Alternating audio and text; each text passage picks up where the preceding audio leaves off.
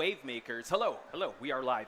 Ladies and gentlemen, welcome to Indie Wavemakers, where we'll be showcasing the best of upcoming indie titles. I'm your host, Poch Spice. I'm super excited to be here and be with each other this entire weekend. So to get things started, I'm going to give a quick shout out first and foremost to Xbox. They're sponsoring us for the second year in a row. So big shout out to them and much love to them. But I'm super excited to get things started, and we have a pretty interesting title that is coming up. So let's check out the trailer to My Father Lied.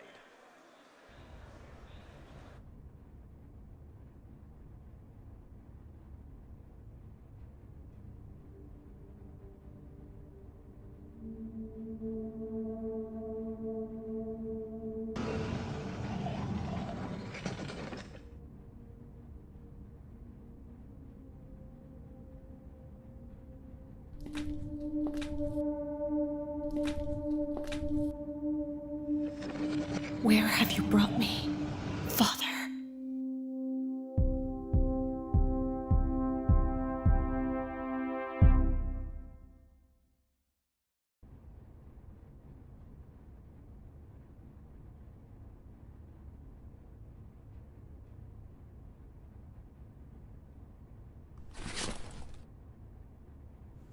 I think I got it now. Miss Huda, I know it's hard to hear this, but you have the right to know the truth. I don't want to hear this anymore. I'm out of here. No, he left us. He left me. He doesn't get to. Miss Huda, just let me Get out explain. of my way. I always knew you as a kind, loving man. Everyone admired you, looked up to you. Was I wrong? No. What's happening here? This can't be real. I need to find a way out. Whatever made the people here go mad is happening to me.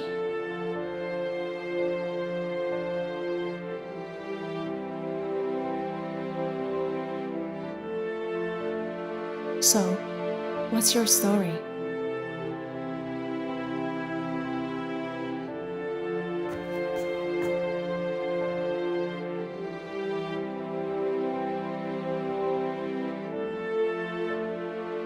Maybe the apple didn't fall far from the tree.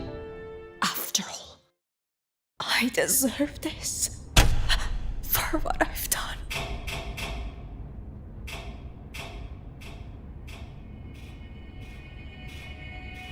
There's one more thing you need to know, Miss Huda. What do you mean? I have a brother.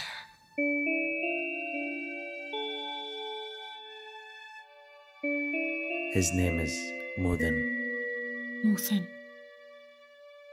What kind of name is that?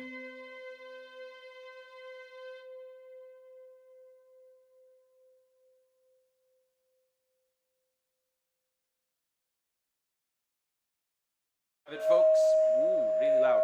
That was My Father Lied by Lunar Games, and I think we have with us the developer of My Father Lied. Can we please switch on over to the wide shot so we can introduce Ahmed Alamin, the developer of this game. So Ahmed, thank you so much for joining me here at the Indie Wavemakers stage. Quite the interesting, trailer. One of the most unique games actually I've kind of tested out here, but in a nutshell, can you describe My Father Lied to those people watching? Sure. My Father Lied is mainly a story history puzzle game that involves the search for a magical solution regarding your father's history. It's inspired by 7,000 years of history and myths, battles, and it's mainly made of images just like Right. The reason why there's this perfectly well on those and as you can see, it plays well. Yeah, it looks amazing. Very unique art style. And I like to also say that, video games it immerses you even more, right? You can go through the different mediums of music, movies, but here you're kind of immersed, and it's a 360, like you said, and it's all hand-drawn images. No, actually, 3D. I created all the 3D myself, and then I rendered the image as 360 frames. But the cutscenes of the game, like you saw in the trailer, is done by Andrew like you saw in the trailer. So it's a mix of both. Even in the game itself, when there's a character that appears, you're going to get it as a character. Like so it's going to be some kind of a... Yeah, that's definitely why I thought like, ooh, it has this different familiarity. So let's actually jump into this game because it's very striking already. It's a mystery game, and we're gonna play a little bit of it without giving too much away. Well, let's start. I actually chose this in particular because I have like 4 different versions. This one can explain and has some history. This starts exactly after the demo on Steam. Okay, Correct. So you can see after the yeah. So the thing is, the main character's name is Uda. That's her nickname. The full name is Iguana, which is the name of the oldest author in human history. Wow. Which happens to be a female from my history, my country. So it's her name. She was named after her. So as you can see here, it's 360 degrees. There's nothing here, you know. So. It looks good, and as you can see, it runs smoothly even in most of the computers. So tell me this: when it comes to this is a puzzle game, right? Yeah, that is a puzzle game. Walk me through the process of making puzzles, because I love puzzle games, but I'm terrible at puzzle games. So how hard or how difficult do you make the puzzles, or how do you make it more interactive? Because there are some interesting puzzles in this game. Well, in this game in particular, because the game takes place under like she was following about her father, trying to find what's happening, and I'm not going to spoil it how, but she finds herself underground. There's some kind of a secret museum which hosts some weird things. Right. And because in this game people have some kind of a weird thing happening to them that they start to get or something like that. So because it's a secret base, they cannot write their secrets in there like there are some secrets like that. So instead what they did, because I want to make the puzzles part of the story. Right. I don't want it to be something like an experiment or whatever, or something boring like that. I want it to be part of the story. So they created these puzzles. So first of all, there's someone, like there's a spy like this, he cannot just find these things. So they have to solve to remind themselves about these secrets. So that's how I do. So I put myself in the place. Okay. And that's how I create the puzzle. Like I create the place, okay, I have this code, I have this thing, will take me somewhere else. What am I gonna do? You know, so like that. And I sometimes mix other familiar puzzles. Like for example, I bring a chess set and I use, for example, the bishop, and I try to see that there's one puzzle another Okay. to puzzle, and from that way I try to find, okay, like 6 sets of puzzle, and with the bishop movements I can create some kind of different puzzle that's inspired by chess. So usually I play other kids games and I modify it to make it Using shorthand to be able to develop. All right, let's hop into our first puzzle. I will tell you this though, one of my biggest pet peeves is going to an escape room and the puzzles don't integrate at all with. Oh yeah. It cancels the. big fan of escape room. Yeah. This is one of the things why this game kind of draw me to it, because technically we got to solve things. So right now there is a magnifying glass there. Yeah, this is for inspection. Usually there's something we're gonna say. Okay. Just give you some perspective. So like me, so I don't forget, I wrote this thing. The red line is on the left, so I can know that I can make sure how to do this puzzle. Gives a guide. Yeah, it gives the player. I'm gonna peel back the curtain a little bit. This took us like 10 minutes to solve yesterday. Exactly. That's why I added this red Nice. line, and I'm gonna talk about the difficulty of the puzzle later on because I did something for let's say hardcore players to solve. And I'll show you in a minute. Oh my goodness. Oh, we solved this wrong yesterday. We just solved that line. We're like, how are we gonna fix it? Okay. So right now, Just a little bit lucky. with this puzzle, it's just this normal puzzle. How would you rate the difficulty of this particular one amongst the other? Honestly, I would say out of 10, this would be a 4. Oh, 4 already. Okay. But to be honest, all the puzzles are fair. Okay. All the puzzles are fair.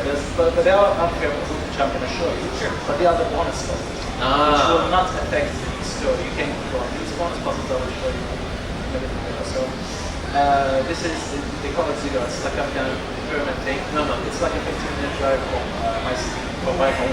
Okay. It's a very old ancient temple where they used to worship the moon god or something. Okay. Like that. And and that's the Lovecraftian element of my game. You know, the cosmic things. You know, that comes from the history. So I'm welded it to this. Whoa. Yeah.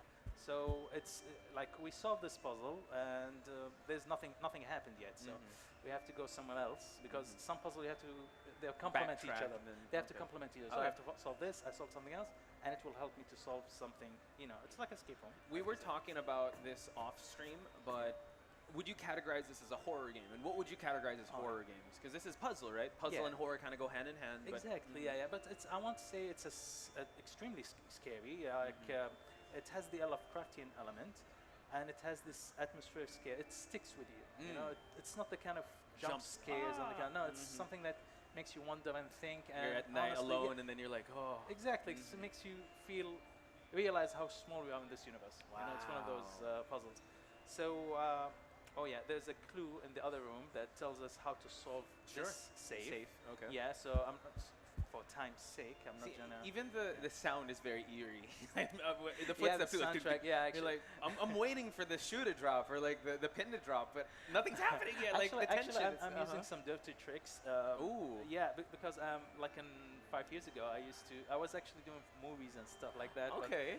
yeah, and I switched to games because it's really difficult to do budgets for a movie and like that. So you can just do games in just one room on one computer. And one of the tricks I learned from my first movie, which was a horror movie, is to use low frequency sounds, which will help to increase the blood, the heart rate. Yeah, the low Yeah, fidelity. exactly. Just like, so it's gonna make you feel eerie, but you don't know why. You know, it's because of that. Yeah, sorry, I'm just such a geek when it comes to horror movies, but I mean, when you mentioned the Lovecraftian element to this, and there are different frequencies where this doesn't seem of this earth. So Exactly. I get what you mean there. I literally used sounds taken from like space, like sounds from Venus. Yeah, literally. Oh my literally gosh. use those. You can find them on YouTube, like these Okay. kind of sounds, and they are really pretty eerie and scary. Yeah. So here, like I said, in this, sometimes you find some letters like that. So this guy, he's explaining. There's a guy here called Dr. A. He's explaining to them what's happening is just some kind of a mass hysteria where people are imagining things and like that. So they created these puzzles because they don't want anyone to know. But here, like the guy confesses that some puzzles are more difficult than others. Ooh, So flashlight. yeah, it's a black light. Ooh. So, yeah. Okay, interesting. So it's, as you know, it reveals secrets. And of course we have this notebook. Here, like the objectives, the hints, and the sketches and stuff. Because I didn't read the note in the other room. That's okay. You're Yeah, the, so that's fine. Oh, see that? Yeah. And just the lighting, ding, ding, and it's already very eerie. Yeah. And can I just circle back to the title? Why yeah. why was it gonna make sense at the end? Why my father My father lied? lied. I don't know. Well, first of all, before before everything, my father was an extremely bad liar, so it's not inspired by true stories. Not true story. So yeah, it's well, honestly, I didn't think of the title of the characters first. You know, some stories you think of the title or the character or something. I came across of an article while I love reading history and like that, Okay. and it's about how there used to be in the past witch doctors. When in our history we call them Asu or Ashibo. Okay. And they also always advise people to stay away from dirty places because they have small demons that goes inside your body that makes you sick. Wow. By our logic, these are actually bacteria and like that. So what we used to think about as magic or curse or like that is actually explained, and it's actually science, you know, right now. So it's the same thing. If there is a game, if there is something weird happening in a place like that, which looks supernatural, but there is a scientific explanation to it. So I started to think, what can I come up that has the same, meaning? And I slowly realized this place, and then I thought about this secret place. And if you have a secret, you're gonna have to lie about it. That's true. And you have to bring some character that would, you're gonna feel more emotional, something you A can relate to. trustworthy figure. Eventually, then the title "My Father Lied" suddenly came. Okay. Like I think 5 minutes before I go to bed, I was like, I looked to my wife. What do you think about "My Father Lied"? And she was like, I mean, the title just jumps off screen. Sorry, I know that we're in the middle of puzzles. I just have to ask these questions. Yeah, sure. It's, But that just adds so much layers now. I definitely of it course, adds. but was it a good lie or a bad lie? Is it something? exactly. I Because- cannot tell. Yeah, exactly. You Because have the to whole find my out. father and then lied. It's Yeah. like, oh, an authority figure, someone that you trust, and lied for your own safety. I'm gonna have to go back for one thing. Go because I for need it. to- yeah. Go for it. So yeah, here we have something called the bonus puzzle. it's this one, and usually in the game it's marked. So Oh, this is like I said, the puzzles are fair except for the bonus puzzle, ones. which is difficult, and you can solve it eventually. But you know, and it has this mark, which means mighty in Sumerian, which is the Okay. oldest writing system. And here you can just it's the clue, and you have to find the numbers under these cubes that stick together. Using this image, you can find it as a hint to find out this number. Okay. And yeah, Interesting. Okay. Yeah, you don't so- want to give it away. It's a bonus puzzle, right? it's a bonus puzzle. So, yeah, I'm not gonna. If you figure out the numbers, you go to just a second. Yeah, here. Okay, it's these things. I didn't program it yet. I just Okay. wanna show Sure, people. So yeah. you see, it has the same symbol.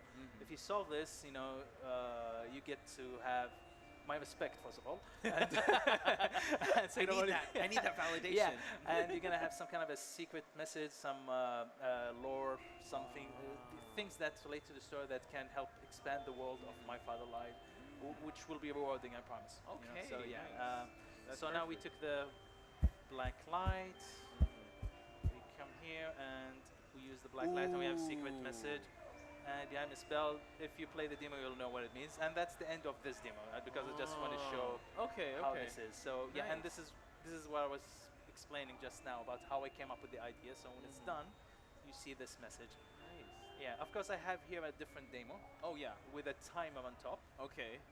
And the fastest to finish the demo will get to have the oldest board game in human history, Wow. which happens to be our logo. Okay. And we have two more other gifts. This logo right here. Yeah, that's the one. There you That's go. the oldest game. It's the oldest board game in human history. What's so? There's a timer. Let's run a quick bet. How fast do you think people can solve that puzzle there? Depends how smart they are. To be honest, like people ask me how long does the full game take, and I'm actually predicting 10 to 15 hours Okay. of the full campaign, let's say. But honestly, again, it depends on how smart you are. Like in YouTube, there are like more than 80 videos of people played my demo, and some of them finish in 20, 12 minutes. And I guess some of them take like Whoa. 1 hour, 1.5 hour. Hackers.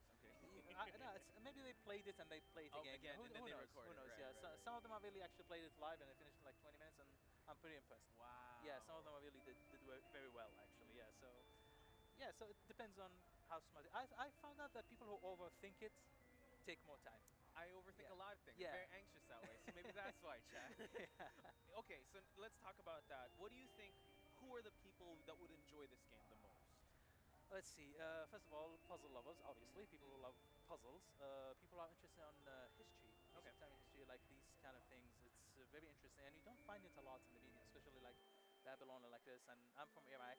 When you hear Iraq, you don't think positive usually, and that's why I made this game. I want to do something positive. Nice. So, By the way, you mentioned off stream first. I'm the first yes. Iraqi Woo, game let's go. developer to be in Gamescom Asia go. and PAX Australia just last week. Hey, congrats, congrats. Yeah, but first time to attend in person. You know, yeah.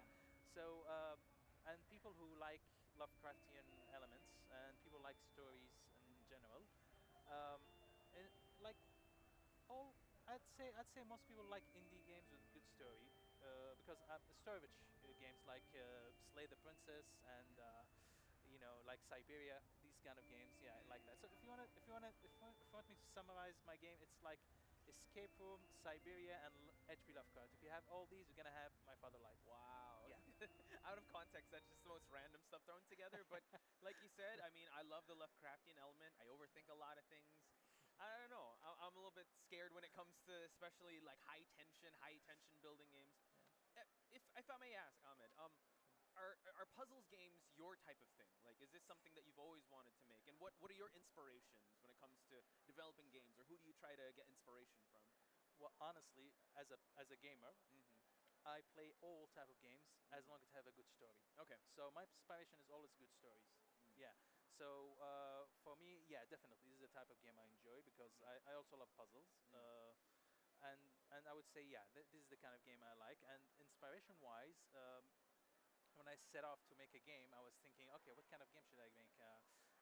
As an indie solo game developer, I'm not gonna do God of War or AAA because titles. this is what most of people make a mistake when they start making a game. They start too big. No, just start something nice with a big idea, big heart, let's Right, say, right. big passion. So that's how I did my Father Light. This is the inspiration. So usually I play games that are like that, that started like that, and especially classic games. Classic games are amazing. They have these great stories. I found out I love playing old games in the 19 games, early 2000, and because right now they have so many special effects and like that, so they don't concentrate on the Exactly. story. Yeah. Exactly. But in the past they didn't have a lot of technical, so to make it look good, they have to do a good story and To good drive characters. it, yeah. Exactly. So that's why I love classic games. Bonus question before we have our closing thoughts. Sure. What's a game puzzle that stuck with you? You're like, oh, Resident Evil when the thing like this. Like, is there any game puzzle that's wow? I tell you, yeah, I Okay, what tell is you it? which one. It was Silent Hill 1. Okay, which I one? tell you why. The Uh-huh. first one, the piano. I tell you why. The piano puzzle, because when it came out, I was living. My English wasn't that good. I remember at that time in the 90s, and there was like everyone in school couldn't solve it. They had to buy some kind of a Game magazine guide. that Yeah, has yeah, the yeah. game guide. And I was so proud solving that puzzle without that help. Let's Yeah, because go. I realized the birds symbolize the keyboard. Keys. Yeah, yeah, yeah. Yeah, and I used to play piano, so I realized, okay, he means this. Oh, there, this is the chord, the black key, and like, I remember solving it. I felt so proud. Only in video games, ladies Yeah. and gentlemen. That was a beautiful moment. I looked at the game facts. I'm not gonna try to be with you there. But ladies and gentlemen, that was my father lied. Again, check out Lunar Games. Hopefully we'll get more of that. Again, that was developer Ahmed Alamin. Any final thoughts, by the way? Where can they follow you, real quick? Oh. Mhm. Oh yeah. So do. There you go. You can find me on Instagram, on Twitter, mostly I'm on Twitter. There's in TikTok. It's Lunar Game, and usually it's end with one of the civilization that was in my country, either Lunar Okay. Game Uruk, Lunar Game Babylon, Lunar Game Sumeria, All right. Assyria. So it's like that. And you can even find me in Discord. Perfect. So I'm everywhere. If you just search Lunar Games, you're gonna find me. All right. Thank you so much, Ahmed. My pleasure. What a way to start off the day, folks. Again, here at Indie Wavemakers, folks. But we're going to take a short break. We're going to load up the next game. But thank you so much for the time, Ahmed. We'll see you guys in just a bit.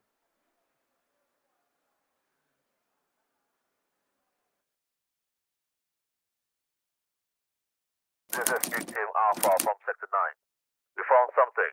You better see this.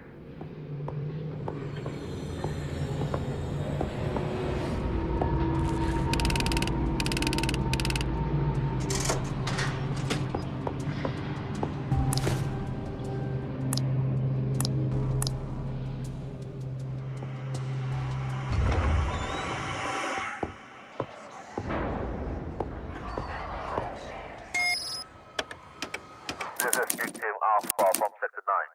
We found something. You better see this.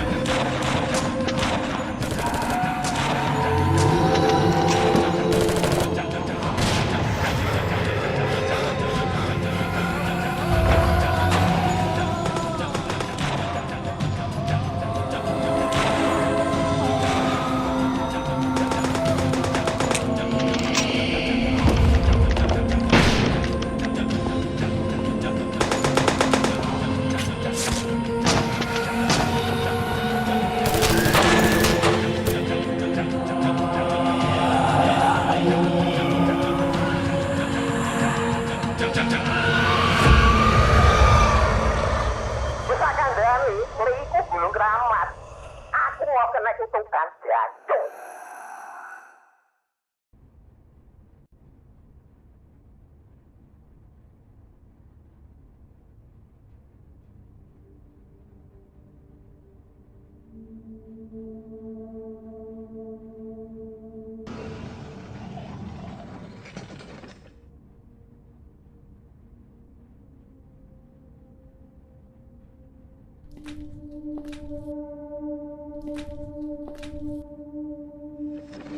Where have you brought me, Father?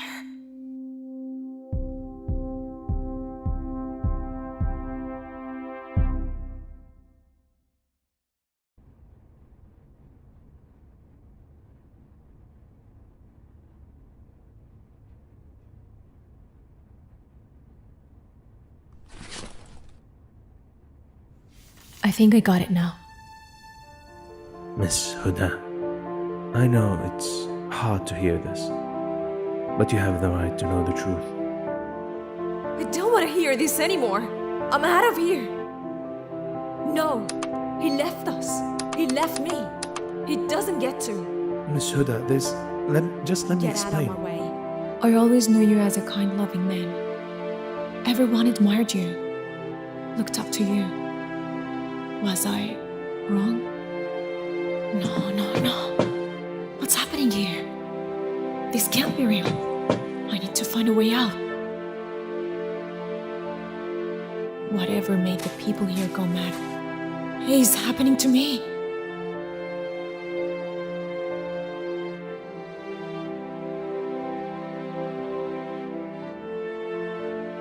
So, what's your story?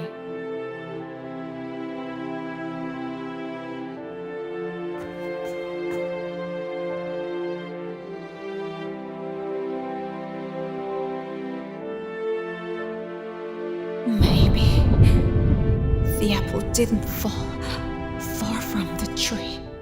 After all, I deserve this for what I've done.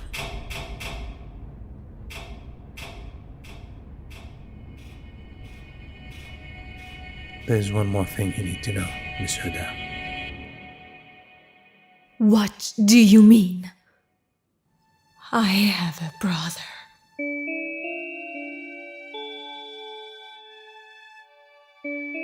His name is Mudin. Muthan. What kind of name is that?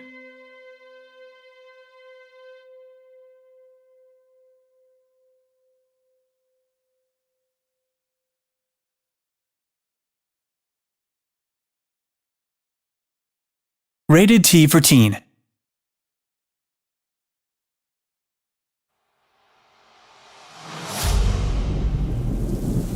My love, if you are reading this, I am gone, and the Crimson Empire is now in your hands.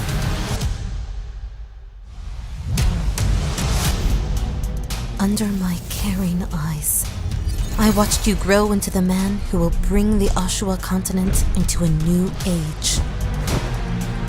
My love, I ask you, do not send your knights chasing me, for I have gone where none may follow. There are creatures in this world who prey on the grief of mortals. Do not trust them. In ruling, there is no shortcut. Our people are the lifeblood of our empire. Love them as you loved me.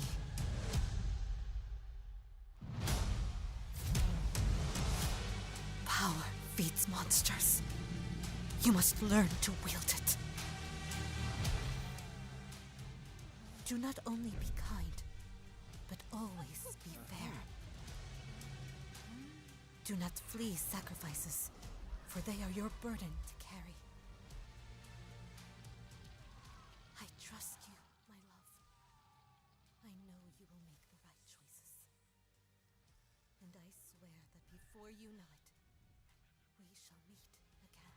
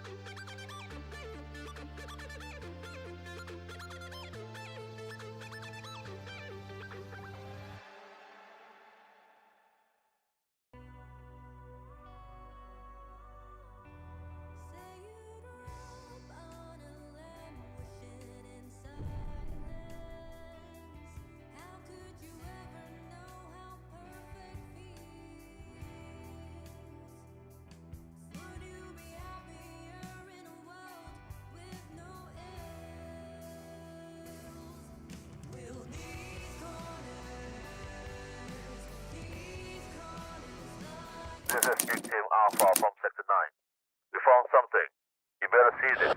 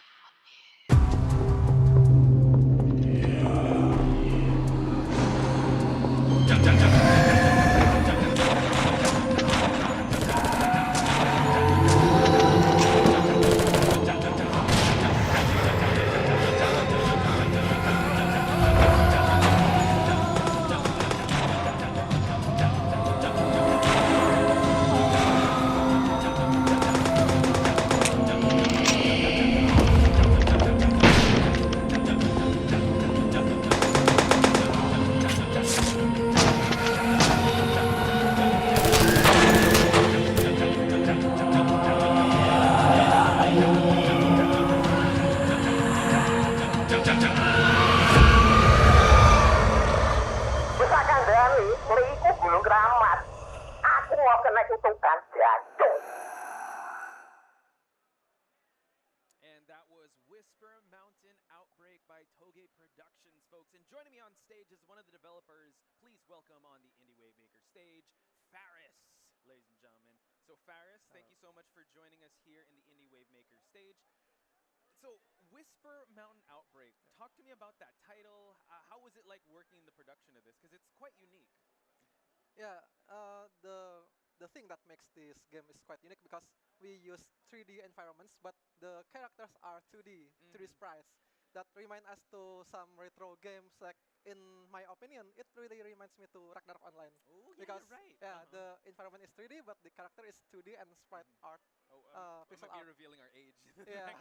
Like the And OG one. there is no other games like Whisper Mountain Outbreak because if you find any zombie related games, it will be the third person shooter, Right. where your camera is behind your characters and all of the assets are 3D. When it comes to zombie outbreaks, you know, there's so much in the genre, right? Okay. Do you think this is more action or horror? Because I think it was so scary watching the trailer, and I played a little bit of it. So, is it more horror or action oriented or both? Actually, we mix three aspects in this game. That is horror, action, and puzzle. Puzzles, Yeah. right. Where no other games mix this all together. together. Usually, horror games only revolves around the horror theme, like Silent Hill maybe, where you only play alone and the silence of the environment makes you feel more horror. But in this game, we also put more puzzle and action aspect. How would you rate your? Because we just had a puzzle.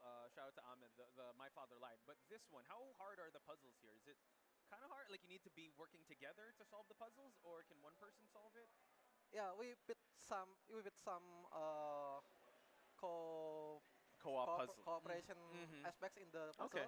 where you have to solve together Okay. the puzzle, but we also make a puzzle where you can solve it by yourself. All right. Because we can play this game in solo mode and also multiplayer mode. So we have to make sure that if the player is playing in solo, we have to make them able to solve the puzzle. All right. So I think with that being said, let's get started. Okay. I'm very scared of horror games, Okay. so I hope we can do this. How would we play together? You do the mouse, I'll be the keyboard, or Okay. do you want to be the one to show us through the game? Okay, so let's just start playing it. If you want, we can actually take this box right here, Oh.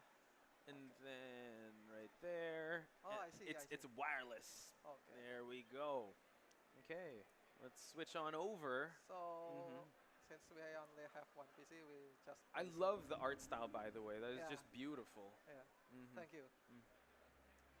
And talk to me about the mechanics, because we can actually switch camera, like rotate the camera, Yeah, rotate right? the camera. Look at that! How beautiful is that? Yeah, thank you. Oh my gosh. So we play as a government agent which is called BRIM, Prim. Okay. the government agent for supernatural and paranormal activities.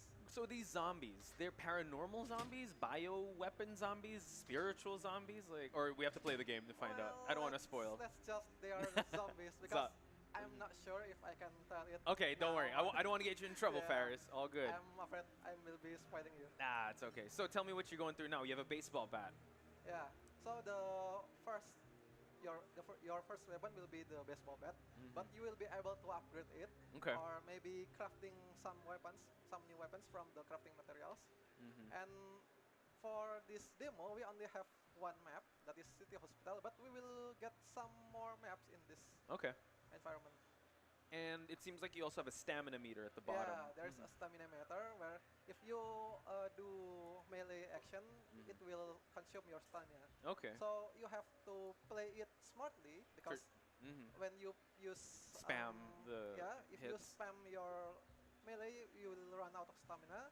So you have to balance it with gunfire. Okay, okay, nice. Question, can you upgrade, or eventually will you become stronger in this game, or you just upgrade weapons? Can you upgrade your health or your stamina? Well, we just can upgrade our games and consume some items that improve our stamina and health. Well, There will be some customization features here. Okay. Actually, So- that makes sense because you're surviving the night. There's no way, or you can, Yeah. like, all of a sudden I become stronger. Yeah, Like, since okay. this is not an RPG game, so it is impossible if you. Like, just all of a sudden become super strong, or I can run Yeah. faster than an Olympian. Okay. Okay, let's start. Ooh, here we go. And the sound design's really good too. I feel the tension with how, Okay. like, ooh. Retrieve the shamanist Shamanist scroll. Okay.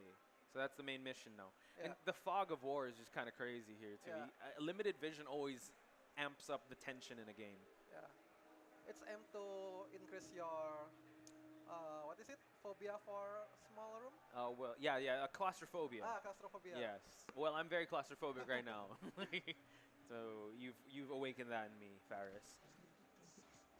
Okay, So what is You that? have to find your Oh, weapon oh, first. there's a pistol there. I didn't Yeah, see that there's a yesterday. pistol. Oh my gosh. and you can open your inventory here. Okay. You can drop the pistol if you run out of ammos Space. Yeah.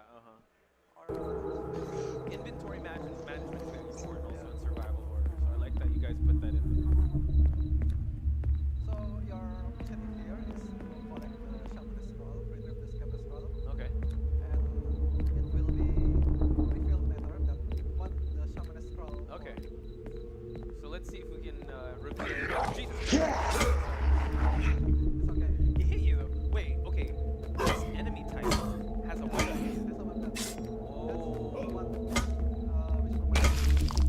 Because usually zombies doesn't Eat. possess any weapon. Yeah. Only it breaks. Uh-huh. But they got weapons here. So they're being controlled by something. Or you can't. Oh, sorry. You can't. My bad. My bad. I'm so scared. My bad. Interesting. Okay, I like this already. I don't want to get you in trouble, so that's a much easier to do. Someone that's hanging. That's okay. That's okay. Hopefully we'll go along. Look at that. Melee and Okay. Stamina. they will That's a realistic take though. 'Cause if there's 3 people coming at you, you can't bail on them, right? Okay. Whoa, dude. and you have to also dodge. Yeah, move around. Okay. Around. Nice. I like the fact that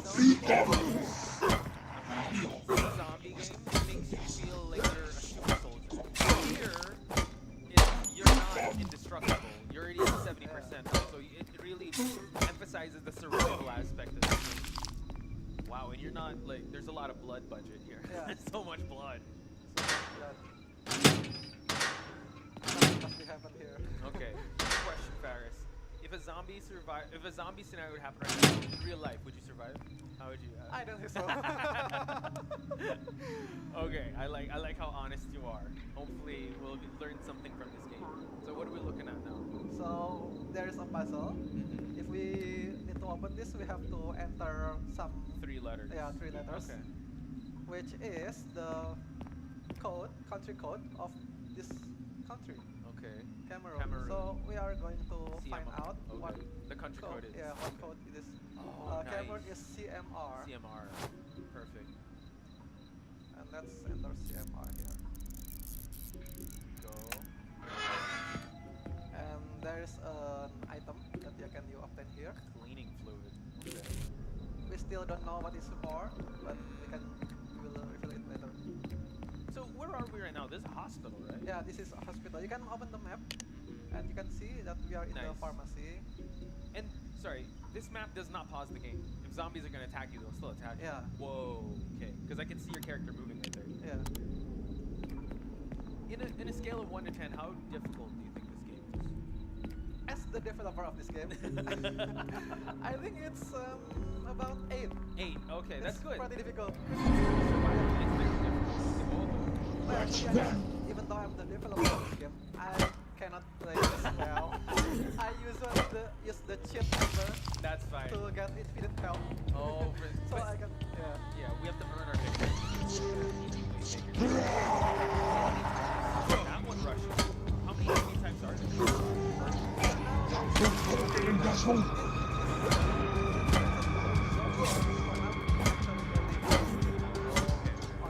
And the weapons.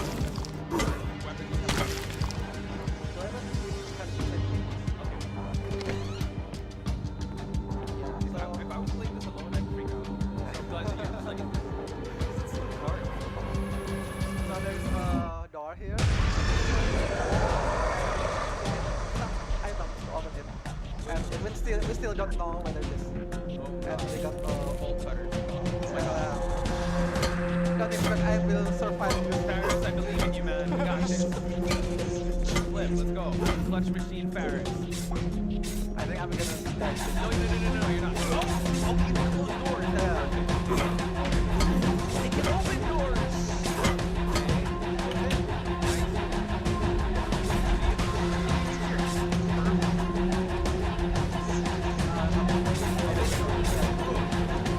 Since the part is limited, we are supposed to use it. Oh, damn. I feel like that was my fault. I made you use the health. It's okay. 13 kills and one. Okay, but you're saying that we can play this together for like Yeah. another setup. Yeah. Ooh, that's so cool. Nice. Well, I think it will be easy if we play together. But You'd say that now, but you're gonna carry me. Yeah. I think you did much better alone, but okay. So in this is the first stage, right? the first stage. Okay. What are the other environments, or what's your favorite stage that you developed here in this game? Because this one, the hospital, classic, you know, in zombie survival. But is there a favorite stage that you have, favorite map? We are developing one stage, the next stage of this stage. I'm not sure if I can reveal okay, it yet, okay. But is I that your think favorite? it's more difficult than this one. Oh. Because it's our first stage where we still limited in knowledge in Okay. developing stage. But Right. since we have improved in developing maps, now we are developing a certain map that is, I think, personally, I think is more difficult than this one. Okay. With that being said, what kind of gamers or what kind of people do you think would enjoy this type of game that you have here? Sorry? What kind of people or what kind of gamers do you think would enjoy this? Like survival horror games, people that like the Oh. really hard roguelike games. Of course, the person that will love this game is the player of Resident Evil and player of the zombie-related games, and also the action player. Okay, yes. Players of the action games. genre. Yeah. Okay. Not sure. I mean, I like action, but horror games also. This particular, I need to play with friends. Yeah. Oh, there's another pistol there. Yeah. Wow. So we have 3 starting points here. This one is parking area, south parking area. So randomized. Yeah. So we will randomize the spawning point. Okay. Each spawn location will give you a pistol as a starting Yeah. weapon? Okay. Each location has pistols. Do the zombies get attracted to noise? Some zombies are sleeping and they will wake up when we make some noise. That is gunshots. Okay. How many guns are there in this game? Actually, for now there is 3 types of guns. That is pistol. Oh, four. Sorry. Okay. Pistol, SMG, Okay. revolver, and shotgun. Oh, okay. In this map, we have all of them. Whoa, jeez, what But was that? What the yeah, heck was that? What the this hell is is a that? corpse. No, that. Oh, What this the one, heck is yeah. that? Oh, sorry. My bad. But yeah, okay. So this is a mysterious thing Uh-huh. I don't like it. that is related with the zombie outbreak. Huh. So Kind of reminds me of Stranger Things. Yeah. Like the upside down last tree. Last tree. Okay. we call it cosmological Cosmic horror. cosmic horror. Yes, Right. cosmic horror. That term. That's good. Yeah, I'm a big cosmic horror fan. So okay. So there was a number there. And Yeah, there was a there's a name. number there. So I gotta And take note of that. Yeah, Uh-huh. this number should be used for something to open. Okay. So let's just remember it first. 63623. 6234. Okay.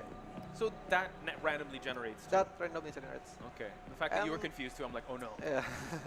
You made this game really hard. And there SMGM. is also another corpse here. Oh Oh, Jesus. Okay.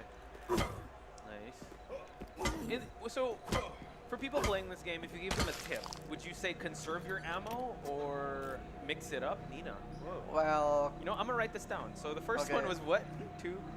I Six- forgot. 6234. Okay. This one is And this one is 2856. 2856. Okay. That's why we got pen and paper, folks. Yeah. You of course need paper and pen for this. Or need someone to help remember things. And there is a drawer here. Okay. Oh, there. And Last this tree. one is property of last tree. Six, So two, the three, number four. is 6. 2, 3, 2, 3, 4. 3, 4. Yep. There we go. Oh, there we go. All right. We're in our final minutes here, Faris. Okay. So we're just going to see how far we can get before we get the final Yeah. call from the voices in our heads here. So what did we get? We get is hallway key. Okay, so we unlock Which another area. is hallway is located here. So we will use it to open here. Let's go. Can you sprint in this game? Oh, you can. Yeah. Okay, but it also... Hot shift to sprint. Okay.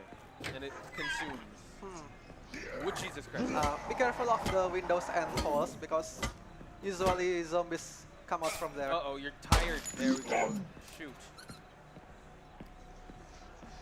Okay. This one is sleeping. If Oh. you do gunshots here, they will Wake up. wake up. All right. Oh, you just asked for it. Oh no. Paris wants that smoke. He wants to eliminate the zombies. Oh. Is there a reward for going like killing as much zombies? For now, there is no reward. It's just. Lastly, Faris, before we end Yeah. things, any final thoughts or any shout-outs you want to give to Toge Productions for this game? Well, I hope you can follow our pages Okay. and research our game, of course. Okay. And yeah, follow us to get in touch with our information. For sure. I will definitely wish list this game. That was Faris, folks. He's gonna try to survive as much as he can off screen, but we're gonna focus back on me because we got more indie games to play. Want to give a big shout outs to Toge Productions and Faris for joining us for this segment of Whisper Mountain Outbreak. But we're gonna take a short break, ladies and gentlemen. More of Indie Wavemakers when we come back. This is Team Alpha from Sector 9. We found something. You better see this.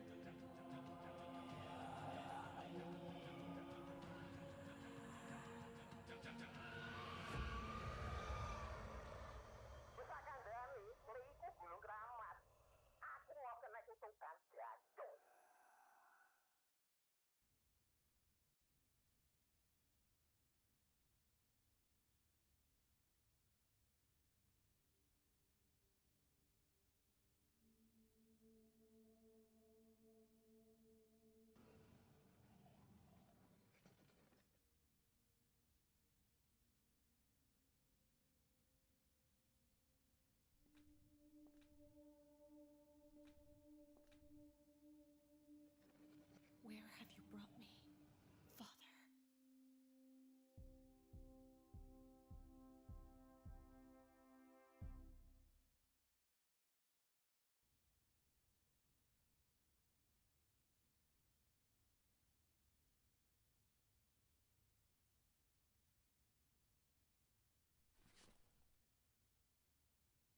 I think I got it now.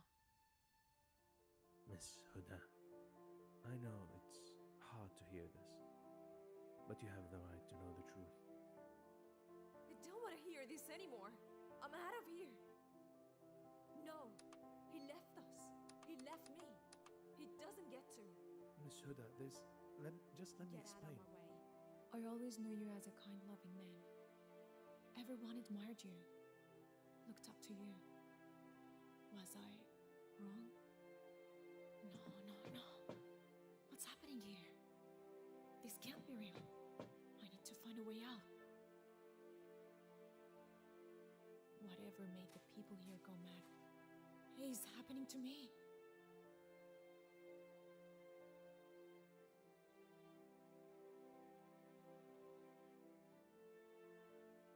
So, what's your story?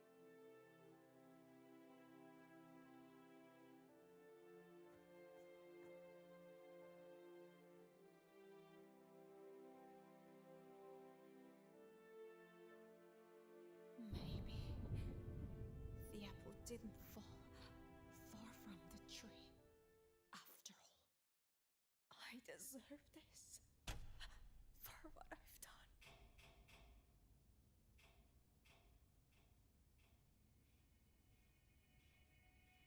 There's one more thing you need to know, Miss Huda. What do you mean? I have a brother.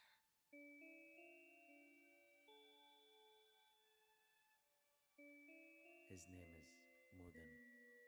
Muthan. What kind of name is that?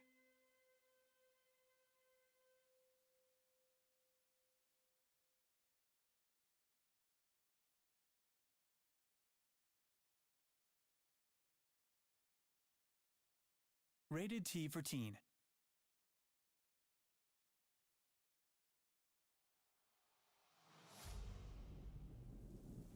My love, if you are reading this, I am gone, and the Crimson Empire is now in your hands.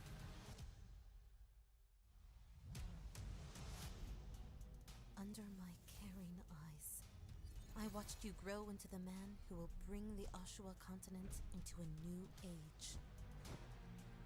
My love, I ask you, do not send your knights chasing me, for I have gone where none may follow. There are creatures in this world who prey on the grief of mortals. Do not trust them. In ruling, there is no shortcut. Our people are the lifeblood of our empire. Love them as you loved me.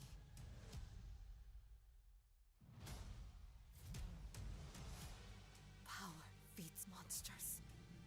You must learn to wield it. Do not only be kind, but always be fair. Do not flee sacrifices, for they are your burden to carry. I trust you, my love. I know you will make the right choices. And I swear that before you know it, we shall meet again.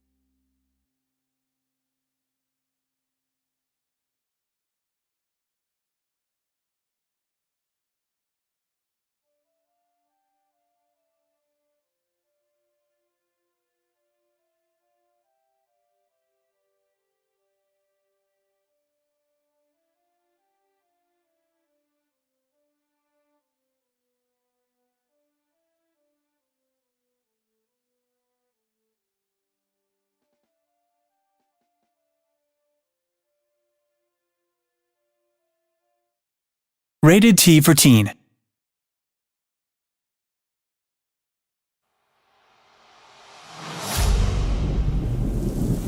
My love, if you are reading this, I am gone, and the Crimson Empire is now in your hands.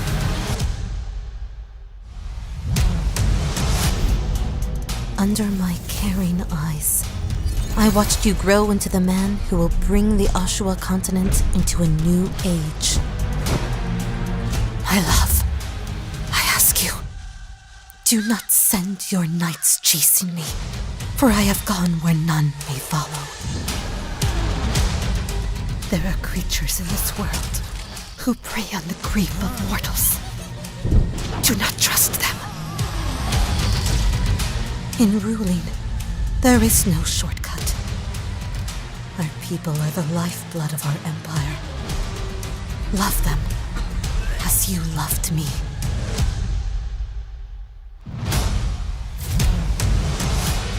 Power feeds monsters. You must learn to wield it. Do not only be kind, but always be fair. Do not flee sacrifices, for they are your burden to carry. I trust you, my love. I know you will make the right choices. And I swear that before you know it, we shall meet again.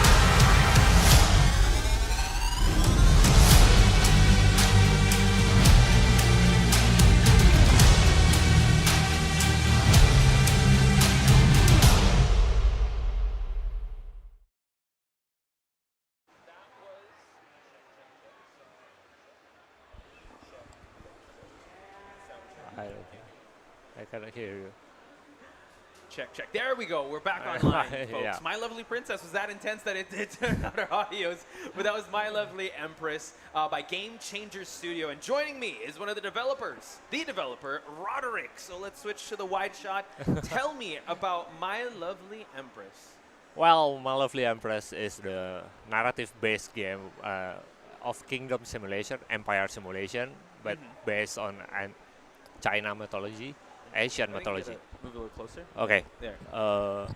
So yeah, you play as an emperor, and then you lost your empress, and now to bring her back, you need to do all this kind of mythical stuff and you summon Yao Guai, and then you can ask them to do things around, and then you. The scenario is really cool. It's Yes. management. It's Yes. a lot of things. There's a lot of drama, a lot of characters. I have to ask, like, I'm very anxious when it comes to decisions. You said there's no wrong decisions. Is that true in this game, or like? Well, every decision is in this game is like based on your situation. So, on my design of the game, there is no wrong choice. If the situation needs a certain things, that makes some kind of decisions be bad or be good.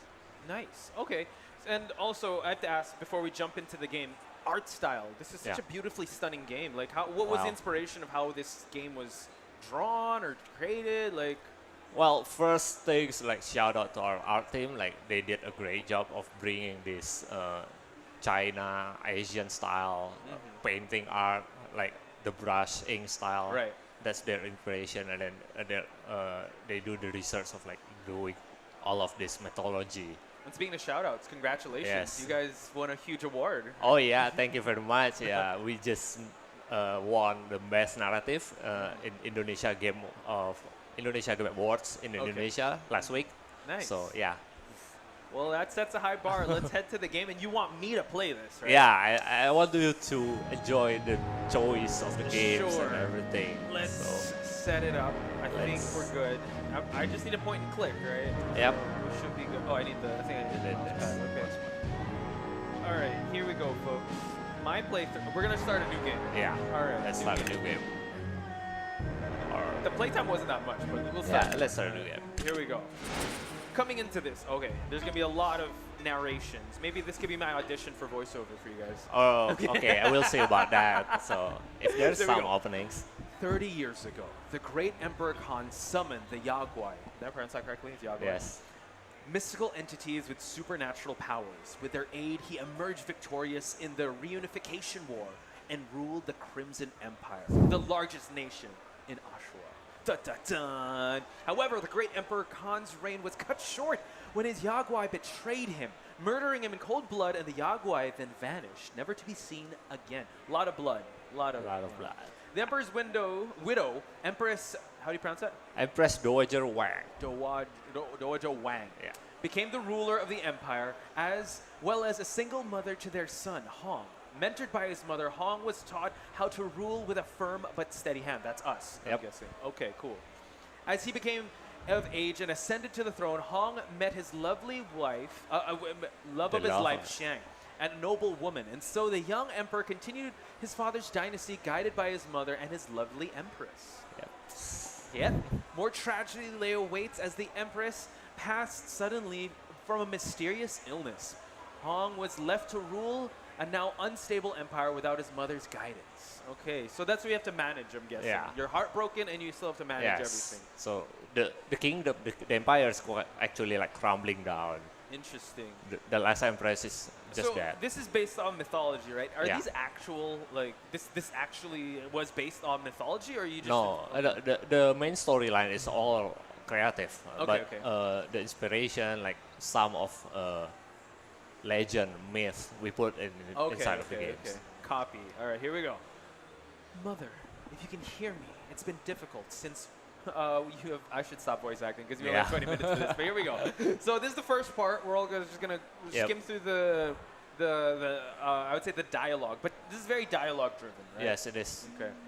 So this is Empress Shang. She doesn't look too well. Yep. And there's that art style. What do we do?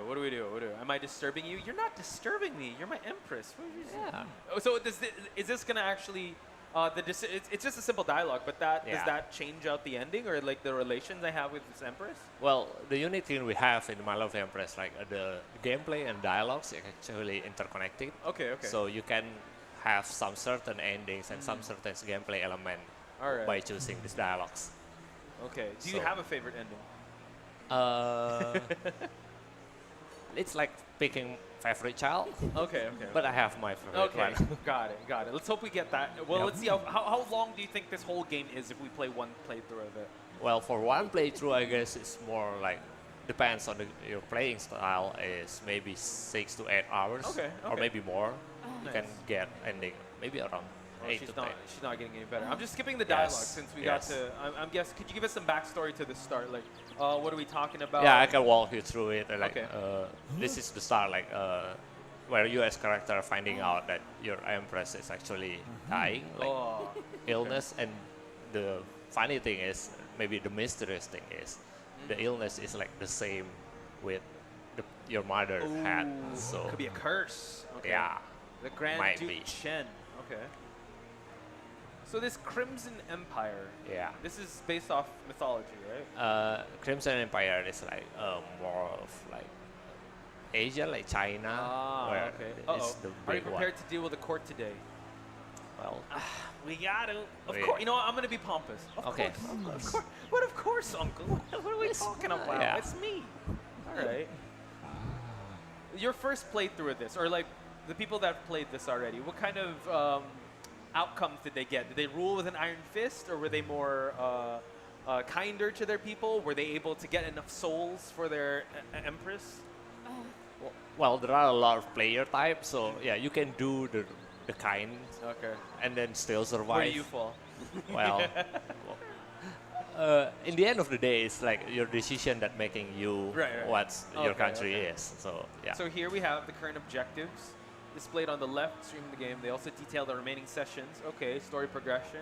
Yep. Okay, so maintain nobles. So this is an objective we have at least 40% trust. That's an example of an objective. So yeah, it's okay. Actually, the real objective is that visit. Okay, here we go. Okay. So this is where we start making decisions, right? Yeah. Perfect. Good morning, Your Majesty. Be at ease. There's no need to be so tense. Okay. That's true.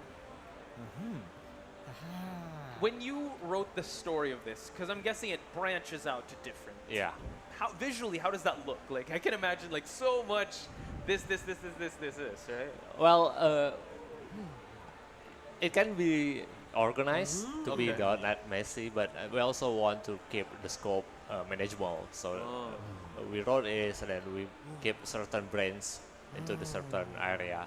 How many endings are there? Are you allowed to tell me or like? I don't think I can allow to tell you, but you can find out on the Steam. Sure. Well, But it's quite the number, I'm guessing. yep. Okay. It's not that much, but it's not that low either. Alright, okay, so, that's yeah. fair. Okay, decision's gonna impact. Here we go. Border inspection. Some matters require the Emperor's wisdom to settle. Making decision is vital to maintaining the Crimson Empire's condition. Okay. So that's the different. Okay, that's money. Okay, and relations. yes. Okay, each decision. Copy. Here we go. This is Yeah. the first decision we have to make, folks. First decision. Both nobles and traders want their tax lowered. We can only afford one. Whom do we lower tax to, folks? The nobles or the traders? In this Yeah. game, who do we... Oh, nobles, I'm guessing, are the high-class ones? Yes. And the traders are the blue-collar workers. I'm Yeah, guessing. but Okay. the traders, they have a lot of money going around, right? So But the that's- nobles are... you're I- making me play this, and I save scum this game. Oh, I can't. Okay. We want favor of the nobles, but we Alright. don't... you're saying traders have more money. well, they have money going around. Oh, they have money, but they don't have more money than nobles. Maybe or maybe not. Depends on the Christ. depends Okay. on the population. Okay. Well, okay, talk to me about this. It's blinking, this reticule. So if I choose Yes. this is gonna go down. If that's blinking, means there's going to be some changes going either up or down. If it's not blinking, It's blinking. Oh, it's Both blinking. Of, Darn. both Okay. of them is blinking. all right. You know what? The traders have worked hard to grow an economy. We're gonna go with this decision. All right. Did I make the right decision? Excellent decision. Wrong Yes. decision. From the trader's perspective, you're doing great. Okay, let's go. But the nobles. Excellent decision, my liege. Our Crimson Empire will grow more prosperous. We got the working man. The working man. Let's go. Okay. Apologies for the court meeting. Okay. Care to explain Your Holiness, may your heart be okay. Accept my reasoning. The common folk of the temple are voicing their concerns. They feel the empire is distracted and lost touch with the commoners. Okay. They believe the empire only cares about tax cuts its richer factions. Okay. Hey, I was able. Okay. Yeah. Interesting. And Na- priest. And now the commoners like complaining, like, "Hey, you're just dealing with the rich guy stuffs. Okay. So there's always Do something about pro us." and con. Yes. Copy. All right. This Yeah. is gonna be a little tough. So there are 4 factions in the game. So there's the commoners, the nobles, traders, and one more is the soldiers. All right, we're about to reveal that Yeah. one. All right. State of affair. Making decisions, solve problems. Okay, state of affair. Each state of affair effect can be seen on the right side of the screen. Okay, traders tax cut. Okay, this is what we did, right? So we Yeah. got favor of the traders fair. It is. Next decision, handcrafted souvenirs. We commoners are making these handcrafted souvenirs to sell to travelers. I'll order traders to take care of the I'll order the traders to take care of it. I want to allow it, right? Isn't that good? Yeah, This is gonna give me favor for the commoners, right? it is. Okay. The Do we want commoners that? will. Do we Yeah. want that? Do we want that? We want. Sometimes we want that. I like how you said sometimes. Okay, we'll allow it. Oh, this has been exhausting. You should rest, my love. Yeah. If you want the key of the game, is like most of the time you cannot please everything at Yeah. once. That's So terrible. I want to please everyone. which But is we yeah, can't. Okay. that's on real life also, right? Uh-huh, So right. That's why Okay, this one. Explain the flames here. This is the outcome? that's the action point. So you as emperor have action point that means you can finish decisions. Okay. So in each turn it's going to be recovered by 1. All right. So now we proceed to the next session. Let's go. All right, let's try to speed run this. How many decisions? But something happening. Oh, violent winds. Oh, wow, we even have to deal with this? Okay, Yeah. interesting. Okay. Oh, I can just skip this. This is Yep. just- This is your. You can just click it. All right. Cool. The storm has reached the capital already. How is that possible? And now, okay. This is Okay, a lot of decisions.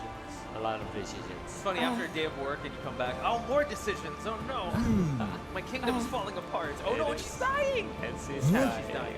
Okay, pale skin. And then you also run into monsters, right? Uh-oh. Her Majesty's been sick for some time, but she didn't want me to tell you. Shine, you should have told me. How could you do this to me? If we hold on, does that mean we gotta focus on the matters at hand, or like? Yeah. You should have told me. You want honesty, right? Yeah, I want honesty. Honesty Thank on you the for. matters. You're Come backing on. up. You're like the best wingman ever. Yeah. Like just backing up all the decisions I gotta make. So now, okay. Black heart disease? Oh no. Yep. The cure. Okay. Elixir. White Oh, cloud this elixir. is the souls that we Yeah. gotta get to save her, right? Yeah, it's Oh. Whoa! Look at this. It's General Chow. Look at that. Oh, but I totally. Oh no. Hang on. Oh no! I don't like this. yeah. There's a storm. Ah. Really, a big Oh storm. no. Okay. Make. Oh no! Did I? No, okay. What do we do? Okay, we gotta prioritize flood dwellings, refugees. Yeah. So in this condition, you have two target, like Oh say, God, you're right. Okay. Oh, okay. Do you want to save your wife, or do you want to save the people in the country? Where's my wife? If you want to save the wife, you settle the young skill objective, which is settle these Oh three. Jesus! Oh no! Are you serious? Are we only 5 minutes left? I have to make this decision in 5 minutes. Oh Jesus! Chat, help me out. Okay, we have to help the people. We have to help the people. Refugee center, food shortage. Is it flood dwellings? Let's go with that. Yeah. Clean up the waters. Move the waters to the commoners. Move the waters. I love how you're just staring at me. Help me out, bro. Just do the left one. Oh, okay. Yeah. Just do this one? Yeah. Okay. Prove that. Do we still have time to find cures? No. No. No? We already No. started? So Yep. Uh, We still have fun. You can still solve this. you know what? I'm Do- gonna, do you I'm want gonna to be a man of self-introduce? the people, okay? Let's save our let's- people. Yeah. Okay, refugees. Agreed that the soldiers are too strong, they can sleep outside. Turn refugees away. Your soldiers are strong. Soldiers are strong. Uh-oh. Oh, I don't have two. Oh, you don't no. have. Yep. You don't have actions, so we need to go to the next. Next phase? Yes. Now I can do it? Yeah. Next phase, right? Yeah. And then do it once. Food shortage. Yep. Traders, they claim their own. Okay. We're all going with the left. We're winning over the people. Yep. Hey, I got an achievement. Yes. Yeah! Let's go! You saved the northern residents. I did. But my wife is dead. I know how I Yeah. feel about that. Yeah. We need waters. We need water supply. The tribe's fresh water allow soldiers to use the waters. Okay, I didn't know. My soldiers, I made them sleep outside. Yep. Soldiers. Sorry, don't judge me, don't judge me, don't judge me. Don't judge me. As usual, okay. Is my wife dead? You're about to find out. Oh, more. Okay. What's this? Yeah, you can skip this if you want I to can deal skip with this? this. Yes. Okay. You can just go to the next phase, Okay, let's just go to the next phase. and then this is a daily report of your what you're doing. Oh, okay. So, as you can see, yeah. Close. Yep. Where's my wife? Let's go find our wife. Uh-oh, Spring Commander. Find the Empress. Oh gosh. No! It's spring. Yep. Oh. Okay. Let's okay. go visit. Let's go check it out. How much time we got left? Oh no! 1 minute just to close it out. Uh-oh. Anyway, while I... Oh, well, she's dead. Yeah. Roderick, any final thoughts before we close this segment out? Tell us like more about this game, or like what else is involved with Game Changer Studios. Yeah. Actually, this game is like the third game of our game. So there are two more games: Small of the Daughter and One of the Wife. And then, actually, after this part of this game, yeah, you just find out about your wife's death. Now the next part is going to get a lot of Yao Guai. Oh. which is The the salmon. Right. They will help you. Uh-huh. You see, like you're struggling, right? Okay. But you need support now, and then you get that from the Yao Guai. I wish I could play more of this because Yeah. it's so intense. I mean, it Yes. won an award for a reason. I love narrative-driven games. And if you Yeah. guys love narrative-driven games, you can check this out. It's My Lovely Empress by Game Changer Studio. Roderick, thank you so much Thank for you so joining much. us here in the Indie Wavemakers stage. I can play this offline, right? I'm just going to play Yes. this offline. You can for continue sure. this. But ladies and gentlemen, we're going to take a short break to prepare for the next game. So don't go anywhere. More of Indie Wavemakers when we come back.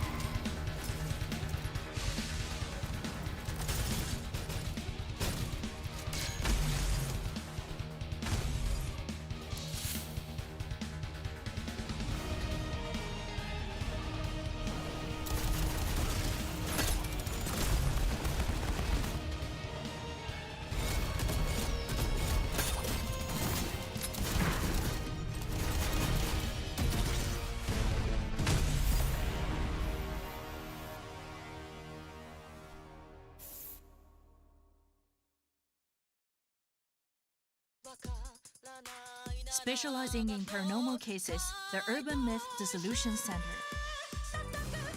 A mysterious man appeared in the girl's bedroom. Who is he, and what is his motive? On the case is the newly recruited investigator, Azami Fukurai. What shocking truth is behind the mystery of this case? Urban Myth Dissolution Center, Episode 1, Eye in the Darkness.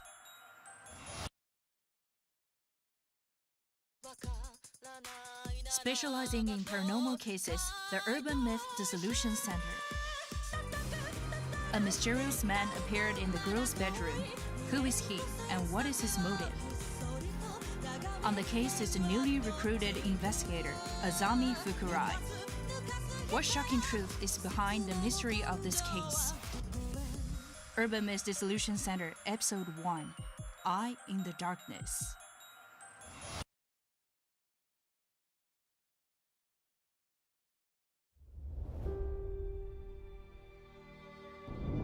Rin Delora, the whole syndicate is looking for you, and I found you first. Your father instructed me to play this message for you. Do you want to hear it? A message from Dad? I can't believe you knew him! I was hoping you would know where he went. I don't. We all used to call him Stormwalker. Where is Rin Delora now? We're going to do great things together. Uh-oh. Trouble coming this way. I'm going to kill those girls. No choice! Run! Stop! I don't want to hurt you! You were born of the Surge. You have a unique relationship with Flux. I can feel the power inside of me. Kill the rebel girl and bring Rin Delora directly to me.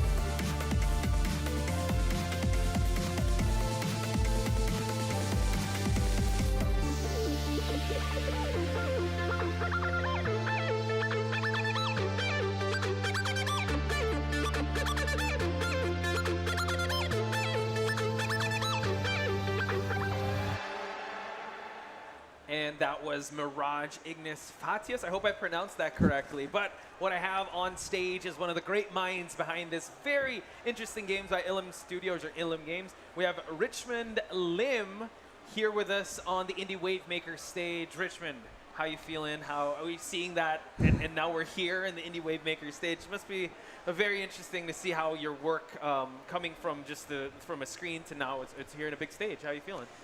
It's a surreal feeling. Because, you know, this is our first time on stage, especially doing this game, yeah. Talk to me about this game, because it's quite unique. A lot of people that have watched the trailers for Indie Wavemakers are like, wow, this is a very interesting game, because it's like, what are the rules of this game? It's like, it's creative freedom of how to solve a puzzle.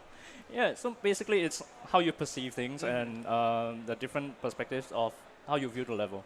So, as you can see from the trailer, there are some, like, for example, the bridge doesn't go all the way there. Right. So you have to change your perspective such that the bridge looks like it can go over, and you try to go over, and you did go over. So that's the magic, yeah. As one of the people behind the scenes in this, how hard is it creating that type of stage? Because it's like, can we actually do this? Like, play with the camera for this level to be designed this way? Because it's, I don't know, from a pedestrian or like a bystander, or like I just consume games. I'm like, how did they think of this game? Well, it's quite difficult actually. I had many sleepless nights designing this. Okay, So let's panic down. Yeah, we'll start things out. Yeah, sure. Here we go. I'm in my room. We're gonna start moving. We just have to go to the. Yeah. 6 minutes. Yeah. 6 seconds. 6 seconds. 6 seconds. Let's yeah, go. 6 seconds. Yeah, let's go. So that just taught us the basic rules. So now we're here. This was in the trailer. Yeah. Right. I can't adjust the camera yet. Oh. I mean, you can adjust the camera. It's just that the game hasn't taught you how to do it yet. Yeah. Ooh. Okay. Yeah. As one of the developers, do you like it when when people have that eureka moment? You're like, ah. I love it. Especially when I see them playing the game, and they have the pop off. Yes, especially it's there we it's go. a service We feeling. rotate now. Yes. There we go. Yes, there you go. Okay, so I need to hit the button. Yes, the red button. Okay. Oh, I can't. No, you have to do it diagonally. There we yeah. go. There we go. Okay. Oh, hang on. Oh, this is where we switch. Yes. Look yes. at that. Yeah, you got it. Oh my god. It's like a fever dream. I swear. Yeah. Yeah, you get especially when people they are very used to those platformers, those 3D platformers, and they're very used to. That's crazy. Yeah. Oh, sorry, I'm just. Yeah, it's fine, it's fine. Because, I think that's a bug. Sorry. so I guess you can see how it actually works behind the scenes now. Okay. Yeah. Uh-huh. Yeah, I mean, yeah, it's fine. I can just try to get across to the other platform. If I can. Yeah, you can. Okay, You can. All right. Yeah. Press A. Okay, Yeah. again. Yeah, it's fine. It's fine. Don't clip that, chat. Wait, As give you can tell, me it's a a sec. Give work. me a sec. Let me cook. Huh? Oh, hang on. Wait. Yeah, you're almost there. I feel like a toddler. Oh, there we go. Okay, we're good. Now switch. Uh-oh. Yeah, honestly, colder. Dude, oh no, come on. Okay. Sorry, I feel like I'm supposed to be interviewing you, but I'm actually engrossed in this game right now. No, it's fine. I love your reaction right now. No, hang on. Yeah. Oh, we got to do that again. I totally forgot how to do it. Yeah, you're getting colder actually. Darn it. Yeah. Okay. Hang on. Let me cook for a bit. There we go. I messed up. Oh. No! Sorry. Okay. We got this. You're a team of how many in the studio? We have 5 people. 5 people developing this. Have you ever looked at a lever like, this is too hard. I don't know if people will get this, but then all of a sudden it's like, wow, they were able to understand this game. Yeah, I mean, this is one of those levels. Oh, really? Yeah. Okay. I can't go. I'm gonna fall. Yes, that's right. You have to go back to the beginning. This one. Like at the start, when you started rotating. I have to go back. Yeah, you have to go back because you can't actually move this way. Okay. From this position that you went in. Can I? So is this the good start? Like. No. No. You have to move 1 unit back. This one. Yeah. So you have to be standing somewhere there, and you're coming up. Like that? No, I'm getting worse. Yeah, just rotate a bit. Yeah, move. All right, rotate back. Okay. Okay. Go back to the right. So when you move, follow this direction. Yeah.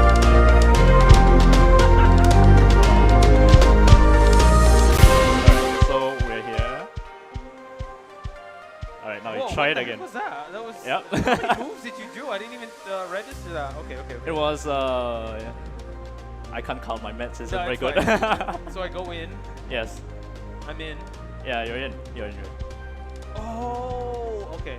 Yeah, because I think you think too much just now at the start. Where actually you can just. Okay. Okay. No. You can try it again. This Okay. time, just go for the straight feeling. Go for what? Your gut feeling. Gut feeling. Yeah. Okay. Here we So go. you move. All right. So what's the fastest way to get yourself here? Yeah. Yep. No.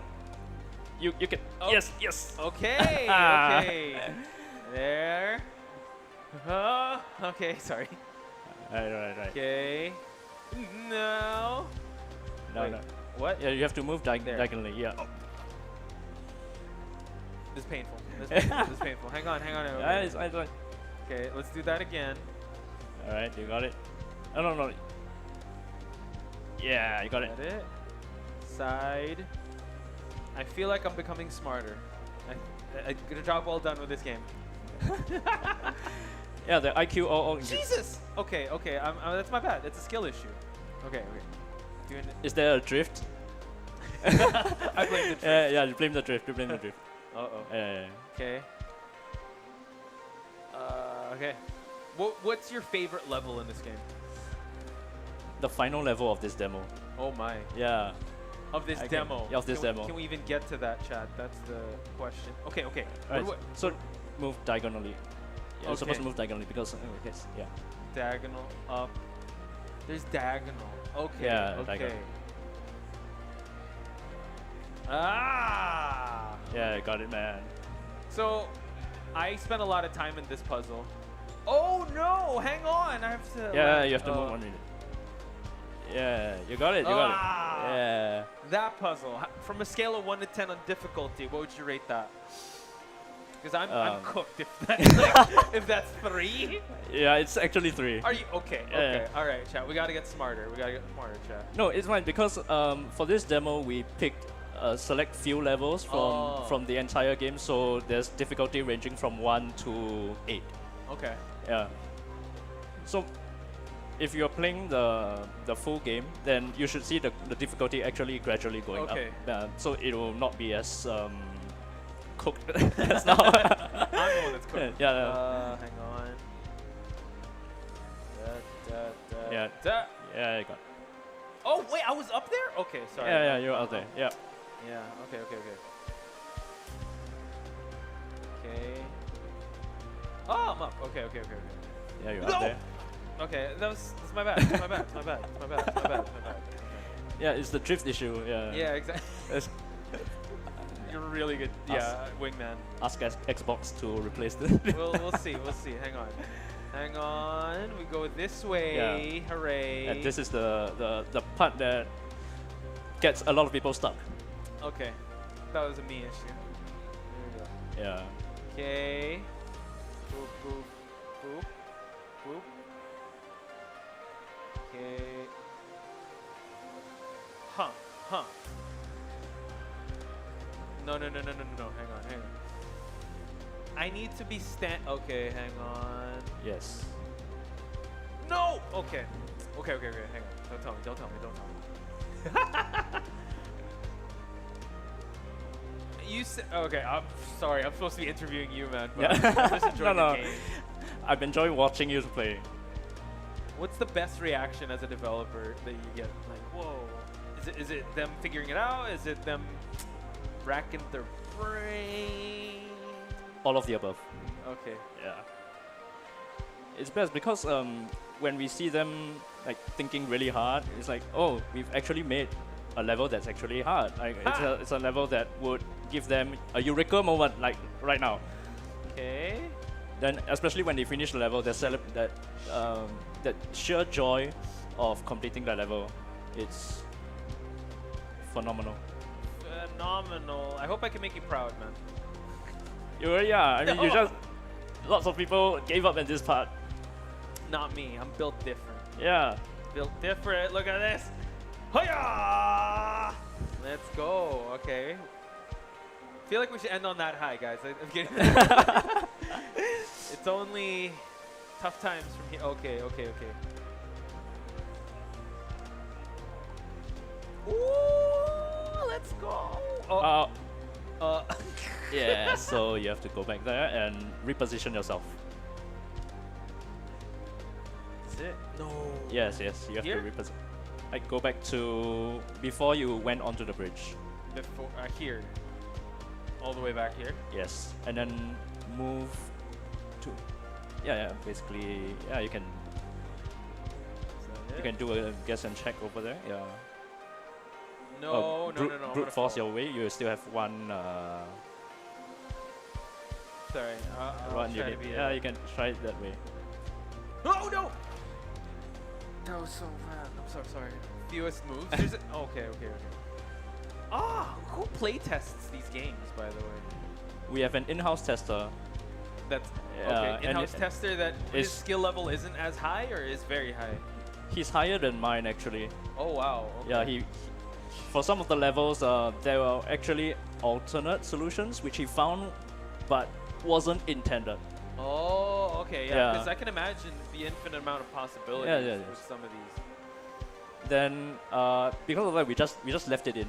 So we introduced the fewest moves thingy. Oh, okay. So it's like, okay, so you have that solution, which is the longer one, but what if there's a shorter one? Ah, okay. So it also, you know, speed runners on Yeah. YouTube, they like to do speed runs. Oh and no. Okay, okay, okay. Yeah. Do you think you categorize this as a rage game? Or you Well, have to be it cool? could be. It could be. It could be a rage game. I mean, it's kind of punishing because if, let's say, you are in, let's say, the final level of this demo, which, if you want, I can demonstrate later. Ooh. Maybe. Yeah, so at the end of the level, you made a mistake, and then you have to start from scratch. Yeah, that's punishing. Yeah. So, yeah, it could be a rage game, I guess. I'm feeling a little rageful now. Wait, hang on. No, this is wrong. I'm sorry. No, don't worry. Not the face. No, definitely not. Okay, okay, we're good. Boom. Good. Uh-oh. Oh, shoot. No. Okay. Oh, wait. No, I'm gonna... Yeah. Okay. Like that? Okay. No. One more. Yeah. Yes! Are you proud of me now? Huh? Yes. Yeah! Uh-oh. Alright, it should be pretty straightforward now, as long as you don't. Yeah, you got it. Oh, okay, yes. Oh, I can demonstrate the final level. Please. My, I felt like I grew a little smarter there. Alright, so let's see. Yeah, no one has played this yet. Yeah, I see. I don't think they got that far, man. Here we go. Alright, so tell me right about now. this last level. Alright, so here you have to pick up the cube. You have to pick pick up the stuff. cube, Wow. and you come over here, and then you drop this cube, which brings up the bridge, and then you pick up the cube. You come here, and then you So drop there's this. inventory management. That's crazy. Yes. So you okay? And Yo, then here, what? there's laser, which I believe will kill me. Oh, okay. So yeah, That's fine. so I have to start again. Yeah, so this is, I would say, the most time-consuming level to build. Because Yeah. this took me about 2 weeks. 2 weeks to make or 2 weeks to finish? 2 weeks to make, and there are still bugs which are just being found as we speak. Your in-house tester. Yes. Did he find one solution for this or like multiple? Multiple. Multiple. Oof. But this is the solution which I know. Okay. So this is how. Yo. Good. Okay. Yep. And then we have to come back here and. I feel like I'm watching a Christopher Nolan movie. Yeah, and so it's there's like, something. It's like, yeah, so there's Inception. There's a receiver over here which you have to Jeez, bring okay. the laser all the way over there. And because you can't touch the laser, so yeah, I have to reposition yeah, myself that's as the well. time-consuming part. Okay. Yeah. Just for you to be safe. Good lord, see the things that you're doing right now. Yes. Advanced movement, folks. Oh, just so it could block you. Yes. Wow. Oh, okay. And then we have to do this as well. Because when you rotate. Because I don't have this piece. Okay. Oh. Yeah. Okay. And now here's the kicker, because everything's moving together. Okay. Yo. Yeah. My mind is hurting. Oh my god. Good Yeah. lord. Okay. What's So the basically, okay, see. Oh yeah. So that's. How impressed are you when you see speedrunners go through this? Oh, very impressed. Because Keep going. We still have a couple minutes left. yeah. So let's see how far we can get here. Well, I actually know the solution. I did it on purpose. Oh, you did? Okay. Adding to the drama. Yeah. There we go. Drop it. Yeah. So basically, speedrunners will do something like they don't really think. Yeah. Well, they flow into it like a good game's done quick type. Yeah, because they do the level over and over and over and Yeah, again. to get the just most just to get the optimal most route. get the most optimal. Yep, I screwed up there. What was the most impressive speedrun you saw someone do this game? Not necessarily this puzzle, but like this game in general. Or just games in general. Yeah. There was one particular speedrunner who completed a Hitman level in 6 Hitman seconds. level? Yeah. 60 seconds. 6 seconds. Oh, 6? 6 seconds. Jeez. Oh my god. Okay. Yeah. That's crazy. All right, here. But have you seen I people screwed up. speedrun this game? Your game? Not yet because we haven't released it. Okay. And it will be released this winter, 2024. So please keep a look at it. Winter for now? We're thinking January. Okay, cool. Because all the big games are releasing in Drop in that time, November and hey December. Man, if I so see this in we good can't- games done quick, it means like let's go. Yeah. Would you want to appeal to the speedrunning community or just the puzzle? Because like the puzzle community also want to do speedruns, right? Yes, So- they actually kind of overlap. So there's not really a one either or issue here. Yeah. I could see the rage gamers also like getting into this. I'm actually kind of stuck. That's okay. Don't give away your secrets, because like you said, it's coming out this winter, so it's like you're gonna have to get the full game, folks, for you to find the solution to this. Right. Yeah, I can actually tell how hard it is for you to kind of think of things to ask me about, because when your brain is thinking, you Oh yeah, kind yeah, of for just sure. You're on stage, people are watching, and Yeah. like I'm also asking questions, so it's fine. yeah. So we have to do this because God, that's I just have so made much this. management. But then it gets progressively harder, right? Yes, it's not yes. necessarily. I mean, just like yeah, throw you in like- the deep end right yeah, away. like I said, this is a difficulty level of 8 from a scale of 1 to 10. There's a 10. Yeah, there is a 10. This is not the final level of the game, right? Oh my this is God. so we have 50 levels. Okay. And this is, I believe, around 41 to 45, around that range. Wow, okay. Yeah. So there will be more levels behind, Okay. which are more rage-inducing, I guess. Okay. Okay. Can we get to? Oh God, there's just so much. Right. And you still have to reposition yourself. Yo, for the. Oh my God. Oh, but you have to. Can he do it, chat? Can he do it?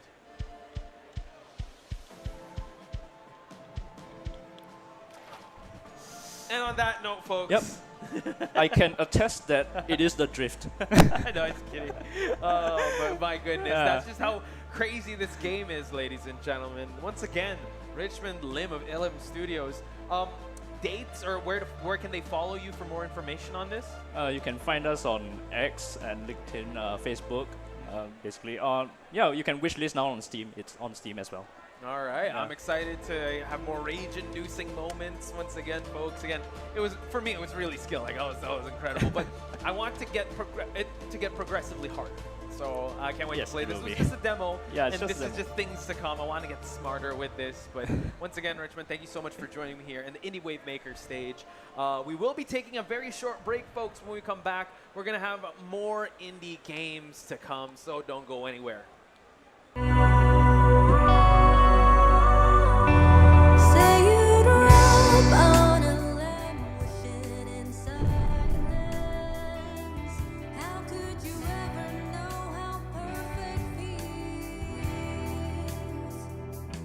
Would you be happier in a world with no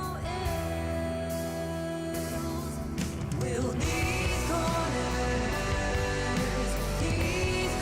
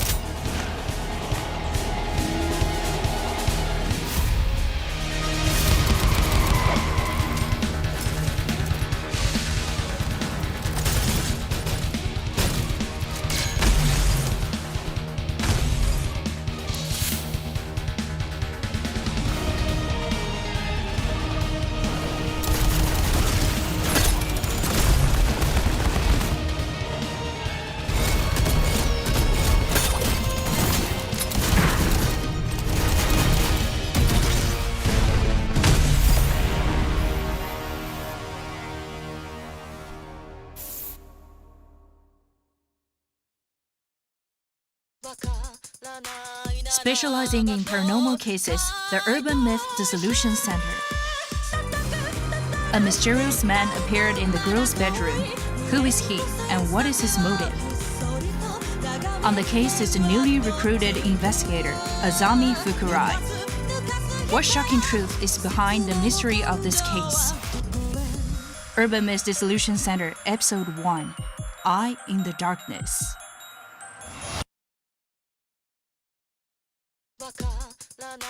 Specializing in paranormal cases, the Urban Myth Dissolution Center.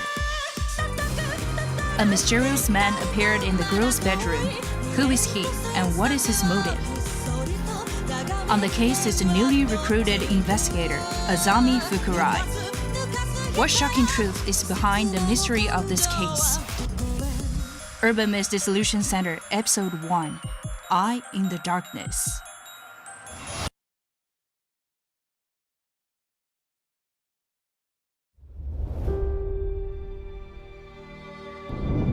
Rin Delora, the whole syndicate is looking for you, and I found you first.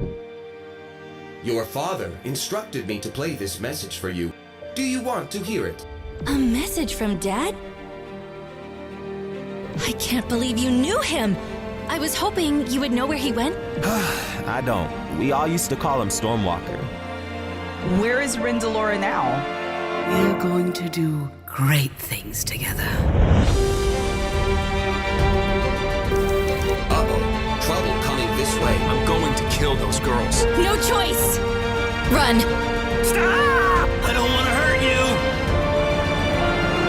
you! You were born of the Surge. You have a unique relationship with Flux. I can feel the power inside of me. Kill the rebel girl and bring Rin Delora directly to me.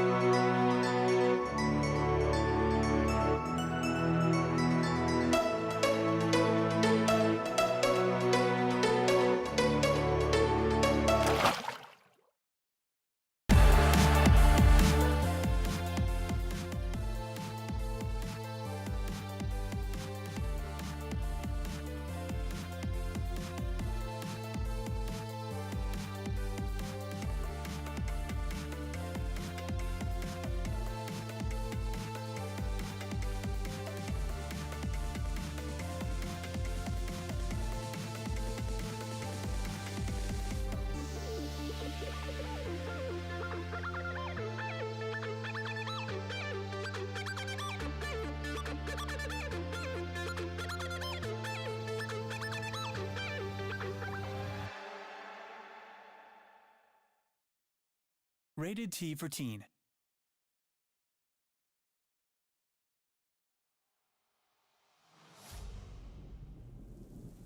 My love,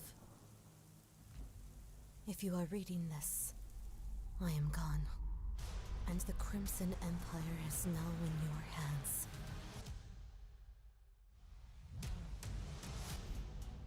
Under my caring eyes, I watched you grow into the man who will bring the Oshua continent into a new age. My love, I ask you, do not send your knights chasing me, for I have gone where none may follow. There are creatures in this world who prey on the grief of mortals. Do not trust them. In ruling, there is no shortcut. Our people are the lifeblood of our empire. Love them as you loved me.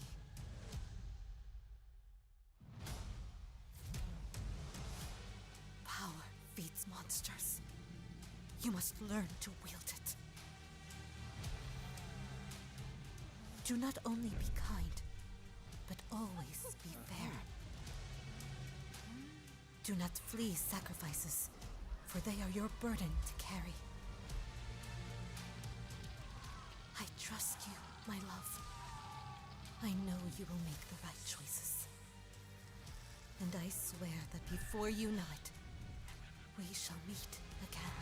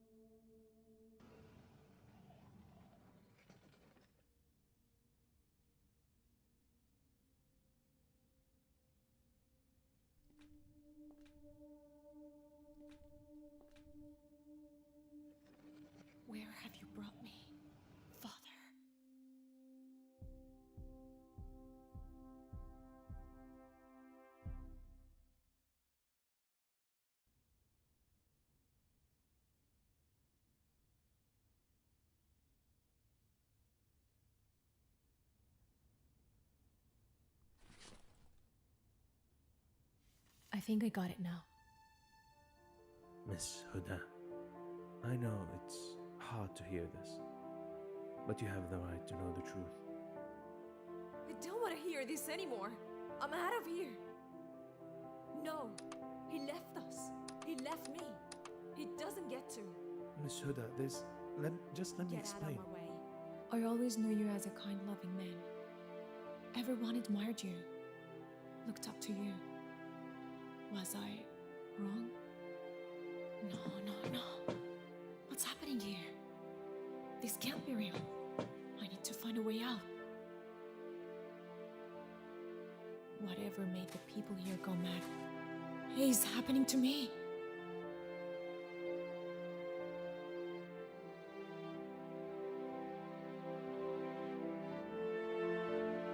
So, what's your story?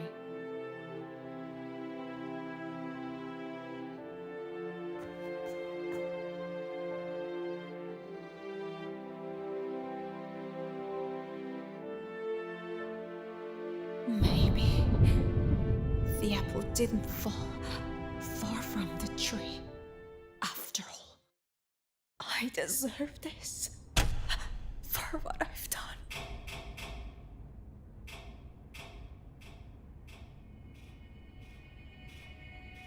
There's one more thing you need to know, Miss Huda.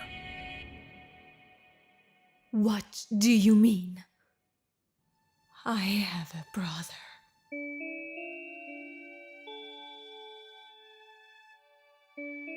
His name is Mudin. Muthan. What kind of name is that?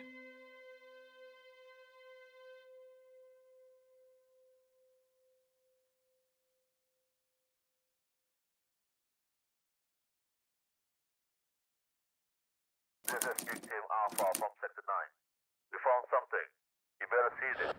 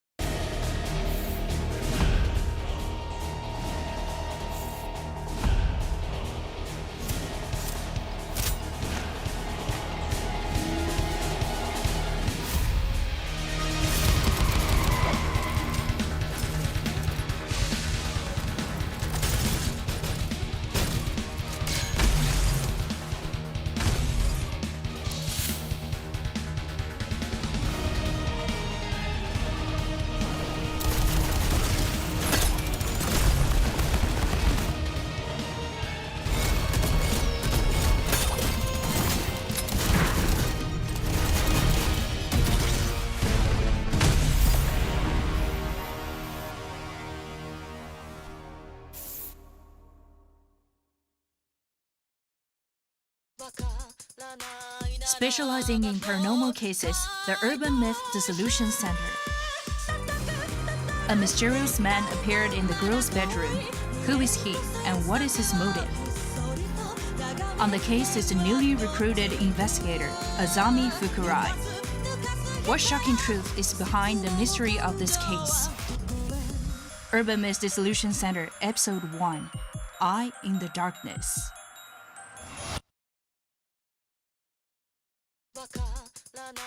Specializing in paranormal cases, the Urban Myth Dissolution Center. A mysterious man appeared in the girl's bedroom. Who is he, and what is his motive? On the case is the newly recruited investigator, Azami Fukurai. What shocking truth is behind the mystery of this case? Urban Myth Dissolution Center, Episode 1, Eye in the Darkness.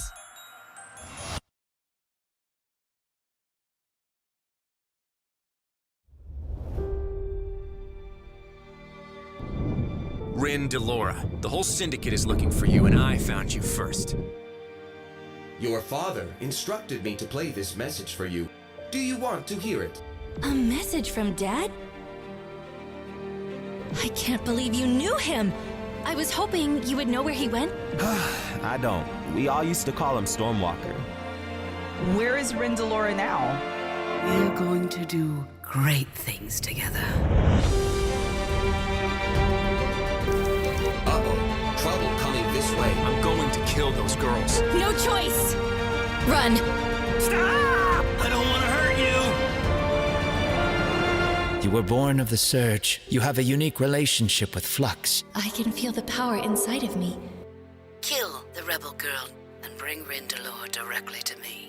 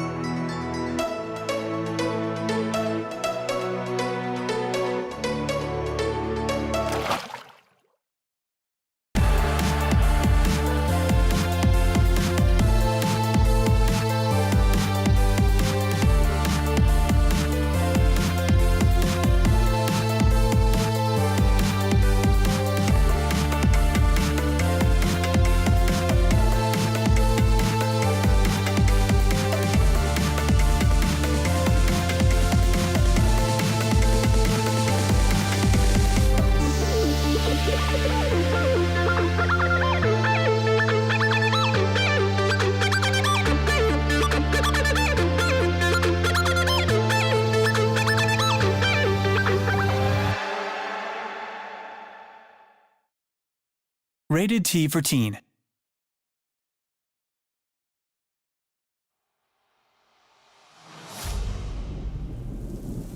My love, if you are reading this, I am gone, and the Crimson Empire is now in your hands.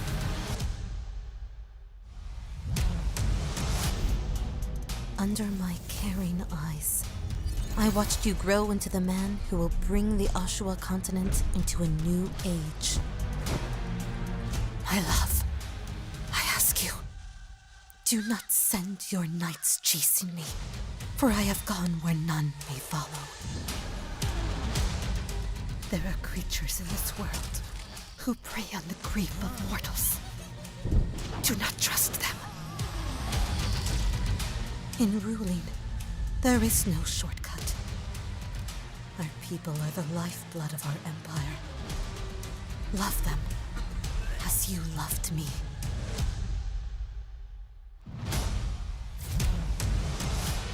Power feeds monsters.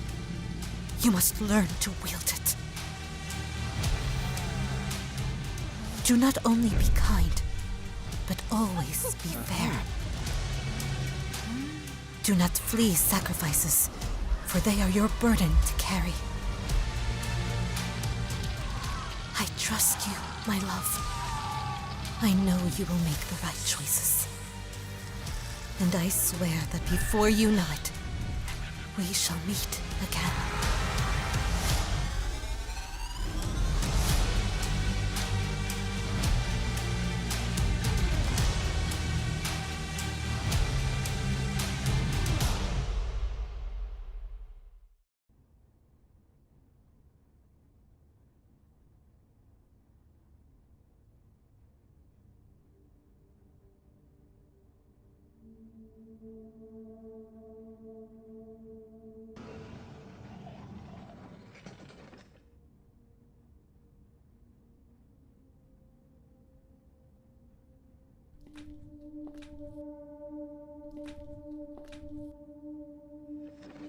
Where have you brought me, Father?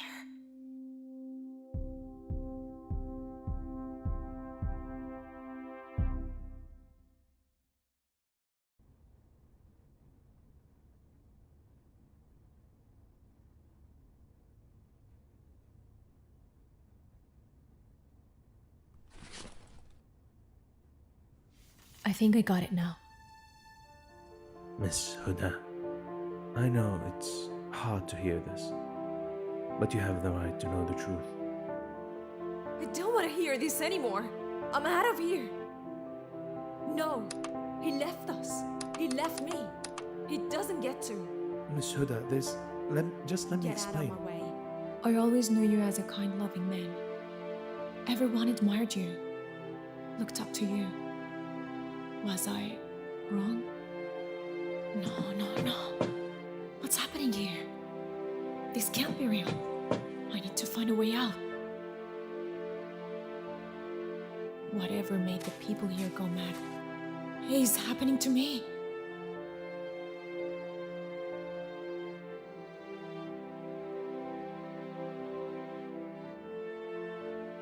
So, what's your story?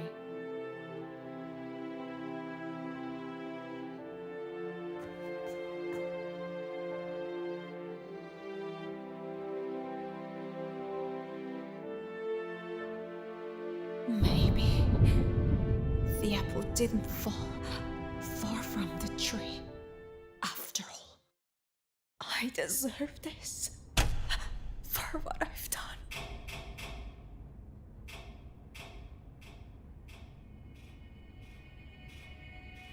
There's one more thing you need to know, Miss Huda.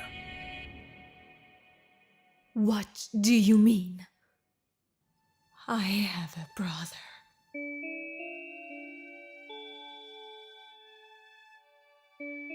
His name is Mudin. Muthan. What kind of name is that?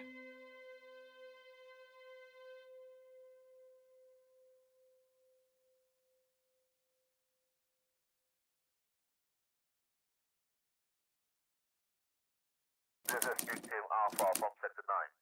We found something. You better seize it.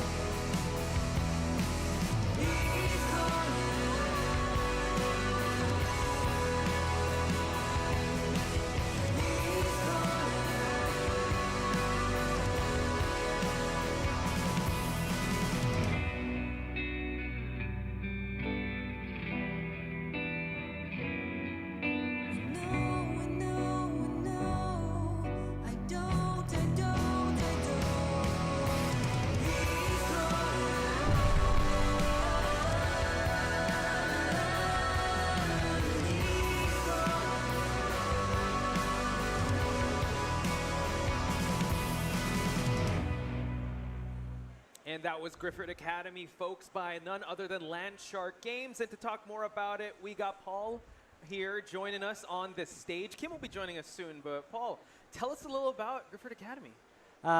It's a role-playing game that we've been working on for 5 years or so. And we wanted to create a condensed quality experience where you get to meet the different characters in the game. Right. So Ernest, Erica, Viva, and Cap, and Ginny. So they find themselves stuck in a book world where things are out to get them. And Erica, who is quite an insular person, finds themselves in a leadership role. Okay. And there's a lot of tension as a result of that. So you mentioned like a lot of characters.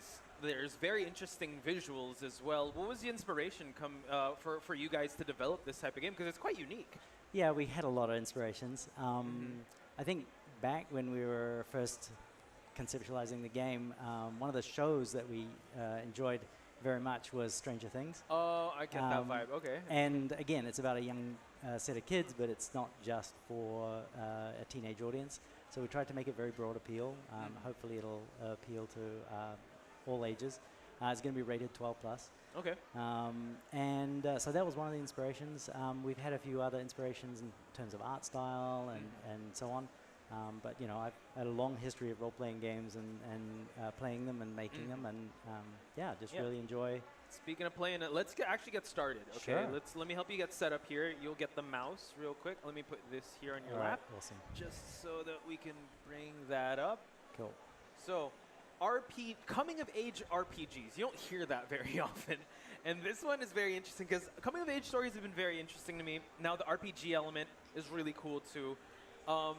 Well, once we get started, I definitely want to ask more questions with character design and the philosophy behind these characters because they're very interesting. But the appeal of this game, who do you think would really like this? RPG fans out there, people that just like the narrative aspect of the game? Yeah, I think there's a couple of potential answers to that. One would be it would be a great entry point for people who aren't familiar or been daunted by RPGs. As a Baldur's Gate fan, I can say I spent a lot of hours in that game, but it's daunting to someone who's never played an RPG before. So this was a good stepping into jumping that. off. Yeah, correct. Okay. A D&D for beginners. Yeah, exactly. And there's a combat system which we'll see. All right. Let's just. And I like the fact that you can pick either story or strategy. Yeah. It's for everyone, right? Yep. Exactly. But yeah, also people maybe with nostalgia, right? It's got high school years and interactions between the students and you know, personality conflicts and so on. But these two are getting on pretty well. This is Erica and Viva. She's obviously foodie, running from right? something. Yeah. Yes, Viva's the foodie. Is she the healer type or like? She is actually. I knew it. Okay. We'll see that coming up. Okay. What were your inspirations when it came to the? We have a choice. Yes, Okay. we do. You can do me the favor and choose. I'd be lost. Oh, that's too desperate. Be strong. Be strong. Okay, cool. Does this change endings or anything like that? Like it affects things. You see, she just got +1 assertive. Oh, okay. So I like as we get further in the story, you learn that those story moments actually build you towards a moment of growth, where you learn to better yourself. And in this case, with an assertive, Viva will have some combat bonus as a result of her personality growth. Wow. Growth, character arc, just like life, just like a coming of age story. Exactly. Look at that. Exactly. Okay. Perfect. So yeah, they're basically just talking about the situation that they're in, and Erica's lost her brother as a result of how they ended up here. Yeah. So they're in this book. What kind of book is this? Is it a fairy tale book, a horror book, or like what's? We don't know yet. It's a fantasy story. Okay. Okay. So there's good guys and bad guys, and they have to sort of find their way. They have to understand the world because it's not their world. Right. Okay. And there's a whole lot of lore and stuff that we save for later on. We don't deluge you in lore at the beginning. That was a flashback here. Ah. And that's the last Erica sees of Ernest. Oh, interesting. I have to say the art style is quite unique as well. So I mean, it kind of checks all the boxes with like a storytelling like aspect with the cell shaded. Yeah, here we go. it took us a lot of like tweaking and fine tuning of that to get it to the way we wanted it. But the highlight and the outlining works quite well, I think. Oh, you wanted to control it? No, it's code, but we're aiming to support controllers as well. Okay. So this is the combat phase we're going Yep, through. so there's some tooltips just to give you an idea that there's information there if you need it. You don't need it all the time. These guys are kind of heavily armored. These guys are slightly less armored, but they're can do a bit more damage. Real quick, let me ask, what's that bar here? Like Okay, right. So the green bar at the top is health. One of them is the attacked Erica already, so she's got a bit of damage. But the white bar underneath is initiative, so you can kind of tell who's going to go next. Okay, nice. So this guy's going to go next out of these three. Okay. So I'm just going to smack him around this thing. It's a very straightforward battle. It's really just teaching you like target selection, and you'll see Viva's healing ability there, page flip. Okay. Damages the enemy and then heals Erica.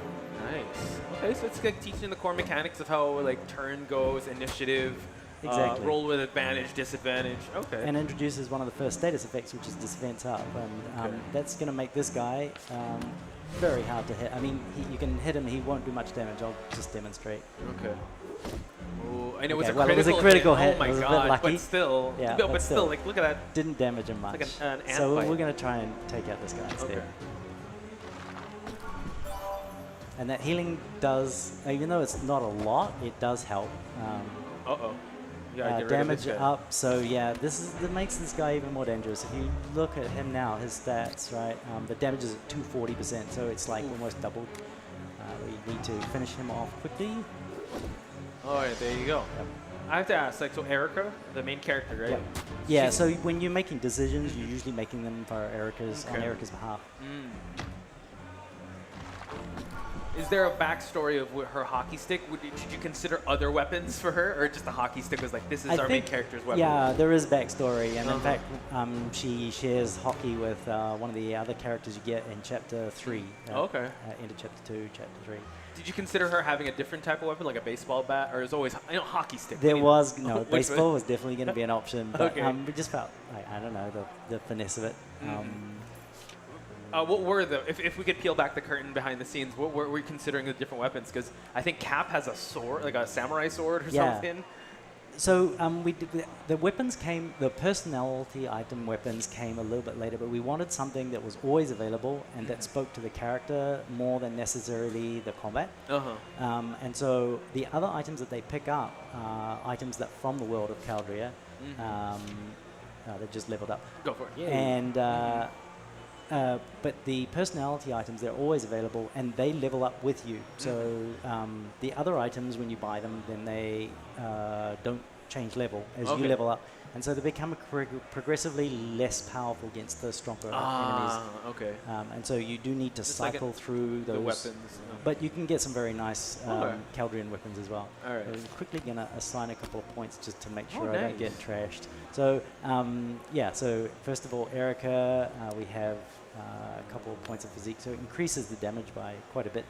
I would say UI, it's very simplistic. I like it too. 'cause Yeah. Sometimes it's very daunting when you see like, oh my God, what do I level up? So here Correct. it's When we don't have any sub-screens or anything, there's only 4 items that you can carry maximum on. One of those is already the personality item that you carry. You can see their abilities, and it has a breakdown of what those things are. So you Nice. can target single. You can actually get some things that target multiple enemies, and so on. But yeah, once we cut through to finish off this discussion of the battle, and teach us a little bit about this essence that you collect after it, and that's recorded up here. When writing a story like the Griffith Academy, did you start with the beginning, middle, end, or like how did it come to you? Like did it come to you in portions or pieces? So I'm very fortunate to work with a couple of amazing writers from Los Angeles in the US, and between the three of us, I've been mostly responsible for world lore and story, and the 2 writers have really brought these characters to life and the interactions and so on. Oh, that's perfect. Okay, yeah. because honestly, it seems like its own IP, and we were talking about like the map as well. So I'm excited to see how big or vast this world is. Yeah, correct. Well, rather than me jump into the shop, I might jump to save game here. Oh, there we go. And we can have a look at how big. Oh wait, sorry, I need to load. Yeah, we can see how big this is. So this is in chapter 4. All right. There's 5 chapters in the game, and you can see. So this is the starting area where we're at. Then in chapter 2, you go to Alhir. Actually, by the end of chapter 1. And then you head north through to Isserin, the swamps of Isserin, and the ruins of Alista, and then it branches, and you can either head down to Laugar. There's a mad hermit living on a hill in Arteno. Okay. There's monsters lurking in the caves of Brog. And the world is pretty huge, but we had a lot of story we wanted to tell. So I just wanted to ask, like, this whole world, did it come to you, like, did something inspire you, or, like, because it's giving Narnia-ish, or, like, it's giving, like... So I've been a role-playing game fan for a long time, both computer and tabletop, and I wanted to get my kids. I've got 2 of them, and they're actually manning our booth today. Okay. But many years ago, maybe when they were just they're like 8 and 10 or something like that, then I wanted to introduce them to tabletop role-playing, so I created a simple system and created a world. Okay. And that actually formed the genesis of the world that is here. So some of the characters that we used on a tabletop game that I came up with, we reused here in this world. So that was kind of genesis, just to share a different world with them. I think that's beautiful, like full circle, you know, the labors of passion and connection with your kids or family, and now it's in front of us. So that's good. That's good backstory. It dovetails into the fact that we really are a very inclusive studio in terms of we want to share with the widest audience as possible. So, that's basically the map. There's a few other things I might just show you. While you're showing that, why Griffith Academy? Like what? Okay, the name came from the first writer to help work on the project. It was a similar sounding name. We tweaked it slightly as it went on, but it was just a name and something that they came up with for the school that is the place where the kids come from. Okay. Let me just find. Let's see. No, take your time. I actually thought Griffith Academy, like I thought it'd be like a social game, but you know, us being brought into a cool world like this is pretty cool. There was also a lot of searching around to see if the name Griffith was in common use or not. So we wanted something that would stand out because we wanted to name the game after the school. So so this is from chapter 5. This is where you spend almost all of your time in chapter 5, and it's this massive city of Haletha. You can see the market here, a poor quarter, and the temple. The castle and so on, and there's a lot of intrigue in this location, including because it's an occupied city. It is quite late in the game. You can actually go down into the sewer network. Oh wow! Yeah, I can't show you a lot of the detail here because it's not unlocked, but there's a whole lot of intrigue and prison breaks and even a heist. So an exclusive, folks. But yeah, we're just gonna keep it. I don't want to spoil too much because people definitely got to check out the game. When's the date of this dropping? So we're aiming for Q1 next year. Fingers crossed. Okay, can't wait. Wish listed now, folks. Yeah. Anything else we're gonna run through? Let's see. Just maybe one of the earlier fights. Okay. I think. Also, Cap is a very interesting character too. He was labeled at the start as like a coward or like a... Yeah, he's very smart. Okay. And can solve a lot of, problems through thinking things through, but he's also quite overpowered by, big creatures and loud noises and so on. Okay. So that makes sense. He's not very happy to have discovered it. This scene is basically just before... just after they've rescued him. Okay. And they're about to run into some more trouble. Okay. Let's check it out. So this guy's called a Knight's Scryer, and he's not very happy with them meddling. He recognizes them as not belonging in his world, which is kind of spooky because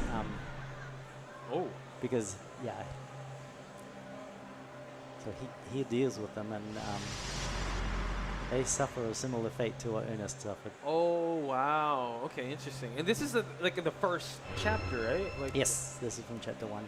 So it kind of just shows the power levels that this creature could actually just banish them just in a snap of a finger. Yeah. Okay. Yep. And it won't be the last time that you run into these. Are they the nice big guys. baddies, or is there a world They're baddie? Like they're the warm up to the big baddie. Yeah. Oh, okay. We have one more boss at the end. That So total game time of this, how do you think this is gonna like? this is about 10 hours. Okay. We're aiming for have a fairly condensed experience with not a lot of grinding. There are definitely optional fights, but we want to focus primarily on the story. Okay. All right. We're on our final minute here, so let's see this battle. Oh, sorry. This battle. Oh. Let me just jump to another battle. One more save here. No, not that one. Oh, good. I saved. Yeah, I'm too. not sure. I don't know. If I load this one, I'm going to get stomped because this battle not leveled. Oh, this is a new character. I haven't seen her. Yeah, so this is Ginny. So at around about the time, there's a lot of spoilers. I won't go too heavily into it. Don't worry. Let's just try You to discover see. Ginny along the way, and then you run into these guys. Oh my, look at that. And they're pretty Possessed nasty. She has a guitar. Okay. Yeah, that's her personality. The item. J. Oh my Yeah, God, but you dude, can they see- are yeah, cooking us. exactly. Okay, our turn. Things are brutal. Now you can see we've got different items. So this is a stunning item. These guys are going to be the most dangerous. And there's no healers in the group. No, correct. We've lost Viva. So Oh no. yeah, we got trouble. But yeah, I'm not properly leveled or That's equipped fine. for this. It's just an example. There's a couple of interesting items here because they take a long time to charge, but they actually start fully charged. So. Okay. Anyway. Let's wrap things up. Final thoughts on Griffith Academy. Like, I want you to talk to the camera and tell people like who are interested or like the audience that you want to try out this game. I already wish listed it, so you got Yeah, me. so we have the demo available on Steam right now, and please go try it out and give us a wish list. It would be great as well. Yeah, again, Landshark Games. Again, thank you so much, Paul, for the time. I appreciate it so much. You're welcome. One of my favorite things about video games is RPG and storytelling. I think that just chimes everything together. So thank you so much for the time, folks. Awesome. Guys, if you guys are still watching Indie Wavemakers, thank you so much for tuning in. We're going to take a short break to prepare for the next game. So don't go anywhere. More of Indie Wavemakers when we come back.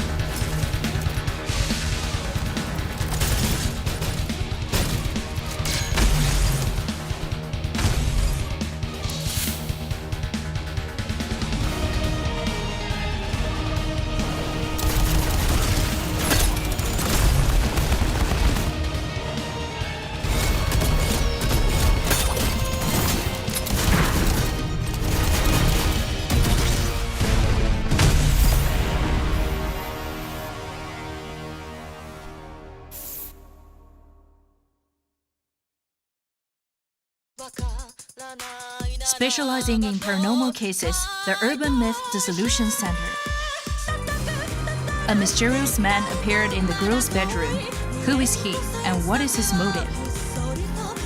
On the case is the newly recruited investigator, Azami Fukurai. What shocking truth is behind the mystery of this case? Urban Myth Dissolution Center, Episode 1, Eye in the Darkness.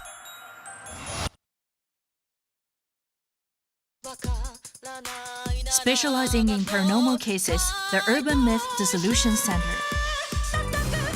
A mysterious man appeared in the girl's bedroom. Who is he, and what is his motive? On the case is the newly recruited investigator, Azami Fukurai. What shocking truth is behind the mystery of this case? Urban Myth Dissolution Center, Episode 1, Eye in the Darkness.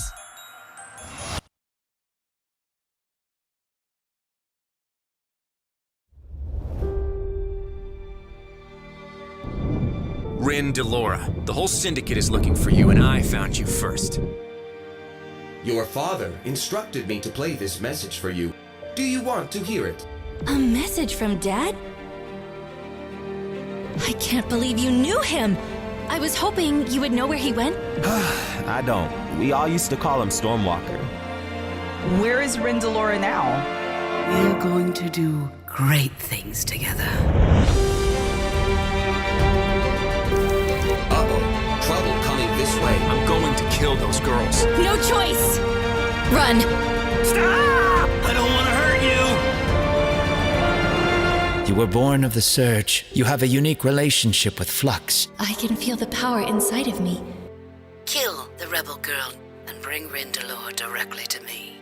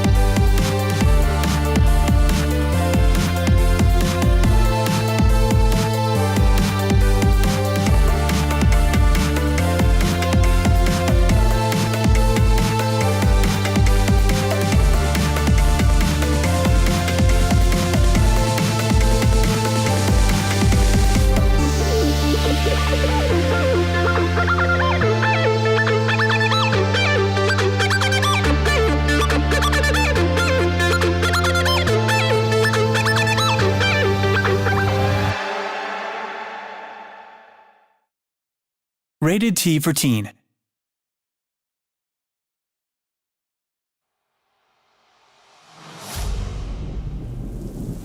My love, if you are reading this, I am gone, and the Crimson Empire is now in your hands.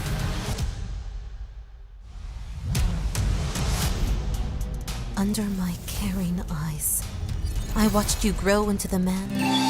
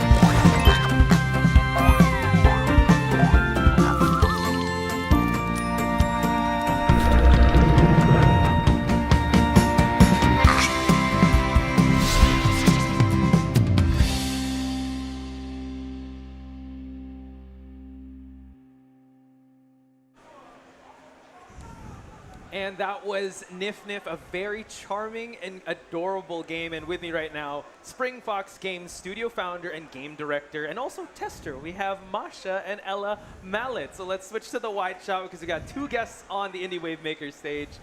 Masha, how you feeling? Like this, I mean, this is such an adorable game. Like I think this is the one that stood out the most to me. Thank you so much. Well, I feel really excited to be here. I was here last year already, and I wanted to be in the indie area, and I am now. We are. Yeah. So yeah, really cool. So let's talk about it. Nif Nif, what inspired you to create this very interesting and original concept in a roguelike game where it teaches you about cleaning, and it's in a non-violent way as well? All right, so I have two kids. Here is Ella, and I also have a son who is on the spectrum.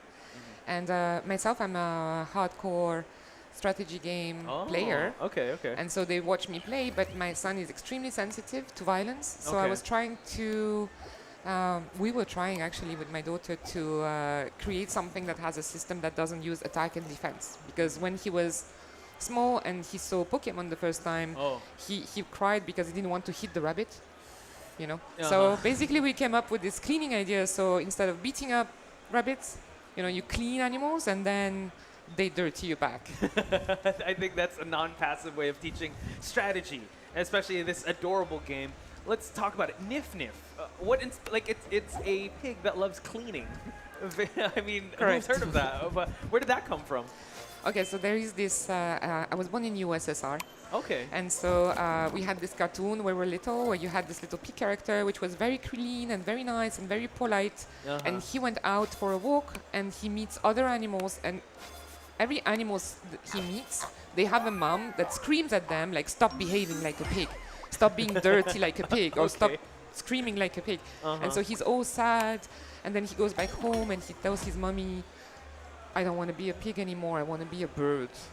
And it was so emotional, and this cartoon was so, like, I don't know, it just stayed... stuck with you, okay. But yeah, so that's one of the reasons. The second reason is that I've been living in Hong Kong for the past 14 years, and we love pigs there. Okay, I think it's so cool, like, to have a... Because usually when you think of pig, it's like the characters that are dirty, but this one wants to clean, so it's a very unique mechanic. I have to say, the name Nif Nif, where did that come from? So in the, I grew up in France, and in the Three Little Piglets story, you have Naf Naf, Nif Nif, and Noof Noof. Oh my god, I didn't even know they had names. That's they crazy. do. Oh, yeah, wow. and I so learn something every day. Okay. Nif Nif is like the middle child, you know, the child we forget about. You know, so. And it sounds nice. Yeah, Nif Nif. it has a ring to it. So let's talk more about the elements. Ella's already going into it. So we're already building our things, right? We're gathering resources. So how did you come up with a roguelike that's non-aggressive or not too, I would say, confrontational? Like, what were the first steps, the building blocks to come up with this we see in front of our screen?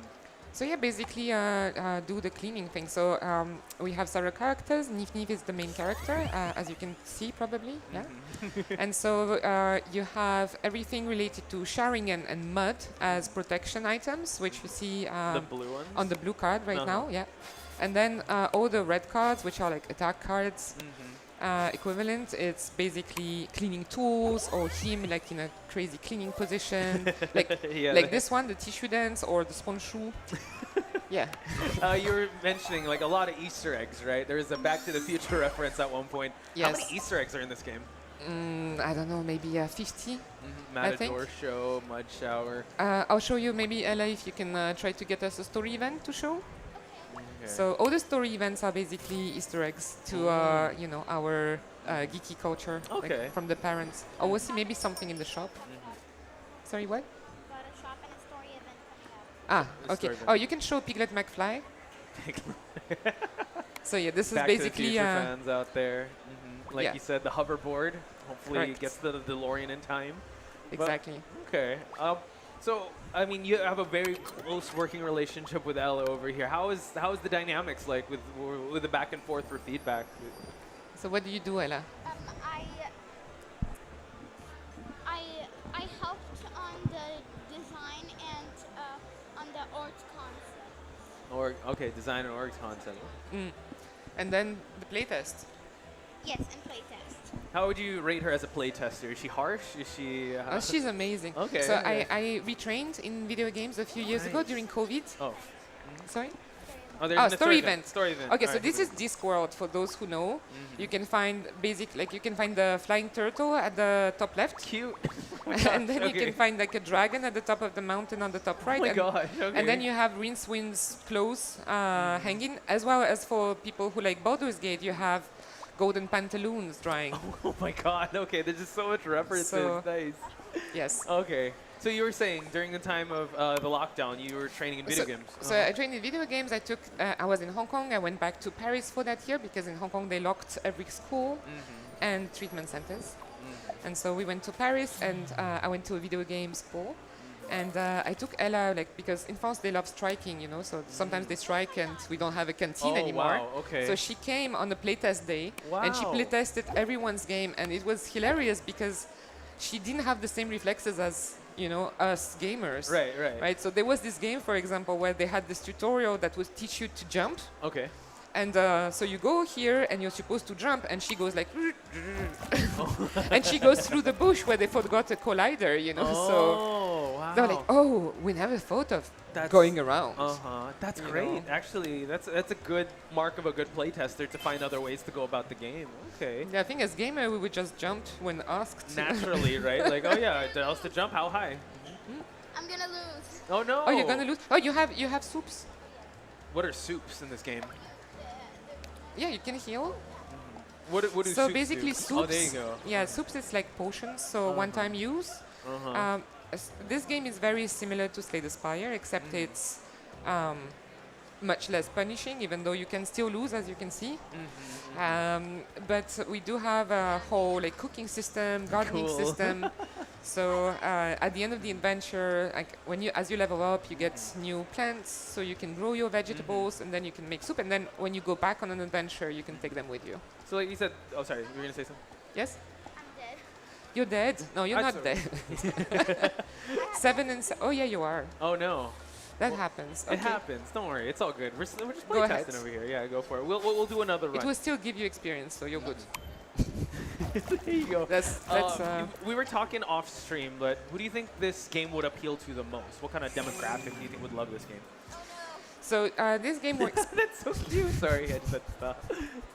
Oh, okay. That's a sad piglet. So now he has to go back home to shower and Okay, start it's again. dirty.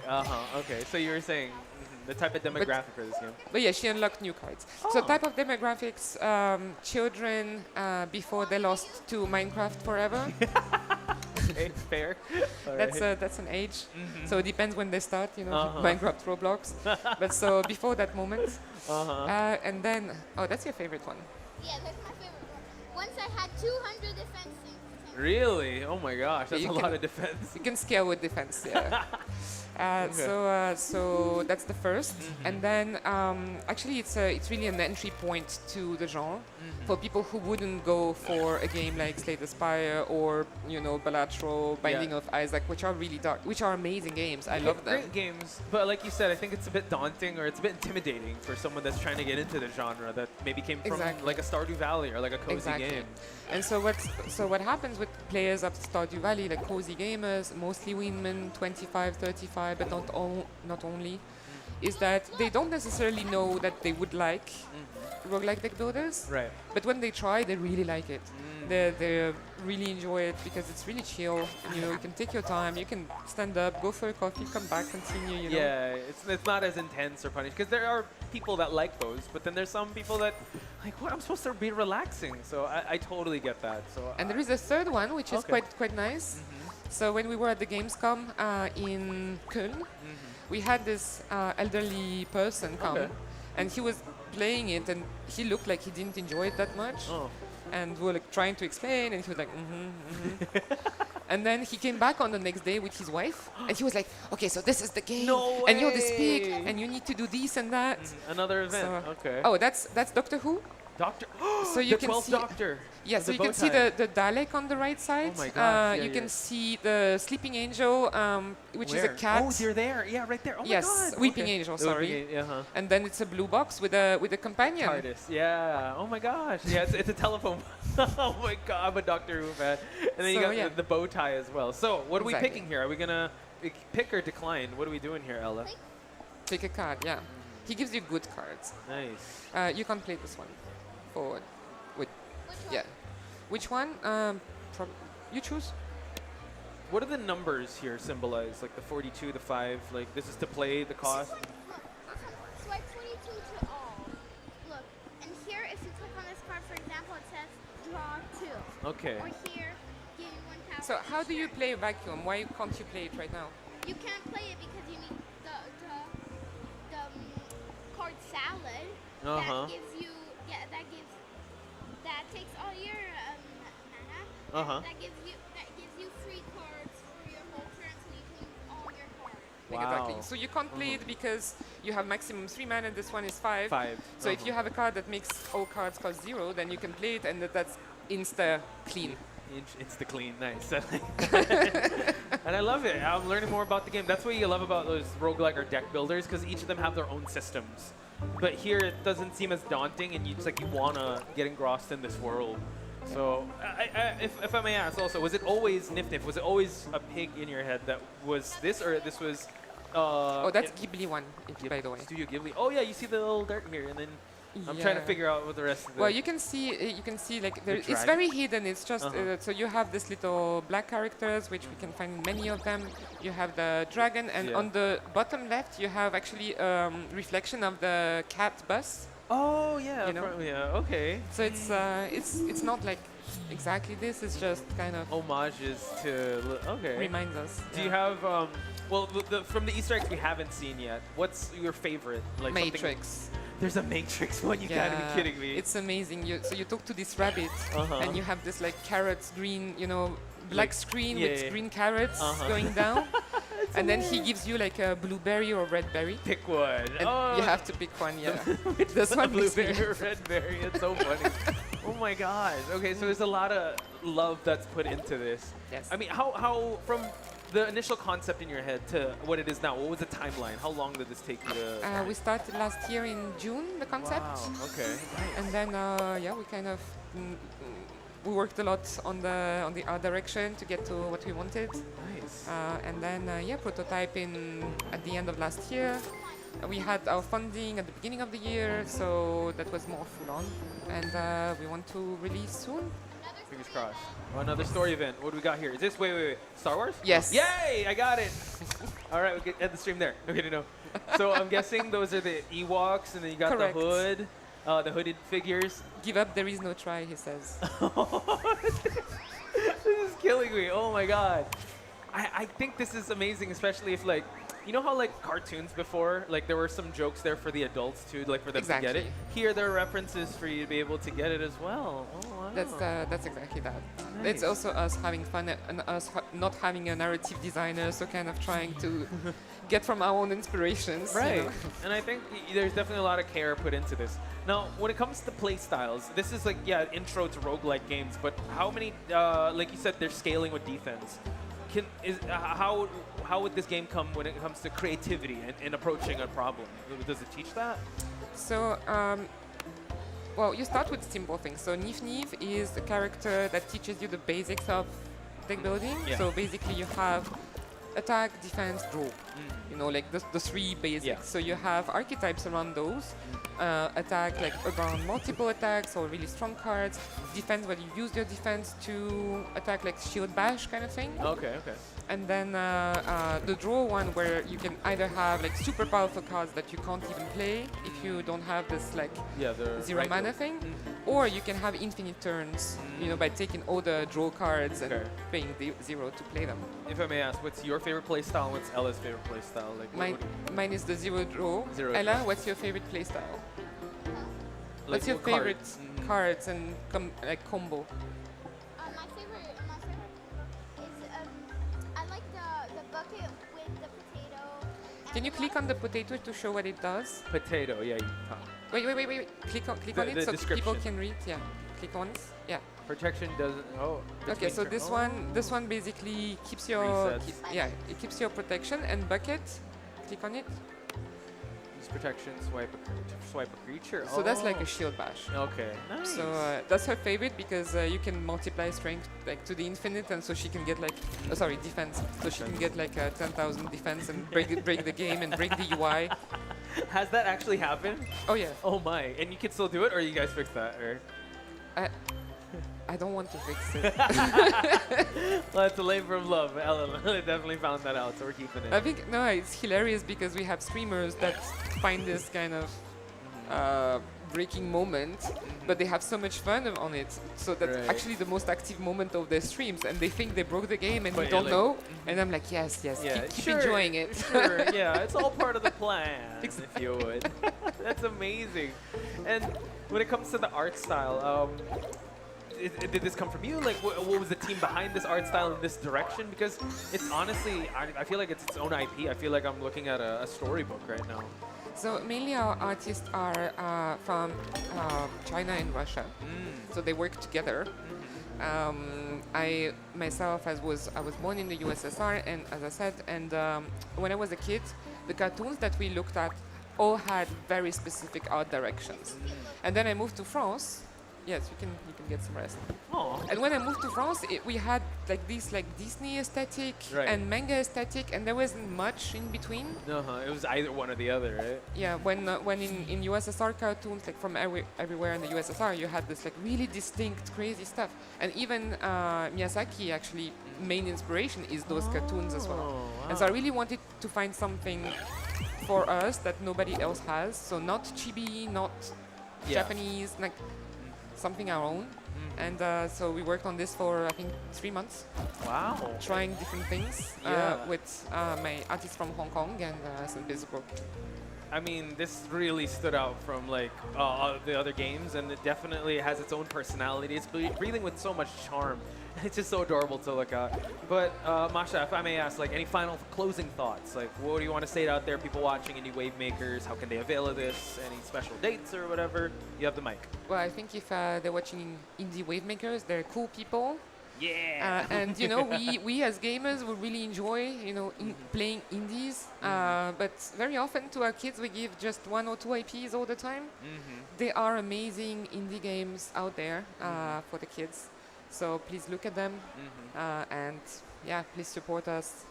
Wishlist. Wishlist the Nif game. Nif. We are releasing in March. Ooh, let's go. So yes, please talk to your friend about us. Yeah, thank you so much, Masha and Ella, for showing us the wonderful world of Nif Nif. Thank you. If you guys want it, it's on Steam. You can wishlist it.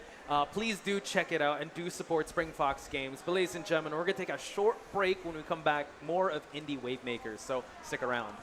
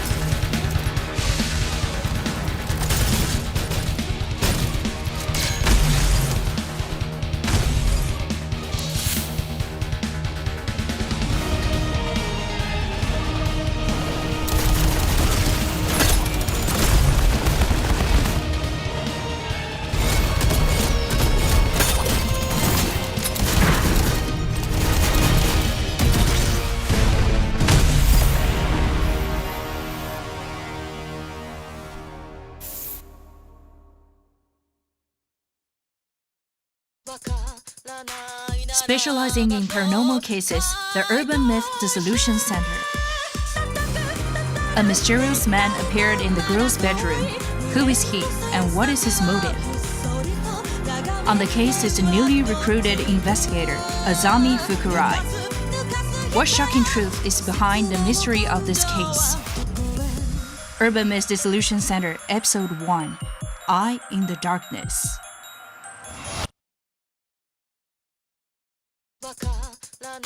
Specializing in paranormal cases, the Urban Myth Dissolution Center. A mysterious man appeared in the girl's bedroom. Who is he, and what is his motive? On the case is the newly recruited investigator, Azami Fukurai. What shocking truth is behind the mystery of this case? Urban Myth Dissolution Center, Episode 1, Eye in the Darkness.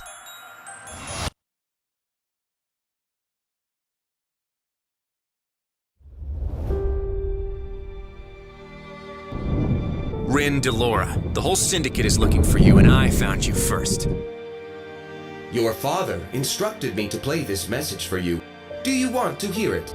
A message from Dad? I can't believe you knew him! I was hoping you would know where he went. I don't. We all used to call him Stormwalker. Where is Rin Delora now? We're going to do great things together. Uh-oh. Trouble coming this way. I'm going to kill those girls. No choice! Run! Stop! I don't want to hurt you! You were born of the Surge. You have a unique relationship with Flux. I can feel the power inside of me. Kill the rebel girl and bring Rin Delora directly to me.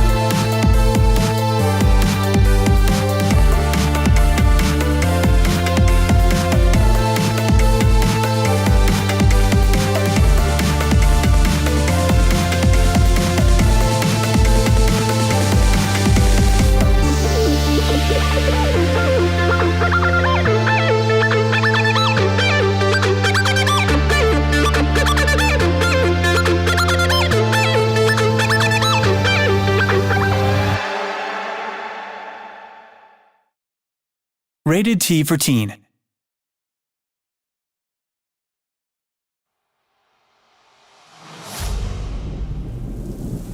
My love, if you are reading this, I am gone, and the Crimson Empire is now in your hands.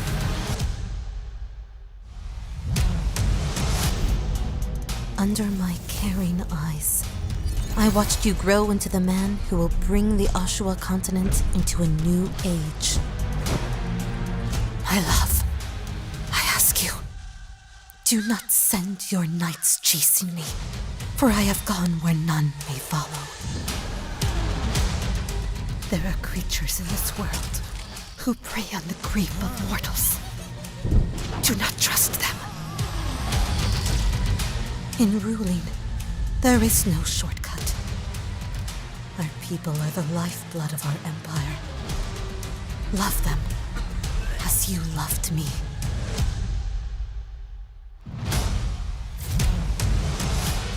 Power feeds monsters. You must learn to wield it. Do not only be kind, but always be fair. Do not flee sacrifices, for they are your burden to carry. I trust you, my love. I know you will make the right choices. And I swear that before you know it, we shall meet again.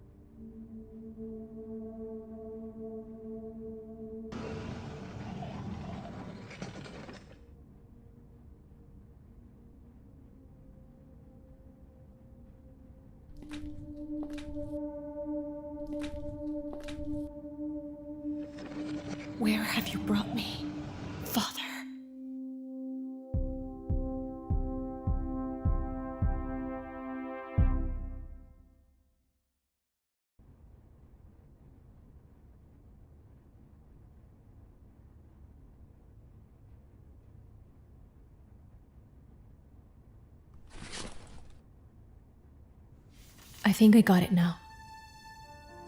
Miss Huda, I know it's hard to hear this, but you have the right to know the truth. I don't want to hear this anymore. I'm out of here. No, he left us. He left me. He doesn't get to. Miss Huda, just let me Get out of explain. my way. I always knew you as a kind, loving man. Everyone admired you.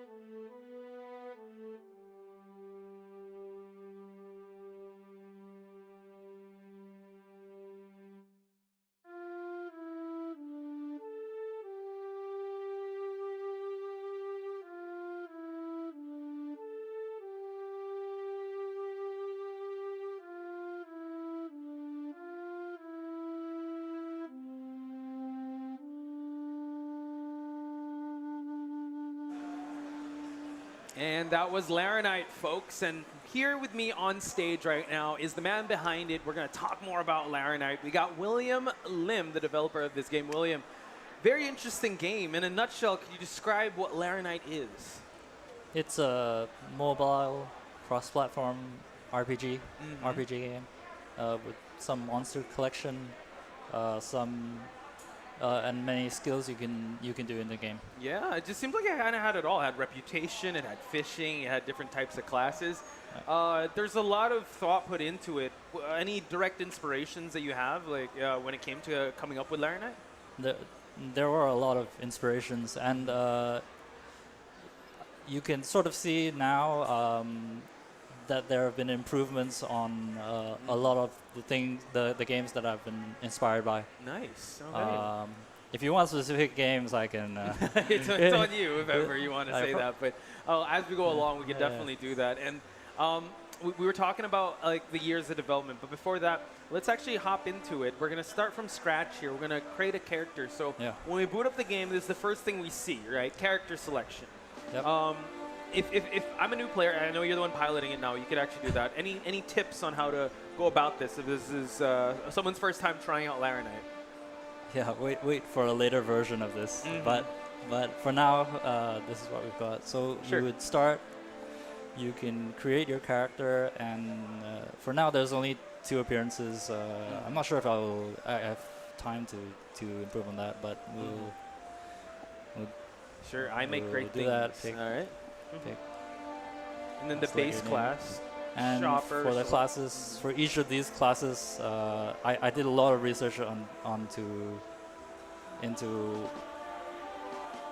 each of these classes. Nice, So okay. so their abilities will be really really meaningful. Mhm. And I think if you've got the correct version of this musician, for example, their abilities are based on musical notes. Wow. Okay. So and other things like that. And I had to look at Ninja. Nice. Ninja, for example, really quite in depth, for example, Mm. and that's just some of the work that's been done in some of these base classes. What would be the all-arounder? Oh, you would Soldier-ish? just Shopper. shop. That's Designer, why, traveler, that's adventurer. Okay, That's why I shopper. built it. Nice. That's Okay. why, So we're gonna go with the So- shopper. Name it. I make great things, and now we're here. yeah. And start, and you would select your Pet. starter pet. Does So- this have any do they have any perks, or it's just more aesthetic? Yes, that they each have different abilities. And Elements too, I believe. yeah, I mean, yeah. earth, fire. Each pet will have many skills with the same element they are in, Mhm. but they have two shared skills right now. That's what is gonna happen. They have two shared skills, so you can share skills between different pets, so that you're not locked into a single element when you pick a pet. That's good. Which is your favorite pet to go with? Owlet. Owl. Owlet. Okay. Dark and neutral. Yeah, Okay. dark. And you can also adjust the stats of your pet, or yeah, is the this base for your starter pets, you can choose your custom stats. But for other pets that you capture during monster collection, things like that, like Pokemon, they will be randomized, but they won't be so random that you have to keep on trying to capture. Okay. If I may pets many ask, times. yeah, owls. Is it because of the neutral and the dark, or you just like owls?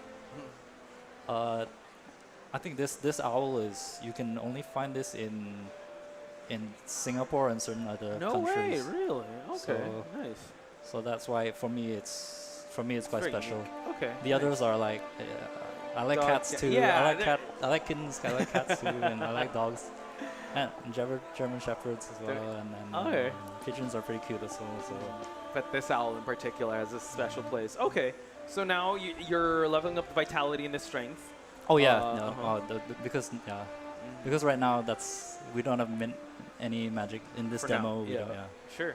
Okay. So no more points left. We can confirm that. Are we gonna jump right into it? So this is what we're greeted with. The HP 100 out of 300. Yeah. Is that okay? I always do that. Okay. Oh, sorry, my bad. Yeah, when you start off, I always do that. But for the demo, it's like that. Okay, perfect. And for this part, I would just show you the core combat loop. Sure. Which is okay. The core combat loop is variability. One shot. Just one shot. We'll keep on doing that. Nice. And for now, the ability is quite overpowered. But what you actually have to do in the real game is you have to level up. You have to pick the right abilities. You have to depending on the element of your enemy. Depending on where whether you're melee or range, you'll have to select the strengths. yeah. You don't go 350. You don't go one shot. Yeah, it's one true. shot every enemy straight away. Your MP is also getting kind of low here. Yeah. So, question: where the name Laranite? What's the story behind this, or is it just like an open world RPG? Like, two? Okay.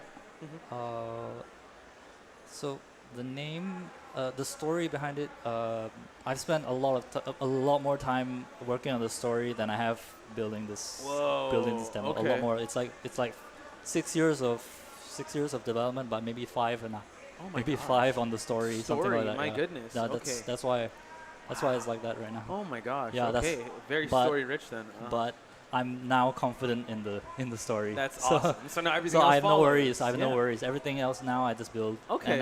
And then I build the rest of the world, which you can see. Okay. Which you can try and see here. Wow. So okay. build the rest of these areas. Wow. And you'll be able to go around. That's these awesome. Okay. Places and Dang, standard 6 loop. years. That's crazy, and a lot of love and passion is definitely put into that. Okay. Yeah.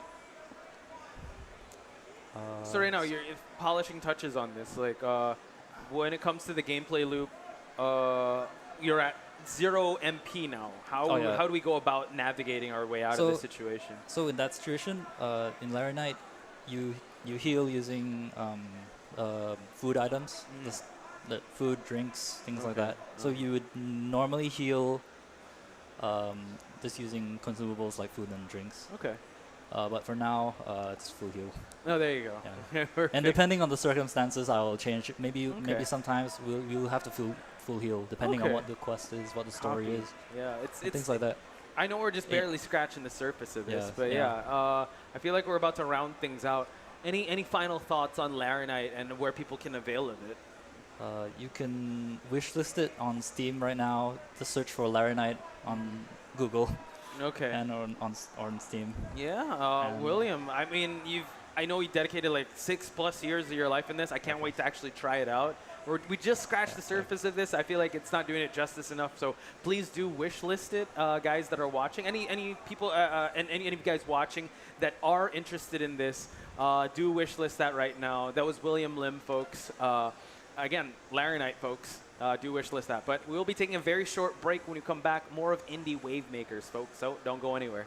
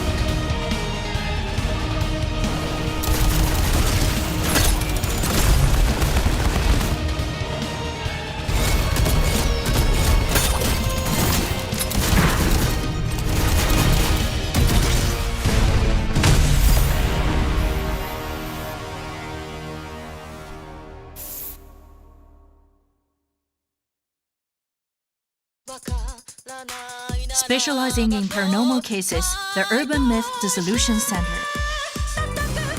A mysterious man appeared in the girl's bedroom. Who is he, and what is his motive? On the case is the newly recruited investigator, Azami Fukurai. What shocking truth is behind the mystery of this case?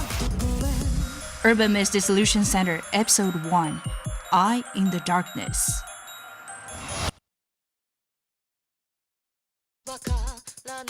Specializing in paranormal cases, the Urban Myth Dissolution Center. A mysterious man appeared in the girl's bedroom. Who is he, and what is his motive? On the case is the newly recruited investigator, Azami Fukurai. What shocking truth is behind the mystery of this case? Urban Myth Dissolution Center, Episode 1, Eye in the Darkness.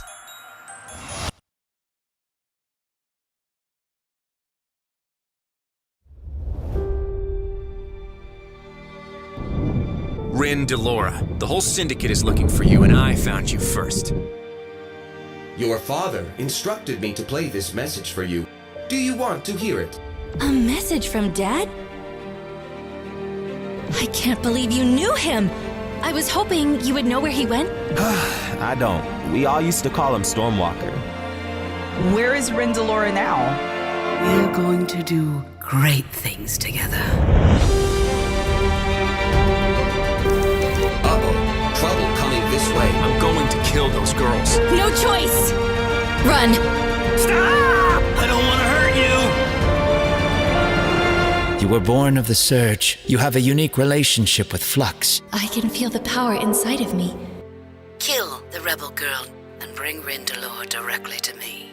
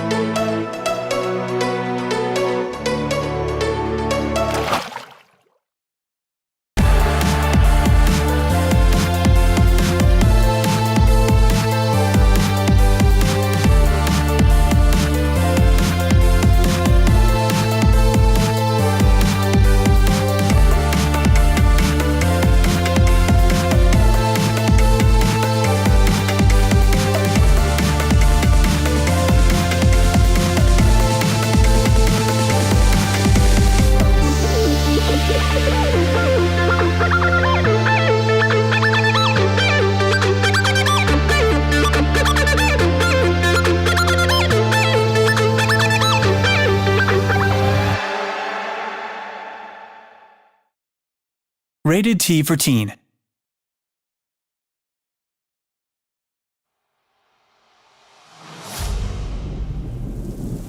My love, if you are reading this, I am gone, and the Crimson Empire is now in your hands.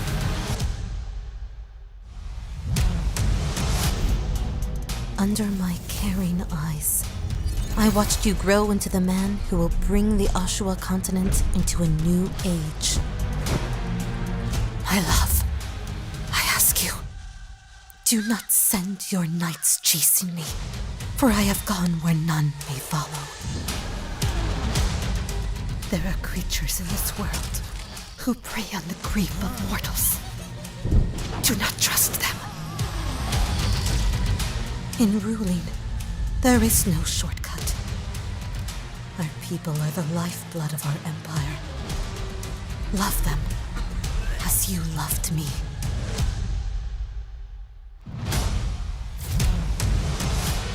Power feeds monsters. You must learn to wield it. Do not only be kind, but always be fair.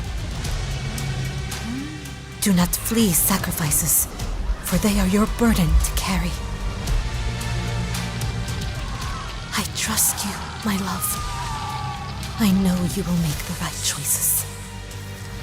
And I swear that before you know it, we shall meet again.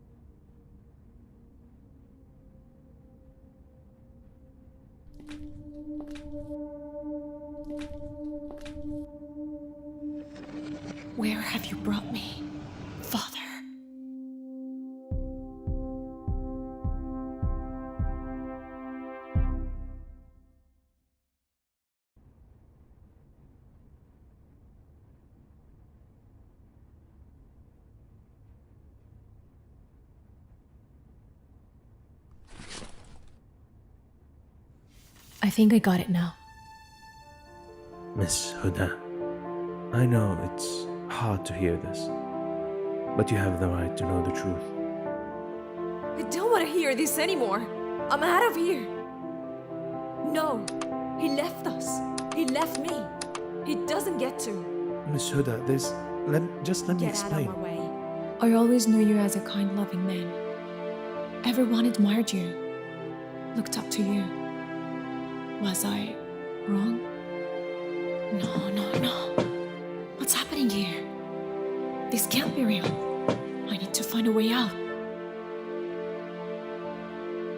Whatever made the people here go mad is happening to me.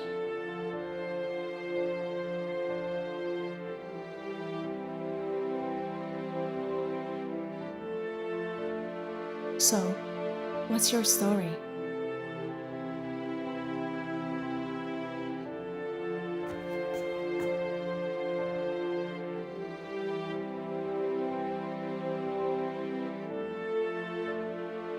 Maybe the apple didn't fall far from the tree.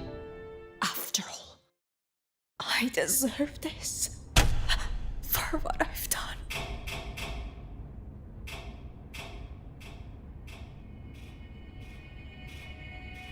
There's one more thing you need to know, Miss Huda.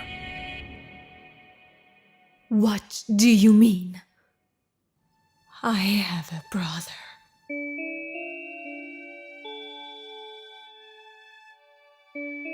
His name is Mudin. Muthan. What kind of name is that?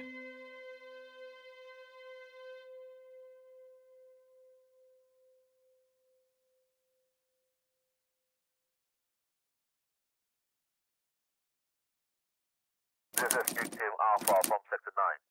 We found something. You better see this.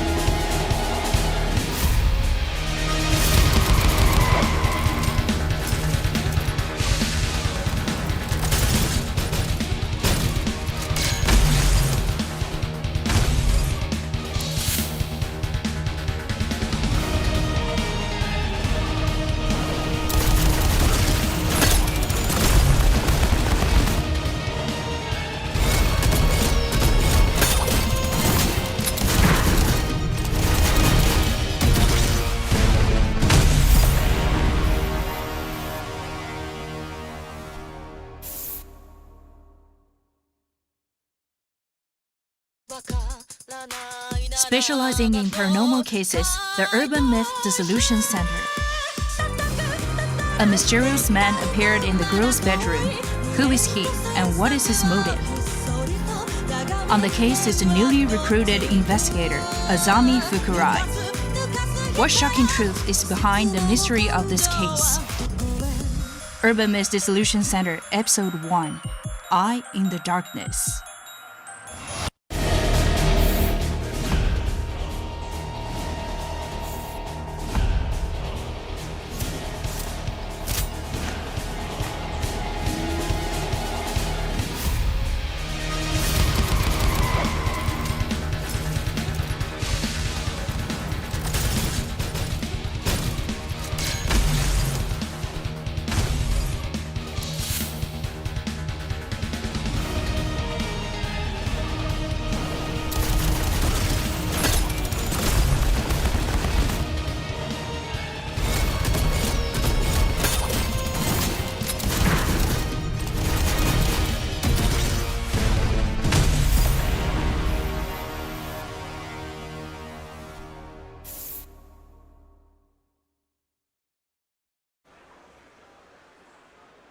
What an intense trailer. That was Unyielder, folks, by Shueisha Games. And to talk more about it on stage, we got none other than Leslie N. and Joshua T., the developers of Unyielder. Well, we got someone over here, but we got Leslie over here.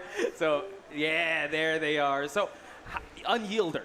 Guys, tell me about it in a nutshell, because I feel like my adrenaline's pumping. I feel like I need to put on a stick of deodorant. That was just like, so action-packed. How would you describe it in a nutshell? Okay, so one-on-one boss rush shooter with the movement looter aspect of it, and also very interesting, I would say, not usual game aspects from fighting games. Right. If you actually have played fighting games before, this is something. There's something interesting to explore in the mechanics. Okay. And Joshua, you seem like you're ready to play. how would you describe this in a nutshell? Like, do you think, aside from FPS players, who else do you think would enjoy this type of game? So, it is quite an intense experience. I think anyone who's looking for an intense experience will enjoy this quite a bit. But we have a certain accessibility for players who don't usually play shooters. So, as someone who... Like me. Yes, like as someone who is like not that, like if you don't really know if you want to get into intense, fast-paced shooters, I think what we have is a very good onboarding gateway. That's a good balancing experience. Gateway drop. We start out here with Unyielder, folks. So let's actually dive into the mechanics of this game. Joshua will actually be playing it. And Leslie, talk to me about the design. It's quite unique, and also the music is a little intense here. So how does this amalgamate to the experience of Unyielder? Just think about each shooter game, which generally a lot of people can really enjoy. Okay. So we were trying to figure out things like how to do them without the craziness of FPS, and also the craziness of FPS was a bit of Yeah. So what we think about it at the end of the day was something along the line of making a lot more impact, and also enabling the player to actually experience the content of, let's say, a boss, and really exploring that movement without trying to manage the different ways of the movement. Right. So now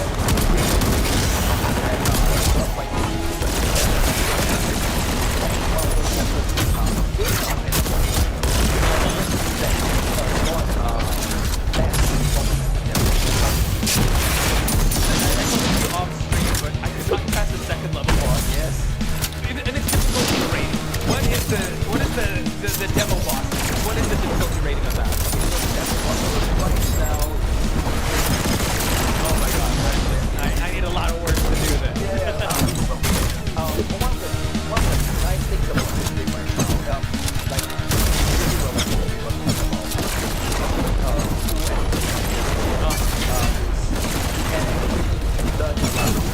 about core mechanics.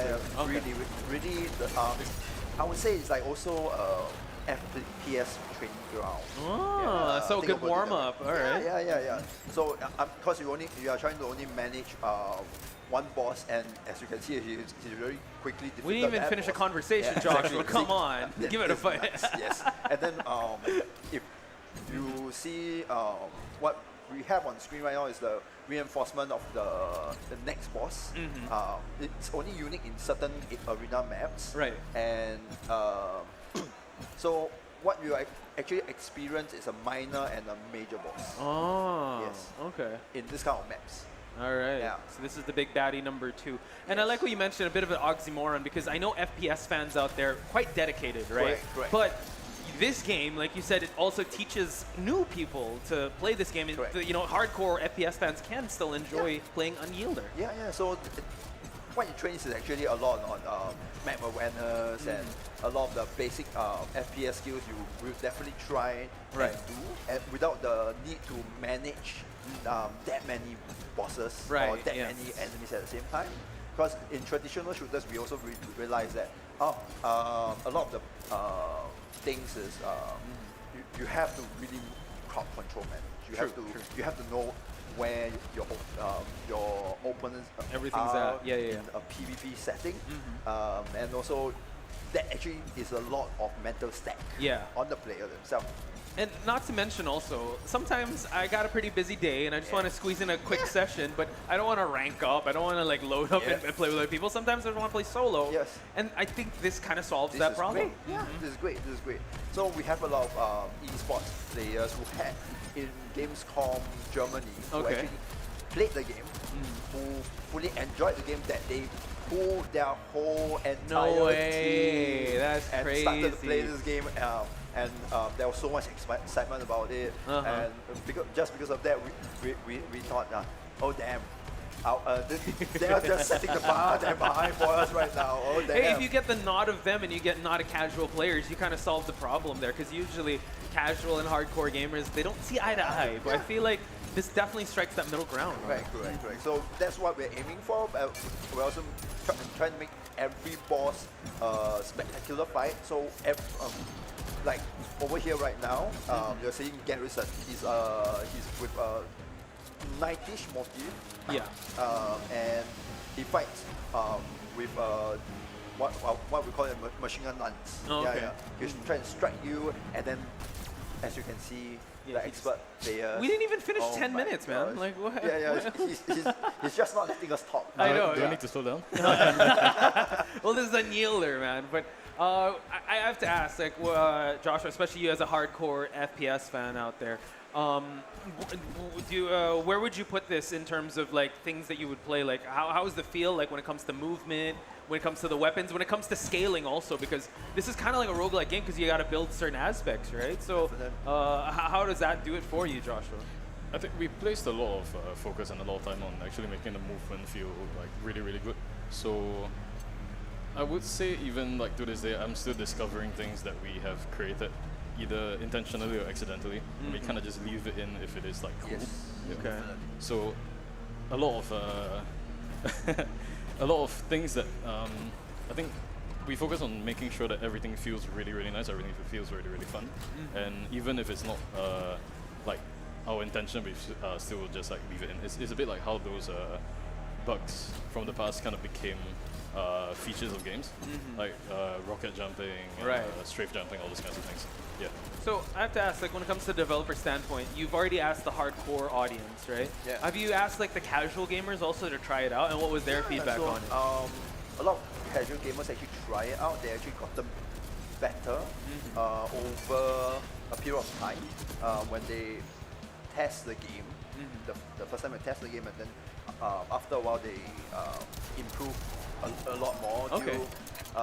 They could actually beat the secret boss for the demo. So this right now is the secret boss. Yeah, I never reached this part.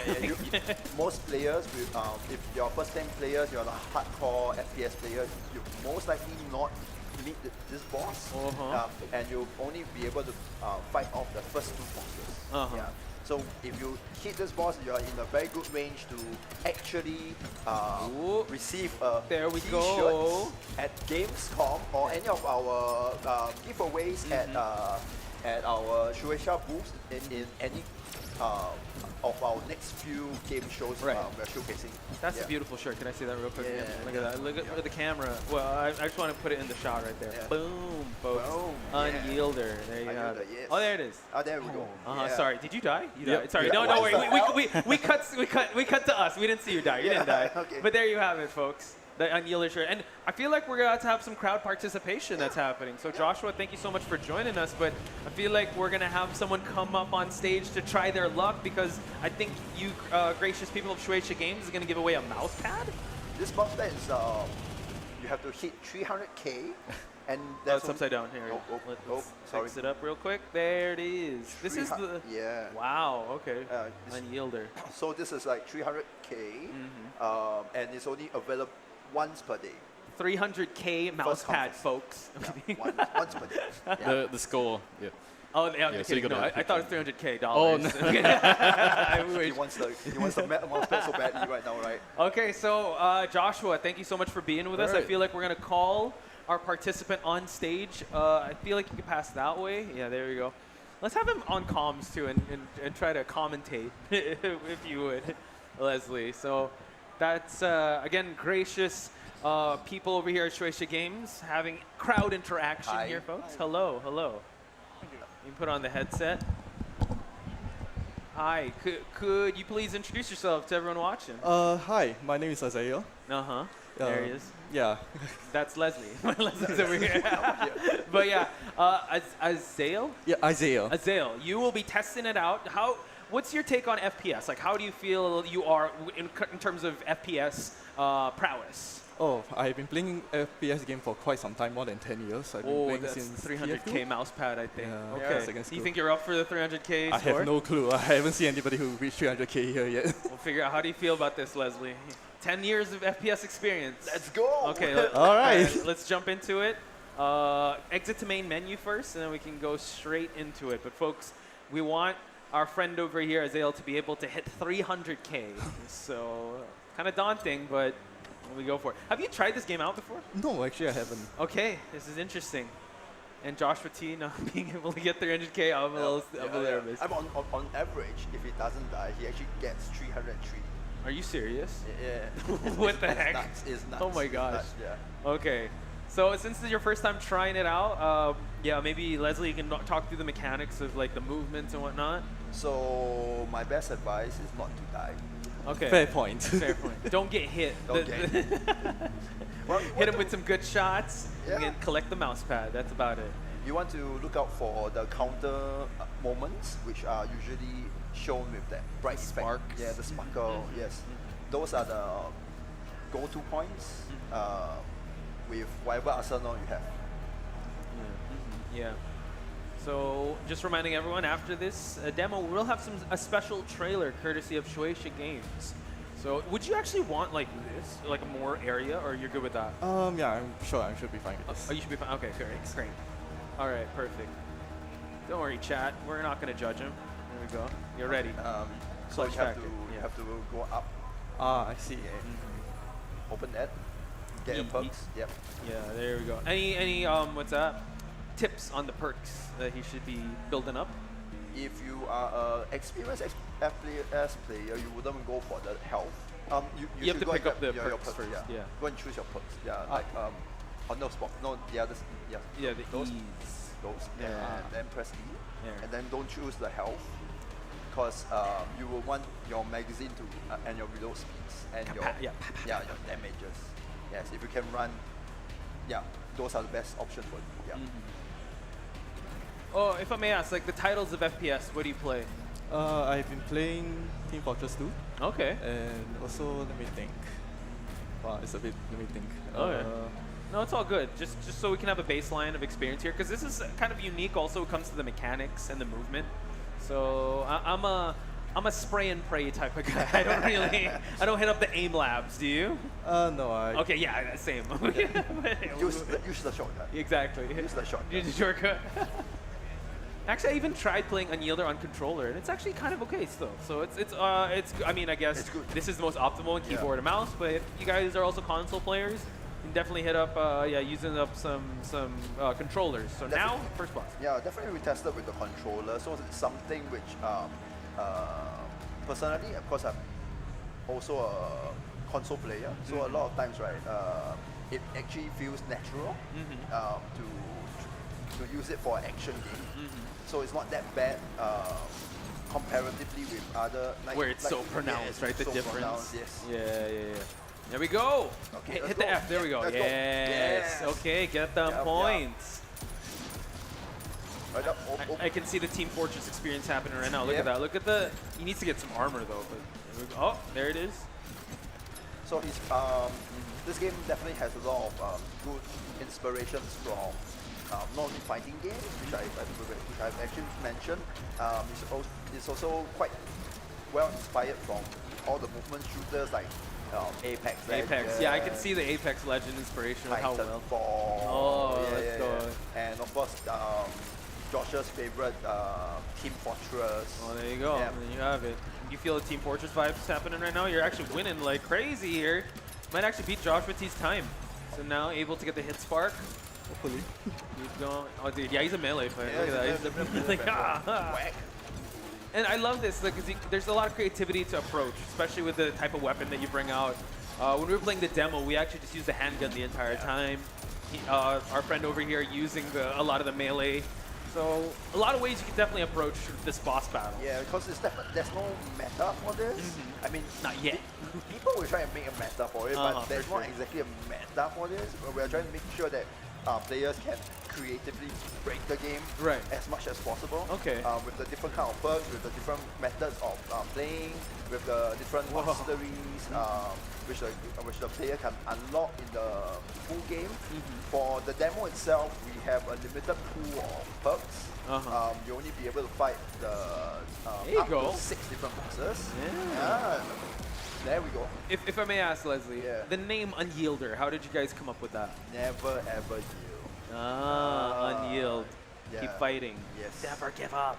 Never give up. Even if you have 1 bullet left and 1 HP left, keep going. Never give up. So there's a lot of these moments, right, whereby you can turn the tide, even with the last bullet. Hey, that plays a lot into fighting games too, Yes, right? correct, Because yeah. sometimes I will say there are some shooters I played where like, all right, let's just give up this round. Or like, okay, let's boot up again. Don't worry, like let's spawn back in. Yeah. But, You just go on this. But here, like, no, till the very end. Yeah, we have other developers that are just going on and on and on and repeating the game by itself, even if it's just the demo. Okay. So we believe we have something there. We're just at this point of time trying to polish everything for the full game itself. Nice. And do expect this version of the demo soon. Yeah, on Steam. All right. Yeah. I'm excited for that. I'm excited for people to actually try this out, especially chat that are super into FPS. Our friend over here, Mazael, he's kind of reloading, but yeah, like you said, reloading speed means a lot. Yes. HP? Who needs HP? No one needs HP. It's a myth. You just get one shot by the boss anyway. Yeah. Oh my god. Oh dear. Oh, good lord. Up. Okay, it's cook. Go. F. You gotta. There we go. Boom. It also has like a JoJo thing with it. That's also a counter. So if you manage to really counter the boss, you're definitely getting the boss itself. Okay. Yeah. So we call it the Gatling Punch right now. We don't really have a better name. It really is inspired by our Fist of the our Northern love Star. for JoJo. JoJo, there you go. Okay. Anime fighting. Yeah, anime fighting. Yeah, let's go. Okay. So I believe that a lot of the graphics or the effects will resonate with also anime fans. For sure. Manga fans. Yeah, definitely. The world, I would have to say, is also quite unique as well. Yeah. It's like, who are these beings and who are these unyielders that have to face these big bosses, right? And you don't have any actually like minions to go after. You're just big boss after big boss. And a big boss. Just going straight for it. Okay, healing up. Another F. Oh no, look at that. Not wasting any time. Can you actually have a build where your melee attack is actually stronger? We are looking into it. There are some melee type weapons. Azale would love that. He's like freaking wailing on the thing. Some melee type weapons that definitely players would want to try and do crazy builds with them and have as much fun as them. I believe that this game is actually highly streamable. For sure. Yeah. And like you said, I'm pretty sure people are going to try to find out. I know there's no meta, but they're going to try to find out optimal ways of playing it. Like, or try to break the game. We're like, what kind of build is the most optimal for this? Or like, how long can we, like, with a pistol survive? Right? Yes, right. And being a pistol, there you go. Quick draw. High noon. So at this juncture, we have around 24 weapons. Okay. Created, but you only be able to see 6. And, Still for the demo. Yeah. So you said this boss isn't even the hardest, right? This guy is not the hardest. What is the most punishing boss? Like, I mean, without revealing too much, the most punishing boss, what does it involve? Like, is it like a one-shot dead type boss? Or like, We have the one-shot dead type boss with the multi. Dang. What's the score? 17. And then we go into the footage demo. before we show the final score.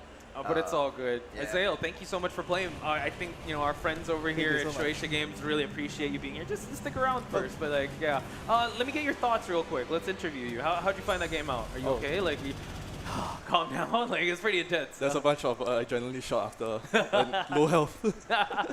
So there you go, the whole unyield aspect. Well, yeah, you're saying? But I love the shotgun. The shotgun's very nice. Okay. Yeah. Is that usually your play style in other FPS titles, where you kind of go with the? Yes. So I also do play Helldivers a lot. So okay. Yeah, I also like the shotgun aesthetics. Nice. And also TF2 I play Engineer a lot, so the shotgun is okay, very that's meta. reminiscence. And So- Killing Floor 2, yes. Perfect. For the people watching, how would you rate this game, or anyone? Oh, I love this game, yeah. It's 10 out of 10. 10 out of 10. And Leslie, Thank you. Yeah, Thank you. Any Thank final you so thoughts, much. Leslie, before we throw it over to the trailers? Anything you want to say to everyone out there? Never you. There you go. And do wish list Anuda on our Steam page. Just remember to type in UNY and not type in UNV. Because our logo does look like UNV. Okay, UNY. Yeah. IELDER. Okay. Yes. Just search for that on Steam and you'll find it. And There you do go. wish list us. Let's Thank you go. very much. Leslie Ann, Azale, and Joshua, thank you so much for the time here at Indie Wavemakers. Shueisha Games still have a lot more to offer, so let's check out some trailers and cut to a quick break. So let's watch the trailers courtesy of Shueisha Games. Specializing in paranormal cases, the Urban Myth Dissolution Center. A mysterious man appeared in the girl's bedroom. Who is he, and what is his motive? On the case is the newly recruited investigator, Azami Fukurai. What shocking truth is behind the mystery of this case? Urban Myth Dissolution Center, Episode 1, Eye in the Darkness.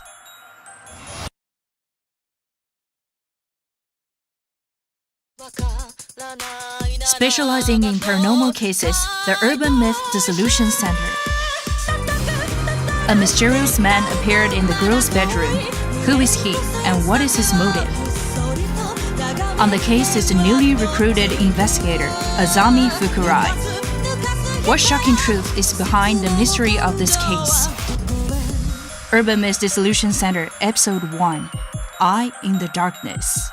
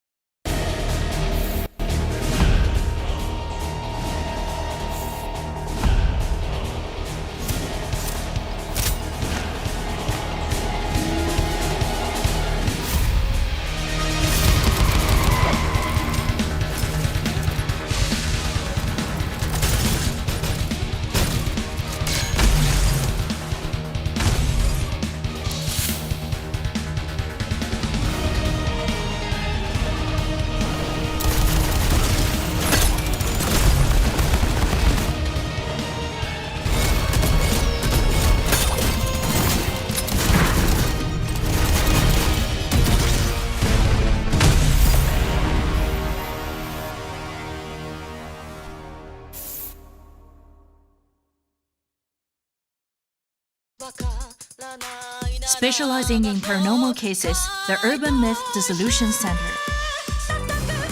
A mysterious man appeared in the girl's bedroom. Who is he, and what is his motive?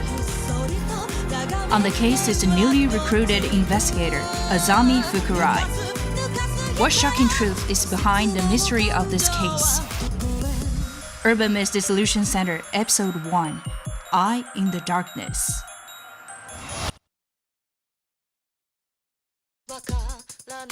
Specializing in paranormal cases, the Urban Myth Dissolution Center. A mysterious man appeared in the girl's bedroom. Who is he, and what is his motive? On the case is the newly recruited investigator, Azami Fukurai. What shocking truth is behind the mystery of this case? Urban Myth Dissolution Center, Episode 1, Eye in the Darkness.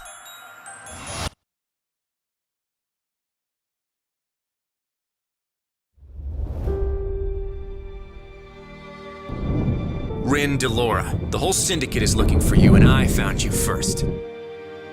Your father instructed me to play this message for you.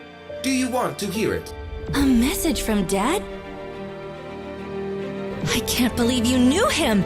I was hoping you would know where he went. I don't. We all used to call him Stormwalker. Where is Rin Delora now? We're going to do great things together. Trouble coming this way. I'm going to kill those girls. No choice! Run! Stop! I don't want to hurt you! You were born of the Surge. You have a unique relationship with Flux. I can feel the power inside of me. Kill the rebel girl and bring Rin Delora directly to me.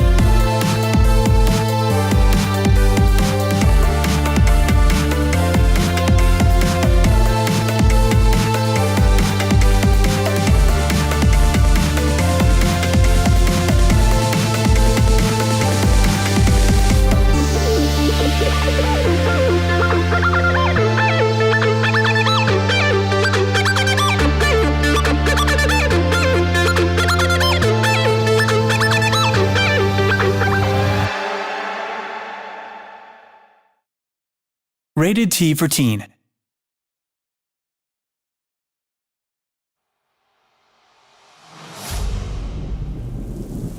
My love, if you are reading this, I am gone, and the Crimson Empire is now in your hands.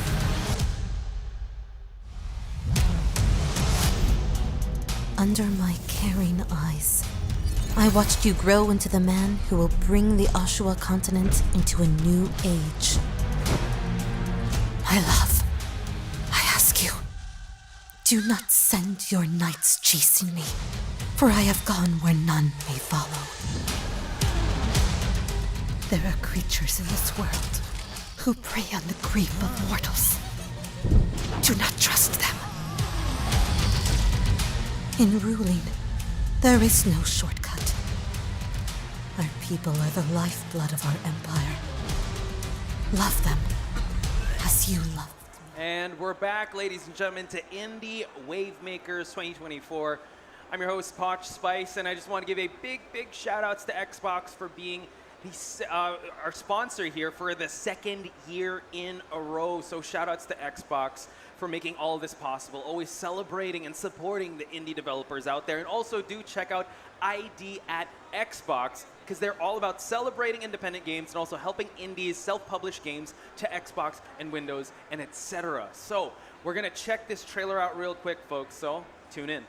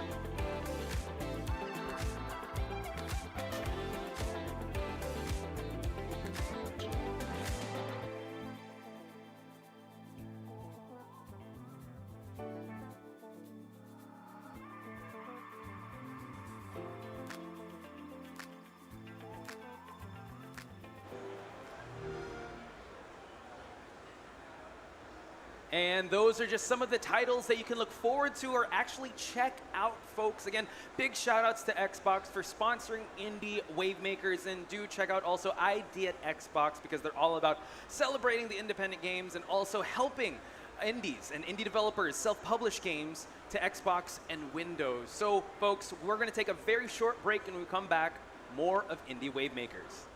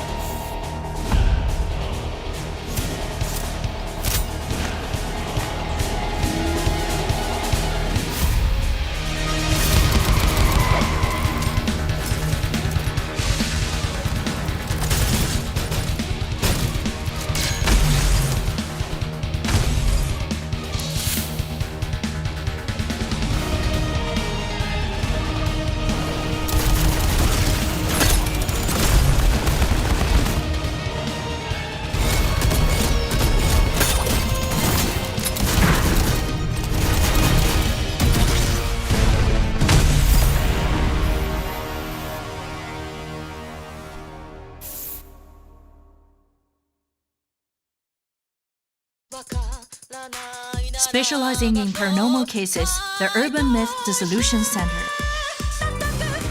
A mysterious man appeared in the girl's bedroom. Who is he, and what is his motive? On the case is the newly recruited investigator, Azami Fukurai. What shocking truth is behind the mystery of this case? Urban Myth Dissolution Center, Episode 1, Eye in the Darkness.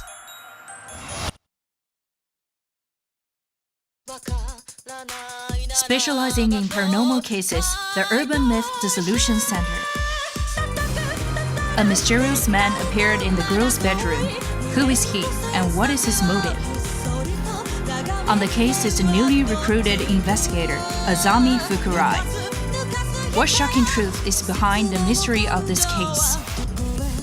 Urban Myth Dissolution Center, Episode 1, Eye in the Darkness.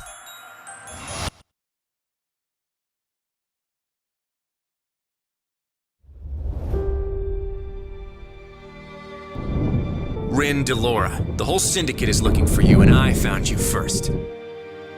Your father instructed me to play this message for you. Do you want to hear it? A message from Dad? I can't believe you knew him! I was hoping you would know where he went. I don't. We all used to call him Stormwalker. Where is Rin Delora now?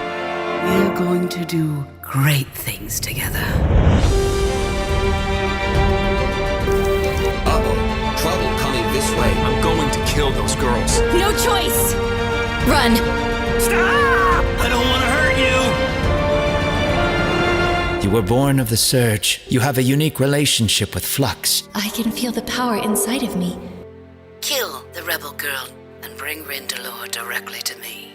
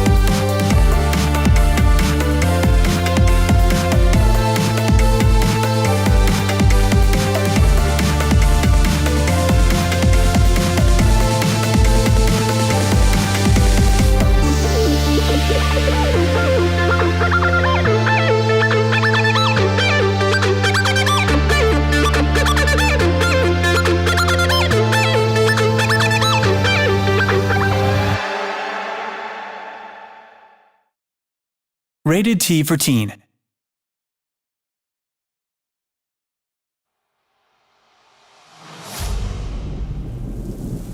My love, if you are reading this, I am gone, and the Crimson Empire is now in your hands.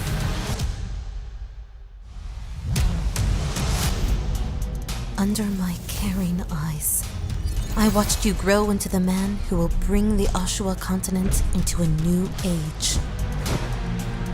My love, I ask you, do not send your knights chasing me, for I have gone where none may follow. There are creatures in this world who prey on the grief of mortals. Do not trust them. In ruling, there is no shortcut. Our people are the lifeblood of our empire. Love them as you loved me.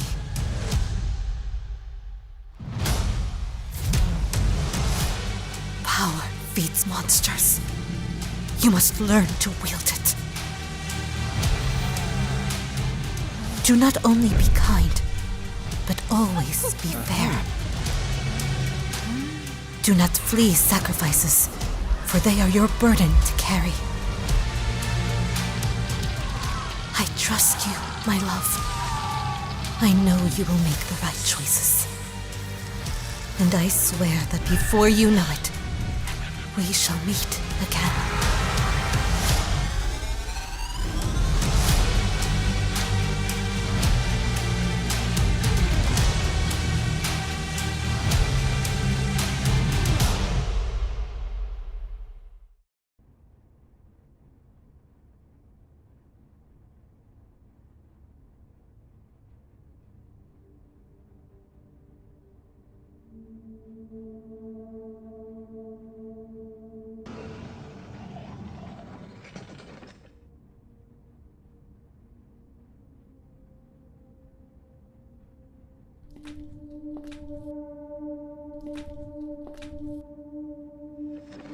Where have you brought me, Father?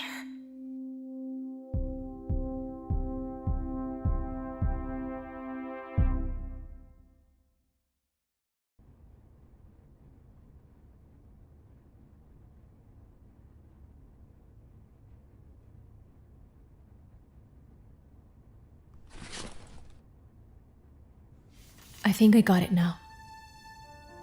Miss Huda, I know it's hard to hear this, but you have the right to know the truth. I don't want to hear this anymore. I'm out of here. No, he left us. He left me. He doesn't get to. Miss Huda, just let me Get out explain. of my way. I always knew you as a kind, loving man. Everyone admired you, looked up to you. Was I wrong? No. What's happening here? This can't be real. I need to find a way out. Whatever made the people here go mad is happening to me.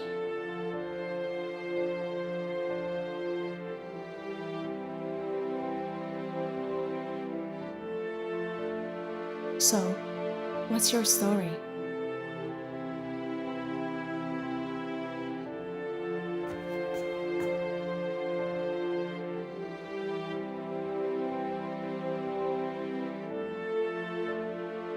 Maybe the apple didn't fall far from the tree.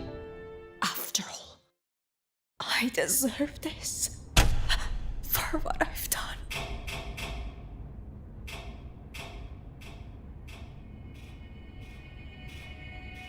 There's one more thing you need to know, Miss Huda. What do you mean? I have a brother.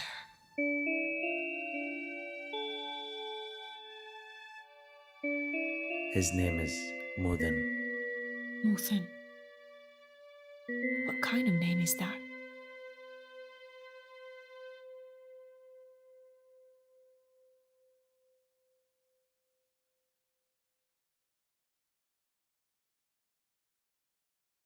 This is Victim Alpha from Sector 9. We found something. You better see this.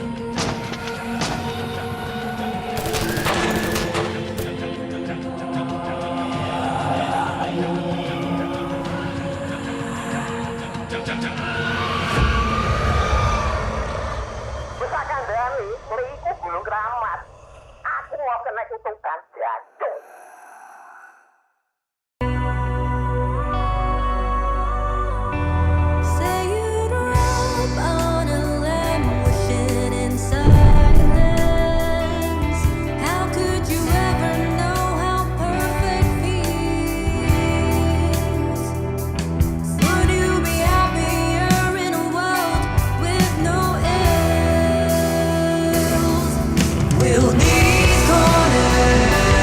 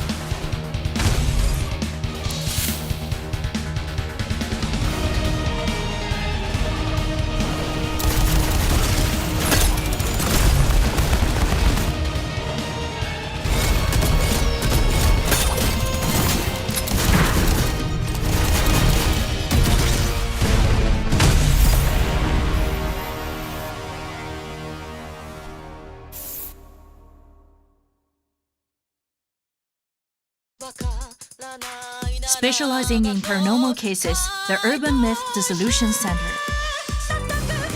A mysterious man appeared in the girl's bedroom. Who is he, and what is his motive? On the case is the newly recruited investigator, Azami Fukurai.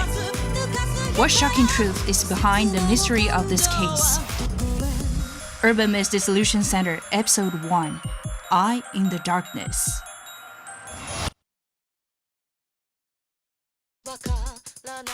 Specializing in paranormal cases, the Urban Myth Dissolution Center. A mysterious man appeared in the girl's bedroom. Who is he, and what is his motive? On the case is the newly recruited investigator, Azami Fukurai. What shocking truth is behind the mystery of this case? Urban Myth Dissolution Center.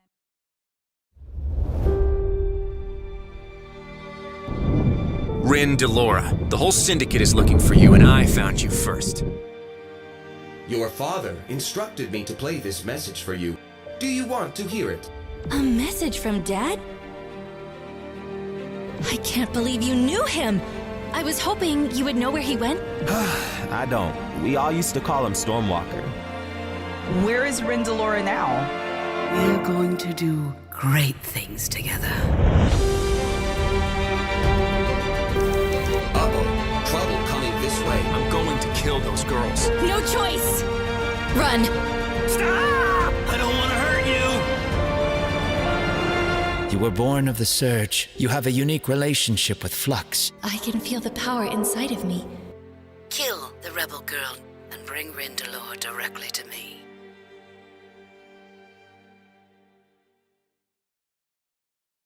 And that was Sky of Tides, courtesy of ES Digital Games. And to hear talk about it more, we have Alexander, the man of the hour. We talked about it for just a little bit, but let's swap to the widescreen to talk about it even more.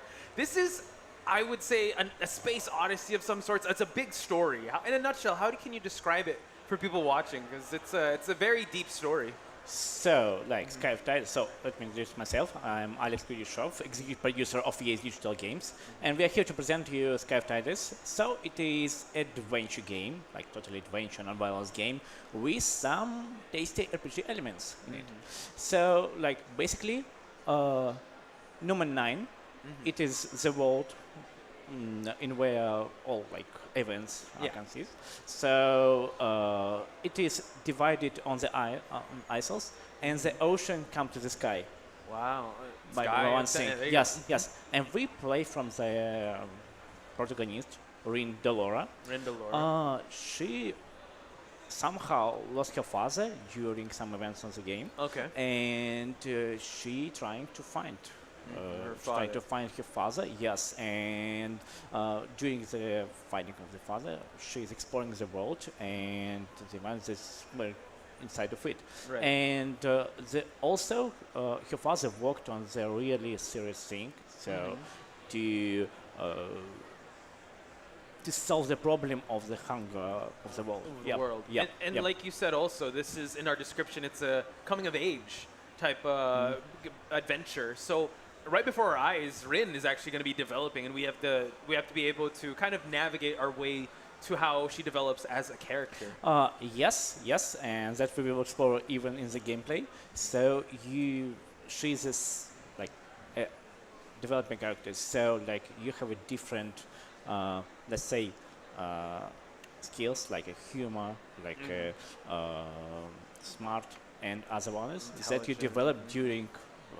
Like you develop your personality during the game. Yep. All right. Speaking of the game, let's actually head right into it. We could actually start a new game because we're gonna start from the start. So, a very interesting lore of how the story is gonna begin. We're gonna get How many episodes would be on this demo that we're gonna be playing? So here we will only present one episode, but there will be like several ones that we explore during the full game. When it comes to the story of the ocean going to the sky, what was the thought process of coming up with this story in this world? And how did you guys, what was the inspiration for it?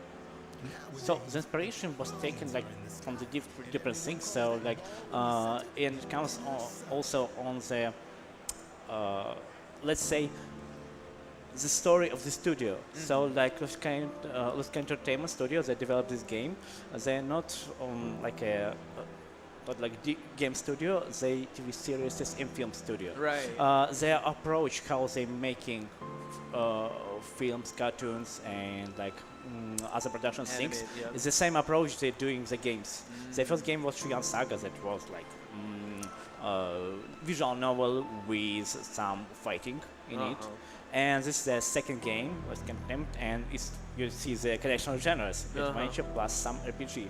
And the scenario is the whole universe in it. So like it was written, and not only for the game, but also but also the TV series on this one. And let's proceed to this one. So yeah, just the narration of Sage. Yes, the narration of Sid. Yes, and talk about the world, and they talk about what's going on there, and in the little like special things. Yeah, backstory, just to kind of yes, set the to get in the game on the content. So story first, right? And how this approach was made. Yes, and we jump in right into the gameplay. So everything is voiced in the demo, even like here, like on the Indie Wavemakers, you can check this demo. Yes, and yep, and here's our Indolora. Yep. So it's kind of set into like this future, right? What were I would say the design choices with how Rin is, how the world is displayed? Any inspirations when it comes to pegs that you guys went through, or in developing this world of Newman 9? So basically, inspiration from the space, and like you see here in space suit, there really was, and also like the kind of, if you connect like which games was from space, like Discalism, is one of the like main inspiration. Okay. Put like more narration on it, no violence, and you will see this one. Great. Yep. So like you said, we have to look for our dad right now. Yes. So like it is like the whole process in the game, and yes, we have in this game we have different mechanics. So like you could explore the world. So each, let's say, item is really matters. So for example, like let's go to the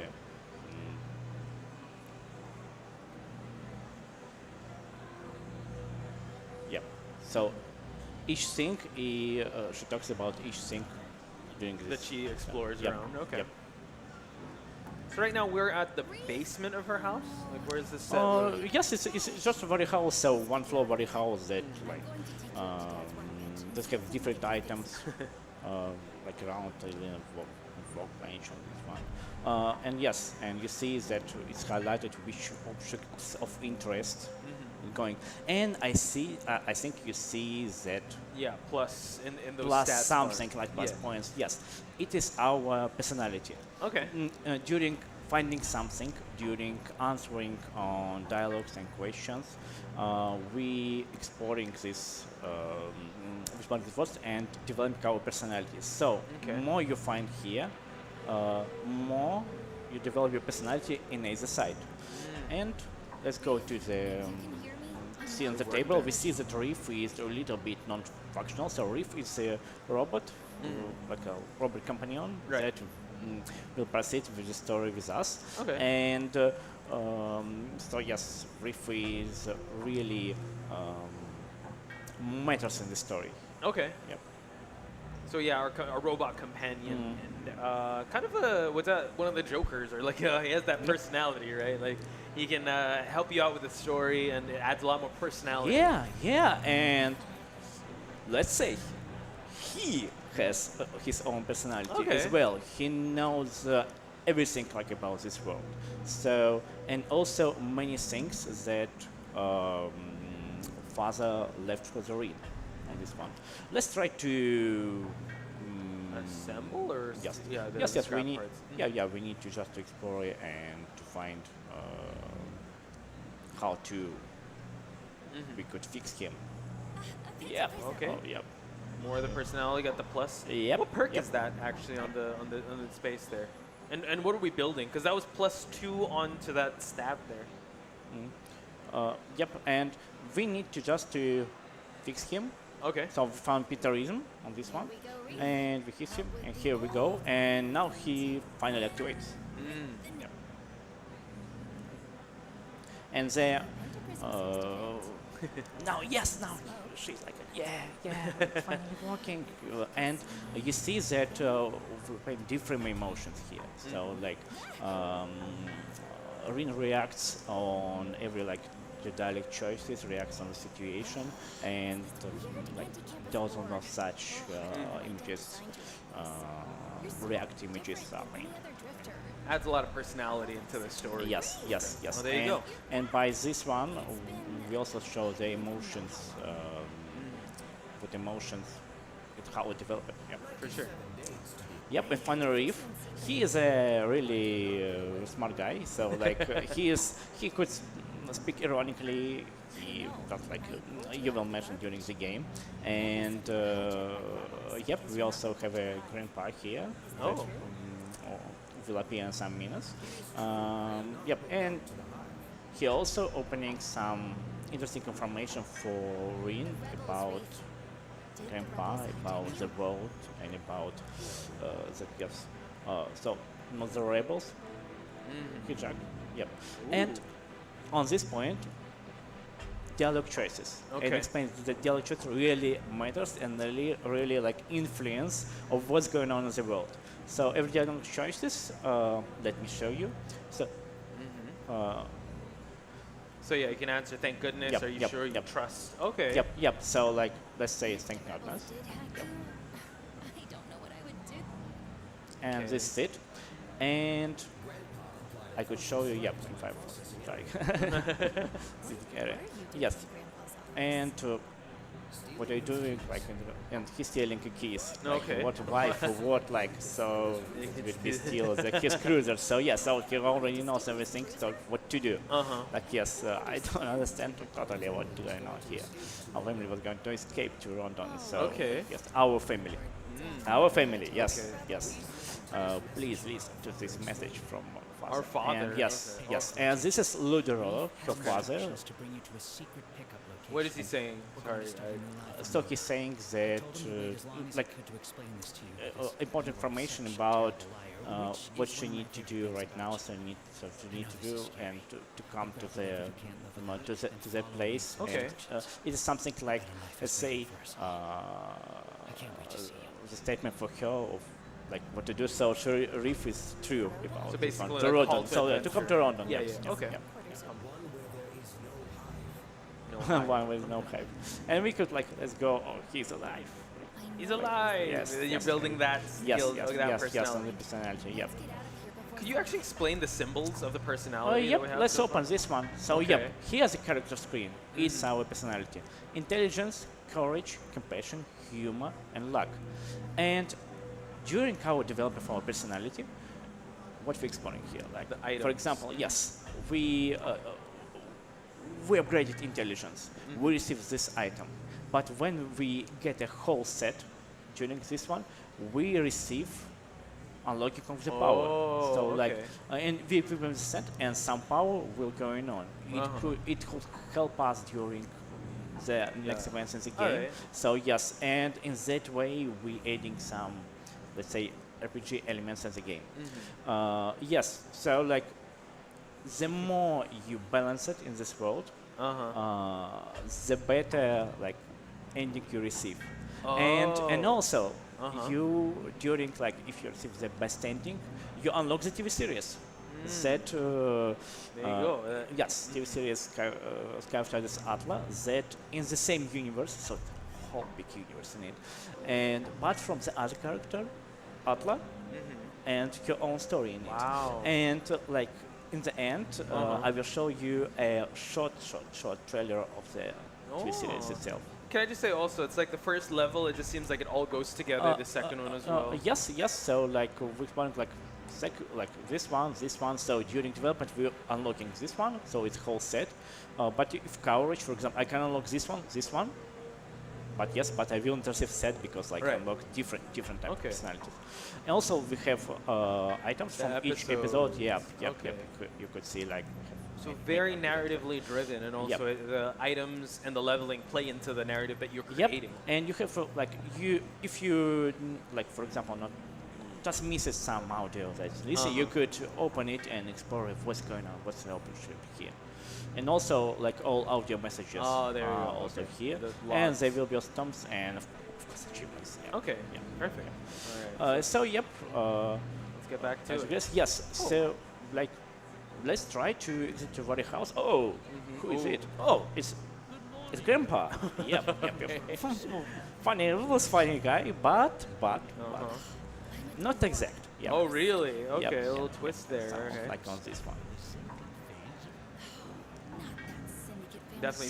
So so like he is a part of the let's say limitations of the syndicate, and he wants Rin to like be included in this organization and to let's say not work for him but like work with him and become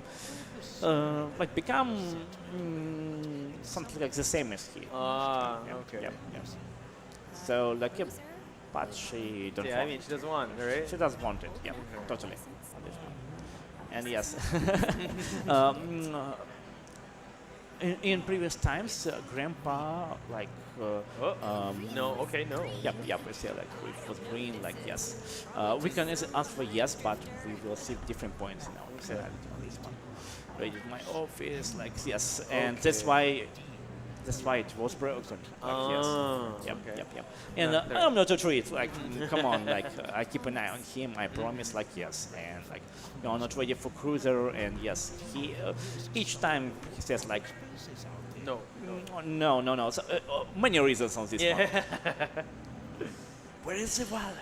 Yes. Come on. We're not privileged. Okay. A little bit for coverage. And. So I like this. So the dialogue choices really play a part into the story that you're actually choosing. And the all dialogue choices give you possibilities, so you come to the 32 different endings. 32? Yes. Wow. And locations are really different, like to explore the story. And we have different possibilities. So you could explore the story, or you could find like everything and develop more of your personality. So we don't like brush you on like explore like everything. Yeah, play it like this. But you could explore more and learn more story on this one. And so let me show you the trailer of Atlas. Sure. Yep. So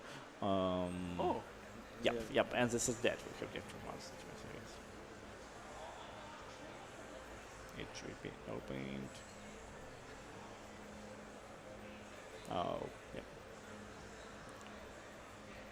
Hey, it's all good though, but but it's like on this one. Yep. We could just maybe like on this one. Yep.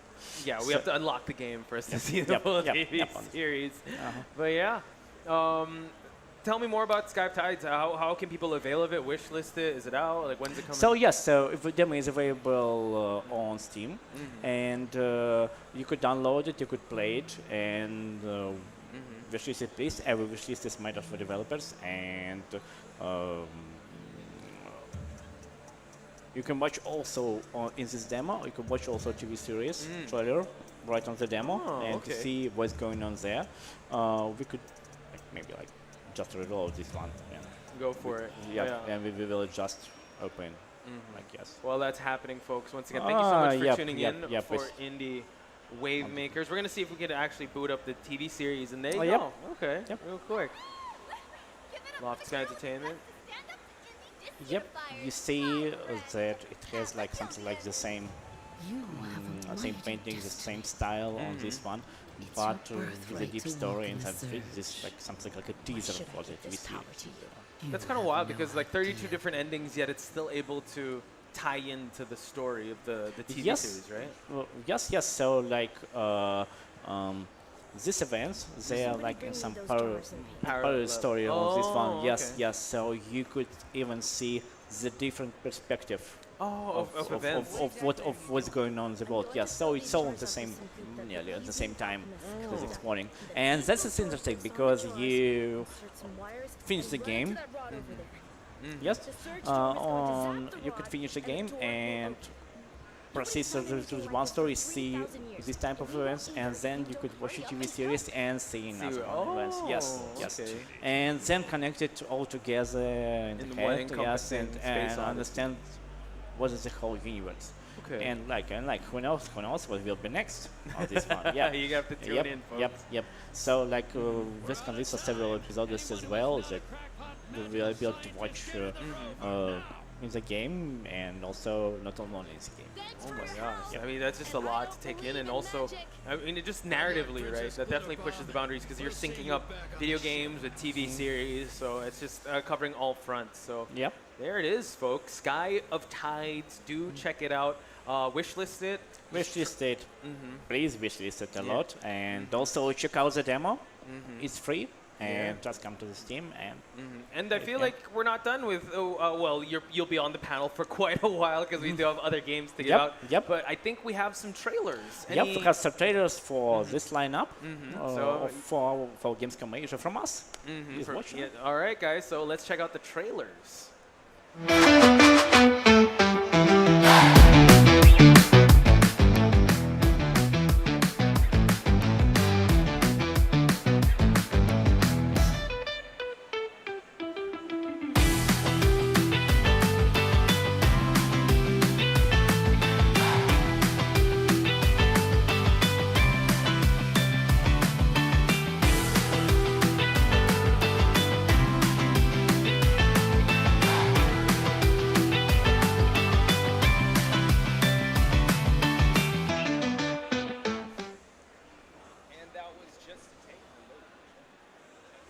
Checking, yes, and that was just a taste of ES Digital, folks. Alexander, thank you so much. We'll be talking a lot. Those are some games that we did see. Only Sky of Tides, but there's Battle Juice. There's still so much more to look forward to. Tomorrow, Island of Winds, and then the 3 other games like Battle Juice, Awaken, and Steel Seed will be. I like that you just gave us a little bit of a taste of Sky of Tides. But tomorrow, we're going to dive into more of it. Any final thoughts you want to say to the people watching Indie Wavemakers? Yep. All people that come to Gamescom Asia, come to Indie Wavemakers, check out our lineup, check out other games as well. Yep. It's really interesting here and really crowded. Yeah, it is. Yeah. So that's just for now, folks. We're kind of going to wrap up day number 1. Alexander, thank you so much for joining me. Thank you. This has been day number 1 of Indie Wavemakers, but tune in tomorrow, folks, for day number 2. We got more indie titles to cover and showcase. So on behalf of everyone here in the Indie Wavemakers stage, we'll see you guys tomorrow. Good night.